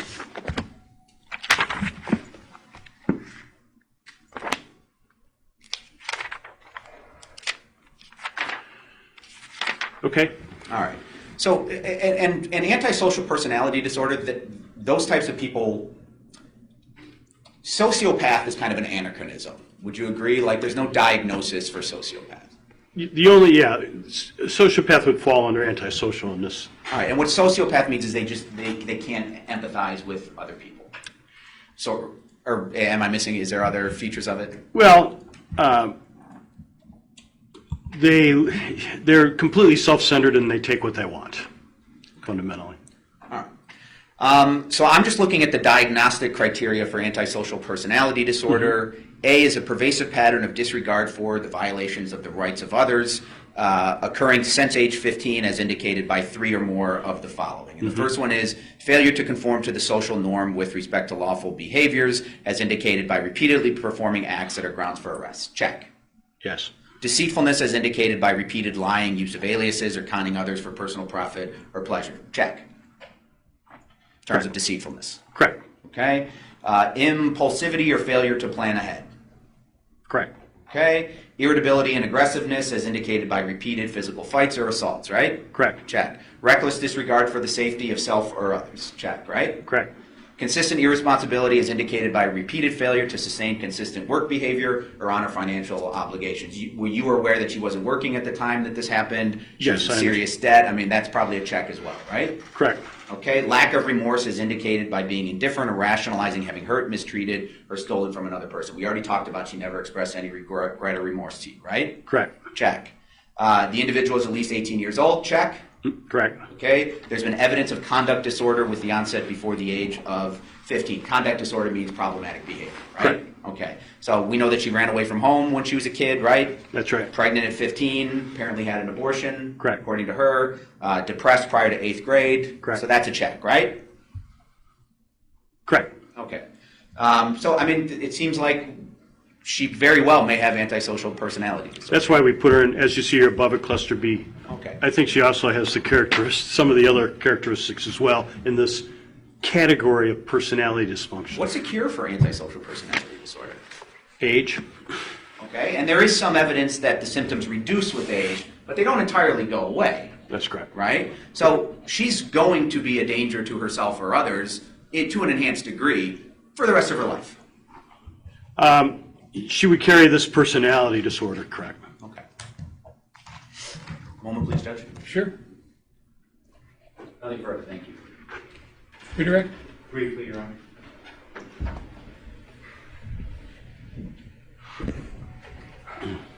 Dr. Meyer, as a licensed clinical psychologist, when a client comes to you or a patient comes to you for assistance, they self-report what they're feeling in order for you to ascertain a diagnosis, correct? That's correct. And in general, you don't go and do independent research to find out if that individual is malingering or lying, correct? That's generally true. And in cases where an individual is abusing narcotics, controlled substances, like Adderall, benzodiazepines, opioids, they tend to lie more often than not, correct? They're liars. But when you met Ms. Cunningham on those 3 occasions, you testified that she was in custody, correct? That's correct. And she was not taking any controlled substances while she was in custody, correct? Correct. And she wasn't taking heroin while she was in custody, correct? I don't think she was. At one time she said she was. But during your 3 interviews? Yes. No, I don't believe she was. In your 3 interviews of Ms. Cunningham while she was in the McHenry County Jail, did she seem under the influence to you? No, she did not. Have you seen individuals under the influence before? Yes. And you've been practicing in your field for over 30 years, correct? That's correct. And besides Mr. Keneally's diagnoses, you testified as to this lack of empathy, correct? Correct. And part of her diagnosis of Ms. Cunningham was that she has narcissistic personality disorder, or she's a narcissist as well. That's right. And a narcissist is one that lacks empathy, correct? Correct. So your testimony here is not to make excuses about what had transpired, correct? Absolutely, that's correct. You came here to testify as to what had transpired throughout her life. That's correct. I came here just to testify as the underlying personality, which is that cluster B, which would, in and of itself, suggest she's a manipulative, lying person that has trouble being honest, straightforward, or trusting me or anyone else. No reason to think she would be straightforward, but it confirms the underlying problem. Which is what? This extremely disturbed personality, and in the particular case with AJ, being AJ taken away right at birth, she had trouble with attachment anyways, and the bonding between a mother and child, in my opinion, was just disruptive even more. She never got that. It never happened. So when you combine all those factors, and as you testified, the Adderall abuse, the 120 milligrams of abuse was rocket fuel. That's what I would say. Yes, I believe that's true. Nothing further, Your Honor. Recross? Nothing, Judge. Thank you. Thanks, Doctor. You can step down. Here you go.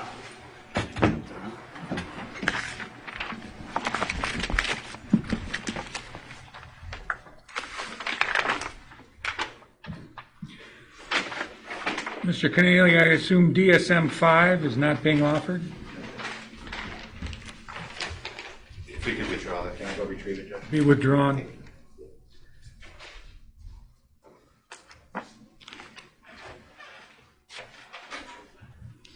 Mr. Morello. Your Honor, at this time, I'd ask to admit what I've marked for identification purpose as defense exhibit number 3. The psychiatric evaluation completed by Dr. Vemuri, V-E-M-U-R-I, dated December 19, 2019. State? No objection, thank you. Admitted? At this time, Your Honor, I'd ask to admit a mitigation, the alcohol and drug evaluation conducted by Kristen Fell, F-E-L-L, of the Mathers Clinic, dated December 19, 2019. That's exhibit number 4. State? No, nothing, thank you. No objection. Admitted? And I would also like to admit at this time a letter, handwritten letter. It's 3 pages in length, which I have stapled as defense exhibit number 5, dated July 10, 2020, written by a chaplain. It is again 3 pages in length and signed by the chaplain. I don't believe the state has an objection to the admittance of that in mitigation. State? No objection. The chaplain's letter of 7/10/2020 will be admitted.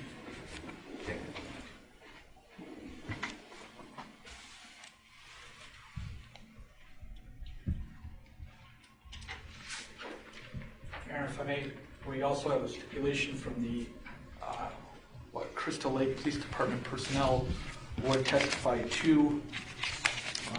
It's a stipulation signed by myself, my client, and the State's Attorney, Pat Keneally. I'd like to submit that as exhibit number 6. Exhibit 6 being the stipulation from personnel of the Crystal Lake Police Department. Any objection to that, State? No objection. That's admitted. Thank you.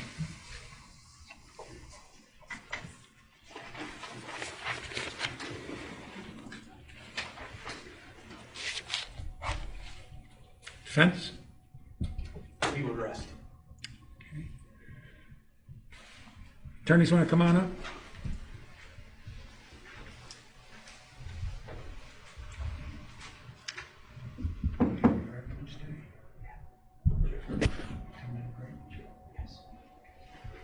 For the take, 10-minute recess. All right. Court is in recess. Thank you. Thank you. Please be seated.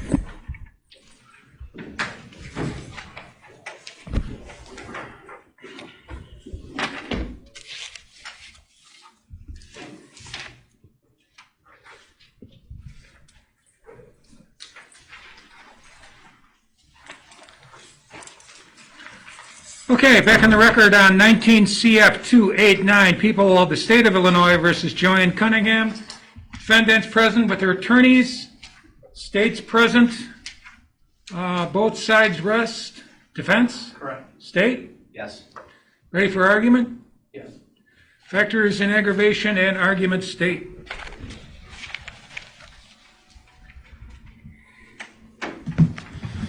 Judge, I want to begin by calling your attention to the defendant's interview at the Crystal Lake Police Department on the morning of AJ's phony disappearance. Neither frantic nor hysterical, she sits waiting to be interviewed. And as she's sitting there, sort of looking around the room, getting acquainted with her surroundings, if you look closely, she looks right at the video camera in the room recording her. Immediately, she begins to recite the Our Father, ending with her own improvised prayer for AJ's safe return. 2 days earlier, knowing the jail is recording the conversation that she's having with her incarcerated, drug-addicted boyfriend, she asks AJ, who at this point, whose dead and swollen body is wedged into a tote in the basement, she asks him to go and get her a Red Bull in a diabolical effort to throw off a police investigation that she knew was coming. Such is the depths of her depravity and deceit. Anything to keep others from knowing who she is and what she had done. I mean, my God, she had done these things knowing that a few days earlier she had beaten this little boy to the brink and then literally locked him in his room where he had to endure the bleak process of death all by himself. A process that was detailed to us by Dr. Whittick, which entailed AJ's head and his brain beginning to swell from the innumerable number of blows that he had received. His brain getting too big for the skull that it was encased in, pushing up against the side of it, cutting off breathing. And as he struggled to breathe, as he choked and he gasped for air, the generous amount of blood in his mouth was being sucked into his lungs, leaving imprints called leopard spots. At some point that evening, in the blackness of the room, the pain and the trauma to AJ's little body proved too much. And mercifully, he died. Died. 5 years old, locked in a room, cold, wet, brutalized from top to bottom, and totally and profoundly alone. Now, the first factor in mitigation that I'd ask you to consider, Judge, is subsection 735 5-5-3.1/2A1, whether or not the defendant's conduct caused harm. And when we think about the harm, when we think about the injury to AJ, it goes well beyond the brutality that he endured on April 14th of 2019. He lived his life in the shadow of her darkness. A dystopian world where your mother hates you, scapegoats you, beats you for minor infractions, locks you in your room so that your childish exuberance doesn't get in the way of her benzo, amphetamine, and opioid abuse. A confusing and baffling world where your little body, which is not yet potty trained, can betray you, hand you over for more beatings, and where you don't have the words to defend yourself against your tormentor. A terrifying world where you're alone and you're entirely defenseless. And you know it because Mother has explained to you in no uncertain terms, no way out, nowhere to run, nobody that can help you. AJ's clipped life after our social service agencies determined that this horror of a human being was a passable mother, and all that that word is supposed to mean was nothing other than a long and a painful betrayal. But the real harm, the real injury caused by AJ's death, like the importance and the dignity of all human beings, is limitless. It's infinite. AJ is irreplaceable. Nothing we can do can bring him back. Nothing that we can give can get him back. But we're talking here, Judge, about a 5-year-old child. As you saw in the video, this sweet, cheerful, affable little boy and all of his promise and all that was possible for him. This wasn't a quiet, peaceful death in his bed, surrounded by his loved ones. This was a scourging blow after unrelenting blow after unrelenting blow, after unrelenting blow, after unrelenting blow, all while being buffeted with freezing cold water, all with his mother howling and screaming in his face. And don't forget, all of this agony, all of this pain, all had to be endured by the mind and the psyche of a child, and all of the added sensitivities and vulnerabilities that come with that. And last thing I want to touch on, Judge, is just the harm to the community. And I think it's fair to talk about because she enlisted their help in finding her dead son. And this goes beyond the incredible resources that the Crystal Lake Police Department and the FBI had to expend getting to the bottom of the defendant's sick charade. We're decent people in McHenry County who have an instinctive, bone marrow deep stake in the welfare of children in this community. And after the unspeakable truth about what she did to AJ came to light, I would describe the mood in this community as one of despair, and I think it still lingers today.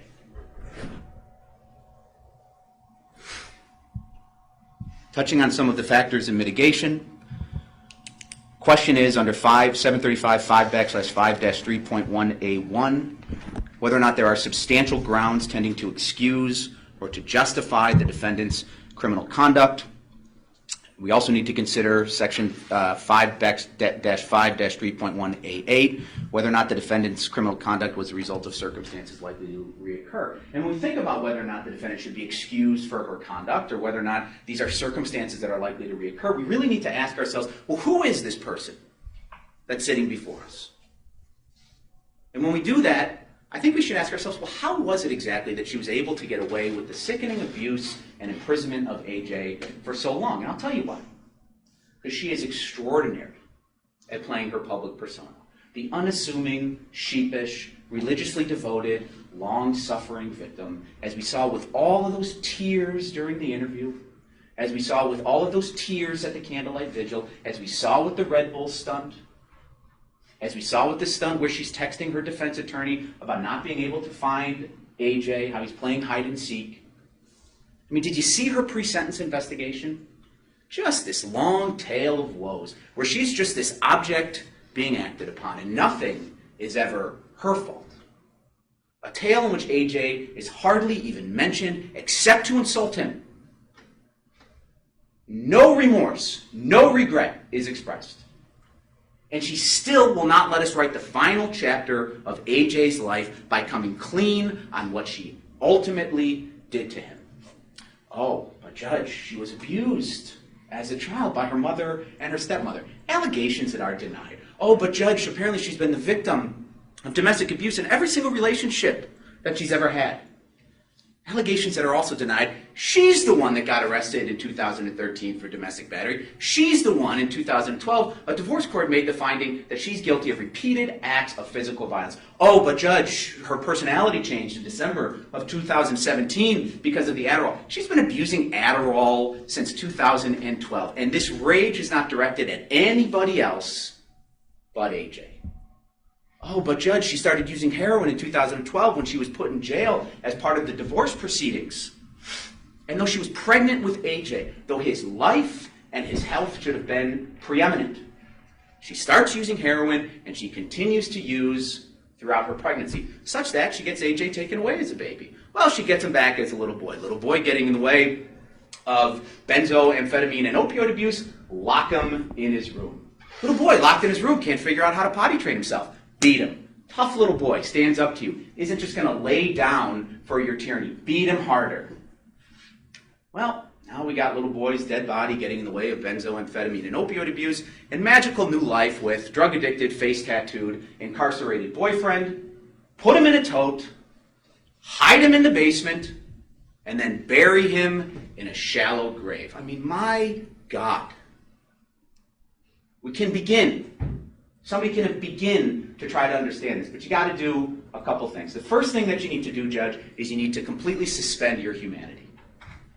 Any sense of humanity, you just need to push it aside if you want to understand JoAnn Cunningham.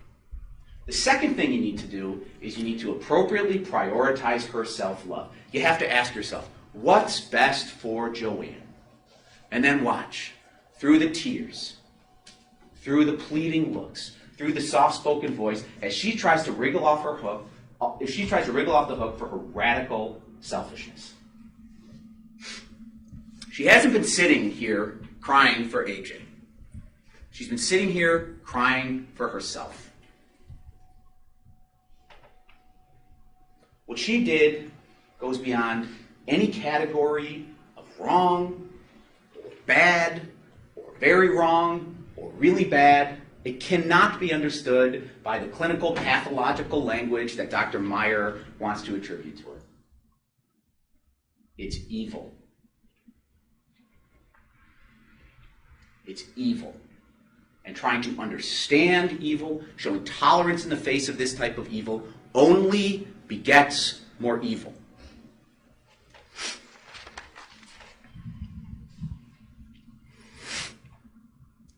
Judge, taking into account all of the evidence, if ever there was a case that demanded the most forceful and maximum response, not only based on the nature of the case, but their own expert witness saying that she's going to continue to be a danger for the rest of her life,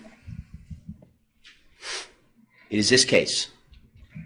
For the reasons stated, and to deter other people from committing the same offense, we're asking for 60 years in the Illinois Department of Corrections. Thank you for your attention, Judge. Thank you. Defense, your client will have a right of allocution, but you can give your argument at this time, or you can have the allocution at this time. What do you wish to do? I'll give my argument first. Go ahead. Aaron, some of the allegations the state made, I would agree with, and I'm not up here to try to defend or explain or justify what my client did.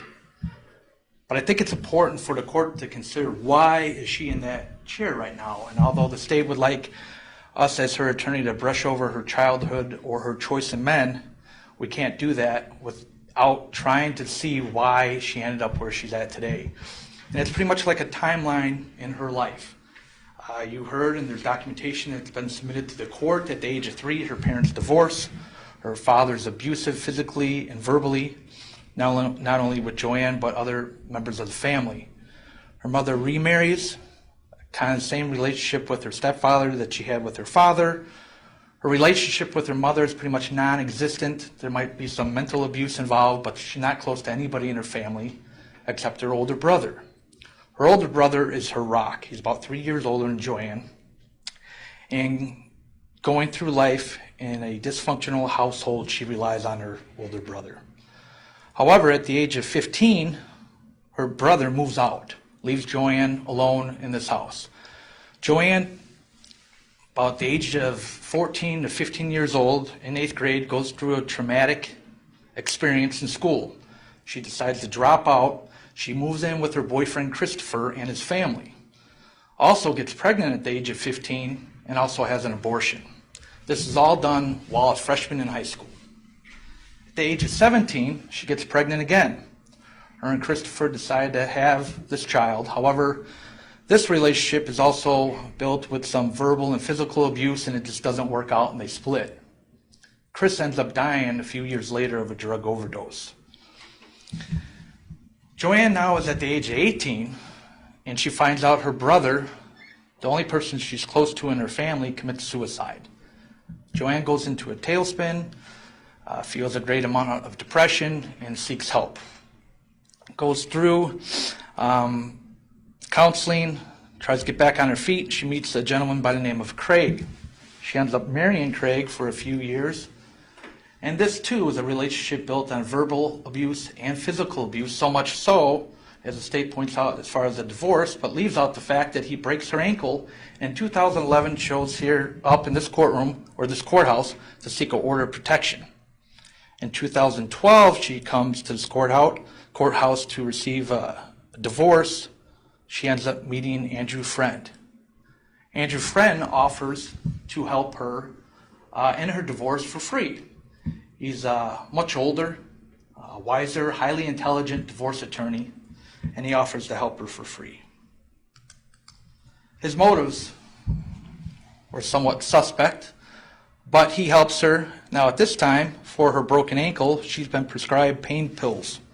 And as this court has seen, many times being in the criminal court, she ends up getting addicted to these pain pills and now is using illegal drugs. Well, it just so happens, so is Andrew Freund. So he is pursuing a romantic relationship with her. She gives in, they have a romantic relationship, they end up getting married. They decide to have babies together and do drugs together. Great idea. While they are married, though, some physical abuse happens, but a lot of mental abuse happens. And I say that because Andrew was in it for one reason. He was in it for fun. Once it wasn't fun anymore, he was out. He was an absentee father. He was an absentee husband. The court had to watch some disturbing videos. My client made those videos, and she sent them to Andrew. They were disturbing, but they were also a cry for help from JoAnn. What did this man, this father, do after watching videos like that? He didn't do anything. He washed his hands of it. He was done. JoAnn went through depression, went to see a psychiatrist, as the court heard, got on Adderall, started abusing Adderall. You heard the doctor testify it was like putting rocket fuel on somebody angry. This is JoAnn Cunningham before drugs and Andrew Freund. This is how it ended.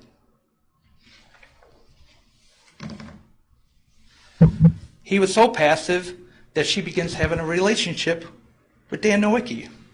That Andrew Freund allows him to stay. You heard the doctor testify, gets him a hotel room. He's absent through the entire thing. She's there to do this alone. JoAnn became the person that she despised the most when she was a child. She became abusive, physically, mentally, and verbally, to her son. She wasn't strong enough to overcome her childhood. She wasn't strong enough to overcome her poor choice in men. And she wasn't strong enough to overcome her drug addiction. And most importantly, she wasn't strong enough to protect AJ. And that's why we're here. But I ask, when you consider what sentence to give JoAnn, that you look at her life in its entirety. And we ask you to consider that when you decide what is best to give her. Thank you. Thank you, defense. Ms. Cunningham, you have the right of what is legally known as allocution, which means that you can tell the court anything you wish to say at this particular time. You are not required to do so. Do you wish to address the court at this time? Yes, Your Honor. Okay. Take the witness stand then. Would you like her to take a witness statement? Maybe she can just go up here at the podium.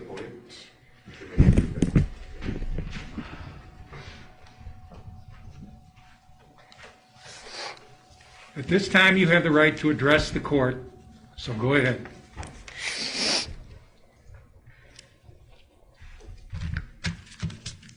I had the privilege of having AJ as a son. When I had him, it was one of the happiest days of my life. I love him. I miss him. There's nothing I wouldn't do to bring him back.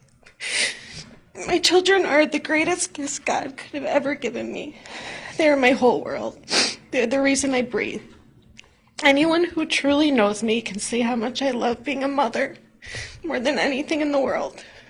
Being a mother defines me.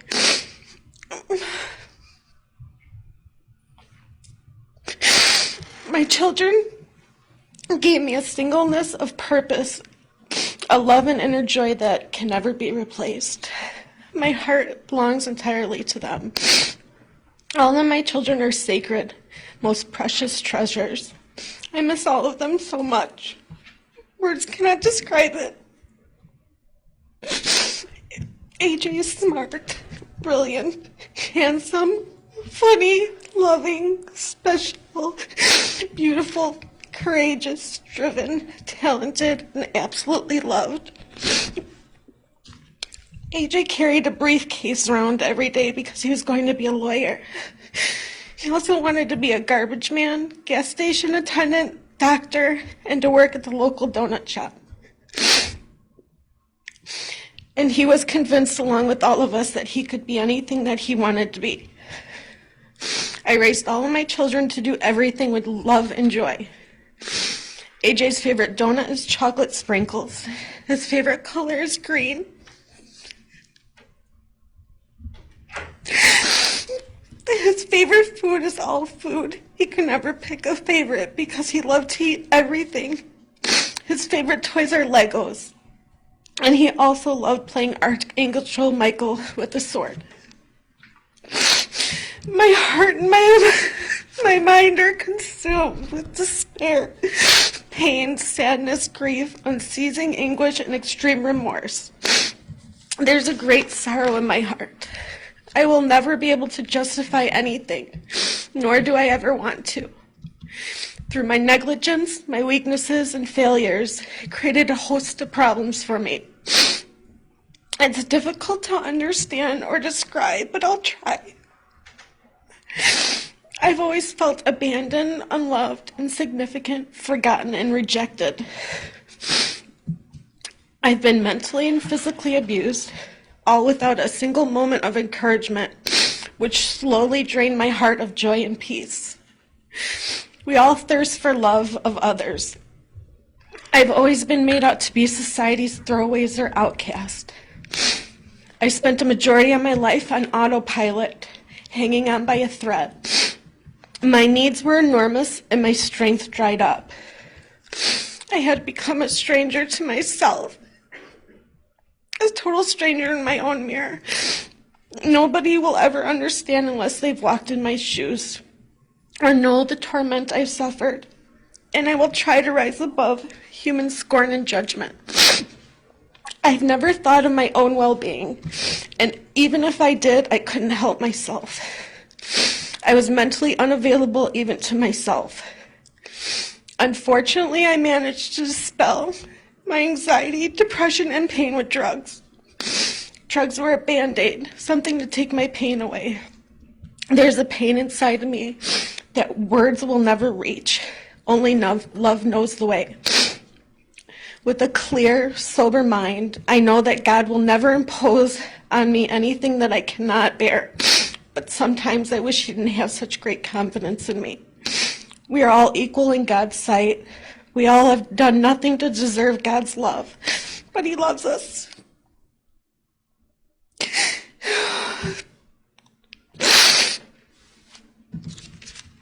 God promises to be with us through our sufferings and ultimately to make us strong, firm, and steadfast.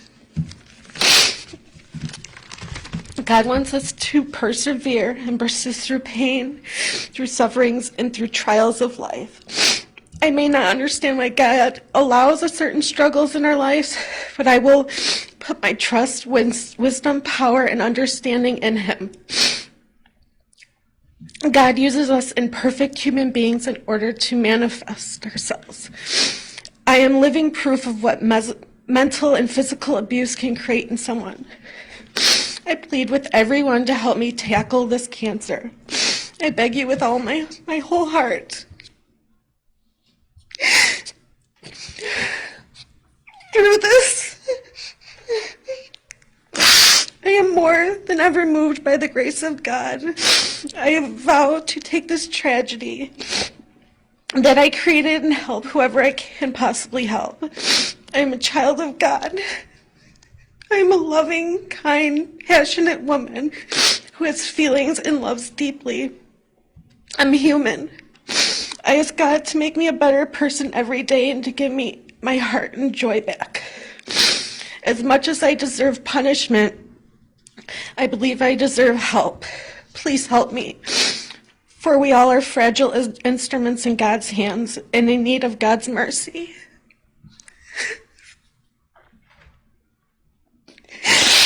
I would give my life to have AJ back. This is something I will never escape from. I am impacted forever by my horrendous choices. I cannot change the decisions of my past. I ask you to help me put back the million scattered pieces of my heart back together. I need love, not more pain. There is a much larger reality here. I'm trying to manage to fight my way through the confusion, and it's not so easy. I often read Proverbs 3:5. Trust in the Lord with all your heart and lean not on your own understanding. As I stand here with all the hurt and pain I've caused, I beg for forgiveness. Ask for compassion, love, and mercy. My heart and mind failed me and my loved ones, and unfortunately I cannot go back and change that. Not only do I ask for mercy, I ask you to not overlook all the good I have done. I need all the support, love, and guidance I can get. The poison of hate does not solve anything. I want my children to be proud of me. Thank you.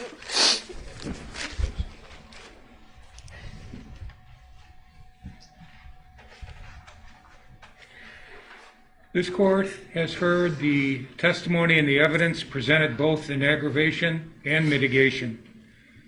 The court has heard arguments of counsel.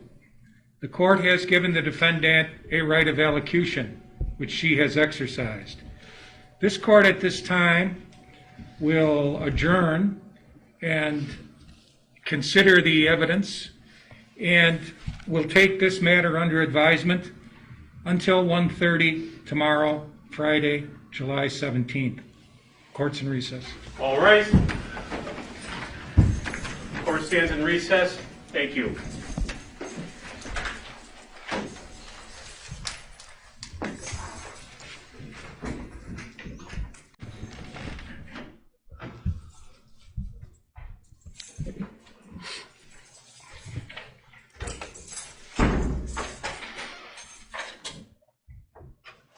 All right. Good afternoon. This is a continuation of the sentencing hearing in case 19 CF 289, People versus JoAnn Cunningham.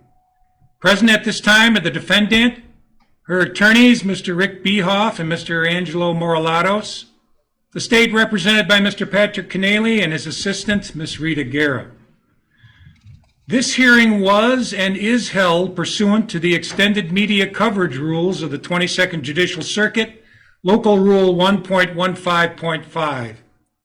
Extended media coverage was allowed in this proceeding for the important purpose of providing the public with an opportunity to view the workings of their court system. In many ways, this has been a unique and difficult experience for McHenry County courts. And therefore, I'd like to thank the state's attorney's office, defense counsel, members of the media, and especially our court staff and our local media coordinator for their hard work and cooperation under these trying circumstances. I would also take this opportunity to remind spectators that there will be no discussions and no demonstrations of approval or disapproval during court sessions. Initially, this court notes that it is bound by rules of law and must not be influenced in any way by sympathy, prejudice, or passion. As such, the court must specify exactly what actions of the defendant are before this court for sentencing. In other words, what did Ms. Cunningham plead guilty to, and what were the actions and offenses that this court should consider in sentencing her? First, the court is aware that there was a specific partial negotiated plea in this case that included a sentencing range that was submitted to this court and to which the defendant pled guilty. Although Ms. Cunningham was initially charged by the state with a variety of offenses and a 20-count indictment, she entered her plea to a single charge. One of the other counts dismissed by the state charged her with intentional murder. To the terms of the partial negotiated plea, the intentional murder count, along with all the rest of the initial charges against Ms. Cunningham, was dismissed when the defendant pled guilty to count 2 of the indictment. As a result, Ms. Cunningham did not plead guilty to intentional murder and is before this court only on count 2 of the original 20-count bill of indictment. Count 2, the charge to which she did plead guilty, states that the defendant, quote, struck AJ Freund on or about his body, knowing that said acts created a strong probability of death or great bodily harm to AJ Freund, and did thereby cause the death of AJ Freund. Additionally, the charge of murder set forth in count 2 of the indictment was originally described as, quote, exceptionally brutal or heinous behavior indicative of wanton cruelty, unquote. That finding could have led to a sentencing range of up to natural life in prison. But, as a result of the partial negotiated plea agreement, that description was removed from the indictment. The original charge of exceptionally brutal or heinous behavior indicative of wanton cruelty is thus no longer before this court. The court is also aware that under our law there are 3 separate definitions of first-degree murder. First, if a person intends to kill another or do great bodily harm. Second, if a person knows that his actions create a strong probability of great bodily harm or death. And third, if a person is attempting or committing another forcible felony, sometimes known as the felony murder rule. Each of these 3 definitions carries with it a different connotation of murder. Still, under our law, they all have the same potential sentence range, not less than 20 nor more than 60 years of incarceration. However, within that sentence range, courts must be cognizant of the type of murder case that comes before them. Here, the defendant did not admit to or plead guilty to intending to kill her son, and she did not admit to or plead guilty to the original count 2 charge of exceptionally brutal or heinous behavior indicative of wanton cruelty. What she did plead guilty to was that she knowingly did certain actions which created a strong probability of great bodily harm or death to AJ Freund. What were these actions?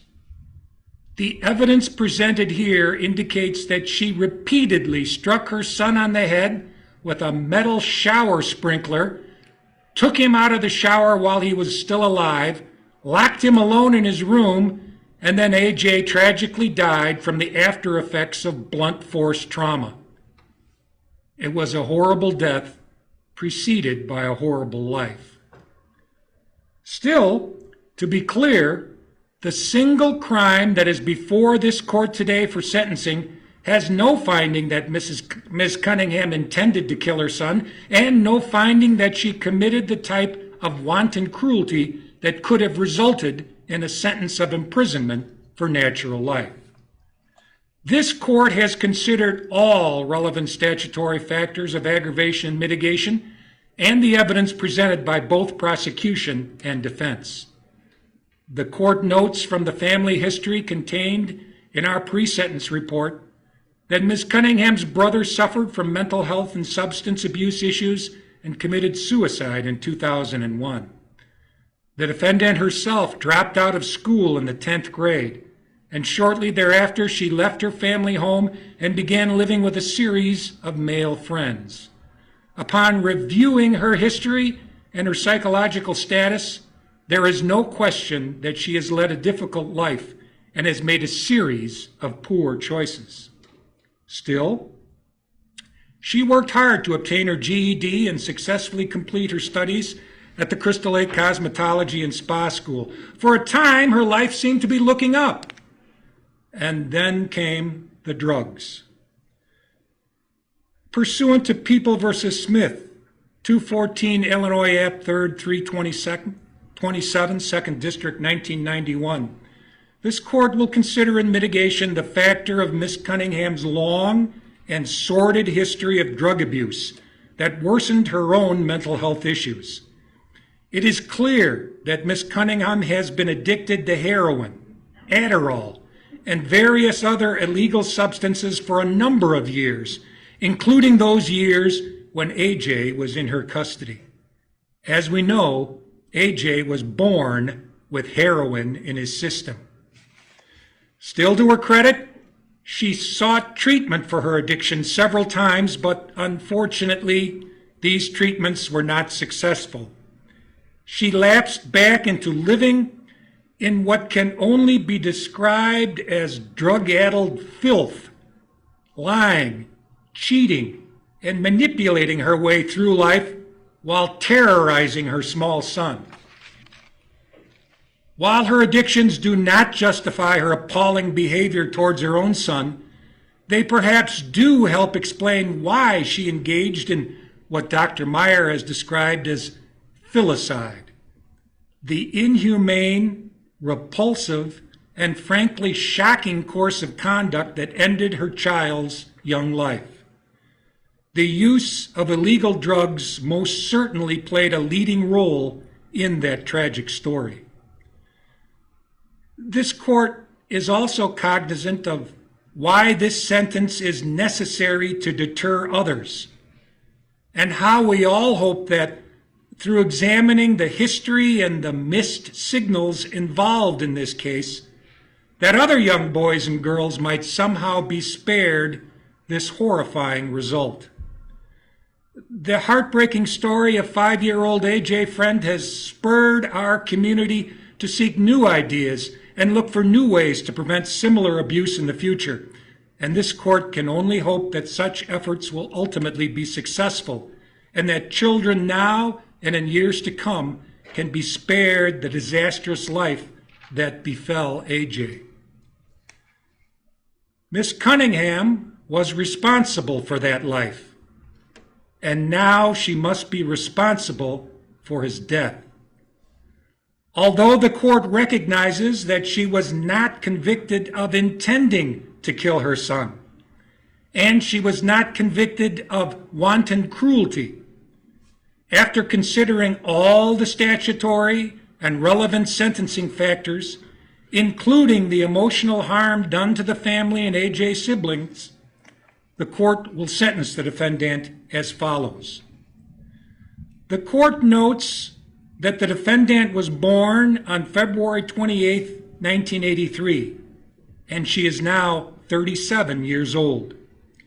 She is hereby sentenced to a determinate period in the custody of the Illinois Department of Corrections of 35 years, to be served at 100% without statutory time credit reductions, except for time actually served. And upon the expiration of that sentence, she will serve an additional term of 3 years of mandatory supervised release. Ms. Cunningham shall henceforth be considered a violent offender against youth and shall be required to register in accordance with the Child Murder and Violent Offender Registration Act of the state of Illinois. This court takes judicial notice of its court file. Based on the defendant's status, the court finds the defendant is eligible for a waiver of criminal court assessments and waives public defender fees. Do we have the financial statement? We do. Can you please give that to the defense? Yes, sir. Ms. Cunningham, you are hereby given a copy of your court-ordered assessments and financial obligations in this matter. The court will take judgment on remaining statutory fines, fees, and assessments.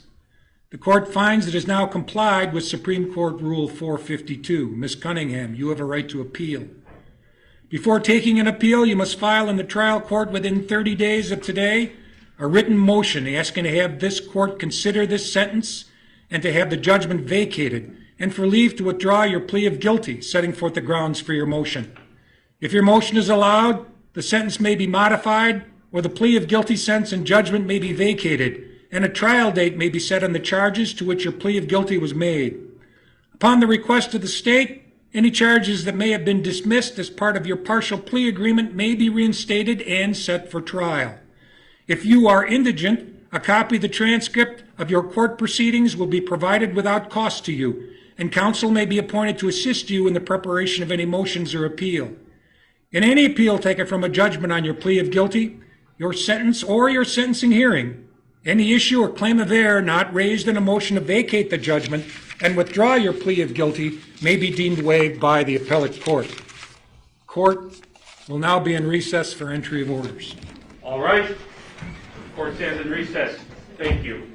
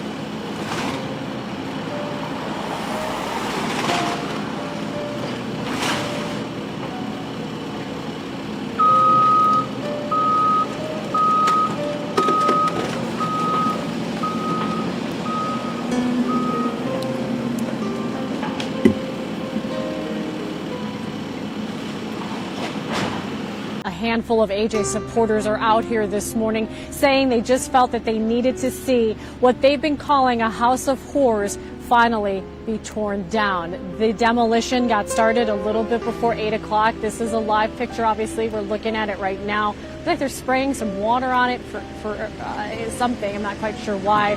But you can see the half of the house is already really been torn down. This has just been an eyesore for the Crystal Lake community for a very long time. Let me show you this little boy's sweet face. This is AJ Freund.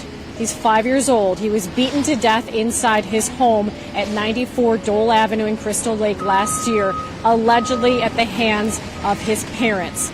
Both are now charged in the case. This is the final chapter for this cottage-style house at 94 Dole Avenue. Little AJ Freund was brutally murdered here. Andrew Freund Sr., you'll recall, last year had reported his son missing. 6 days later, the boy's body was discovered in a shallow grave in Woodstock, and Andrew Sr. and the boy's mother, JoAnn Cunningham, were arrested. Information released later told a horrible story of abuse, at one point alleging the boy was ordered to stand in a cold shower as punishment. That is why this case has been so heartbreaking to the Crystal Lake community and beyond. Here's what one woman had to say as she watched from across the street see this demolition today. Every place I'll come to you. Find the sun.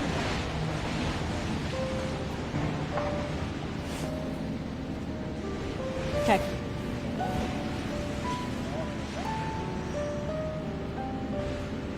Back out here live. This is, it's just unbelievable. We're seeing just an entire house come down, the final chapter in just an absolutely horrible case of child abuse here in Crystal Lake. It's a lengthy process to get to this point. The city's attorney telling us they had to work with the utility company and others for clearance to go ahead with this demolition today. Back to you in studio.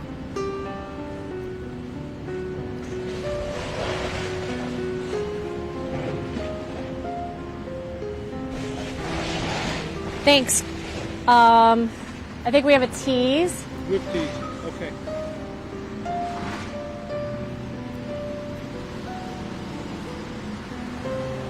Probably house will be gone when we do the 9. Yeah, I'd imagine so. Look at that. No, I think it's fine. Oh my gosh, look at that. That's a fireplace brick. I got this Eagle copy. The chimney's thick. It's like furniture and stuff up there. Yeah. Oh yeah, we're still left of it. Oh my God. It was full of mice. They're probably running for the hills. It was full of mice. You could see it? No, I was told. Oh.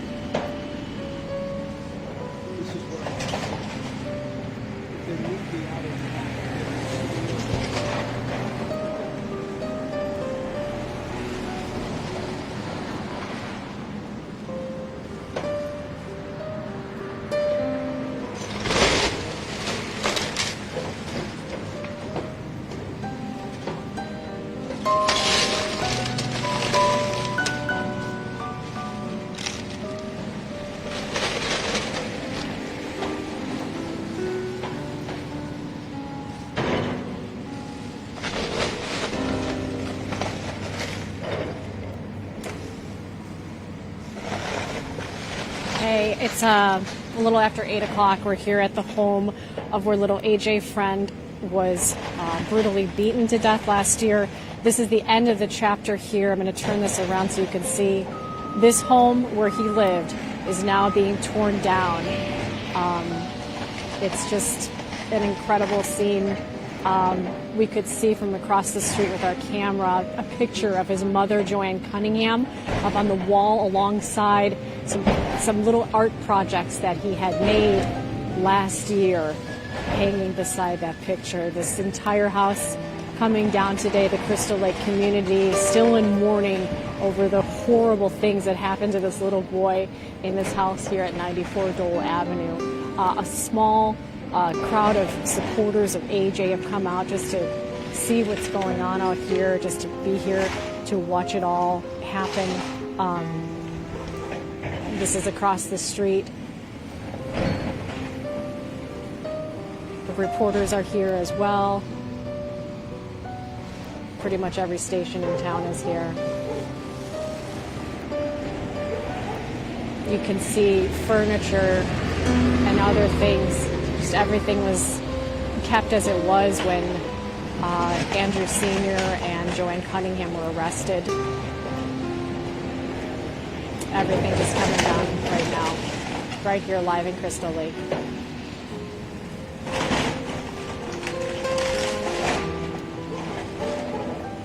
It's just so sad to think about what happened to this little boy.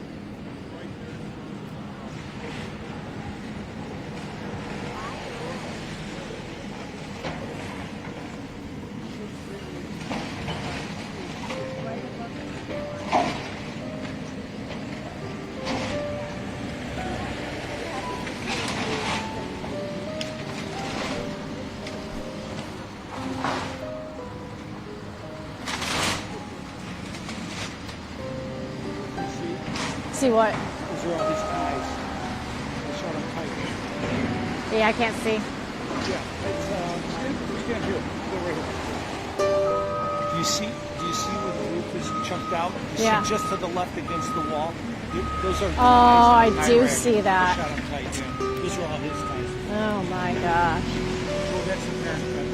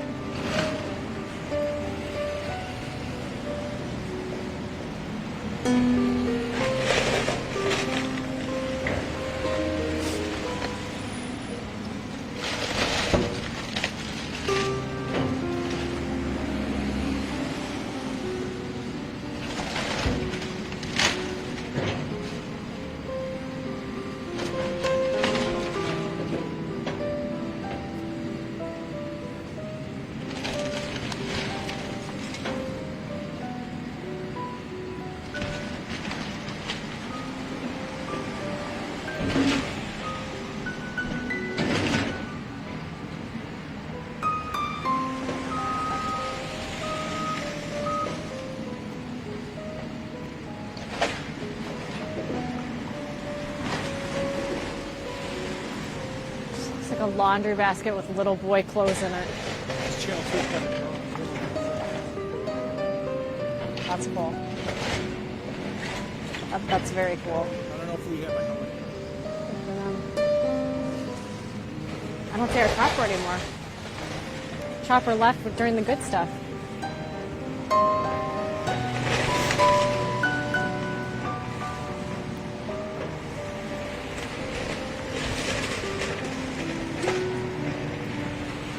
Yeah, I might as well wait to do my teas because, like, it's gonna look stupid, right? Yeah, It won't, well, it's going to be gone. I could just pan the camera this way. I would do that. Just so you don't see the house. Let's just wait 5 minutes. It's fine.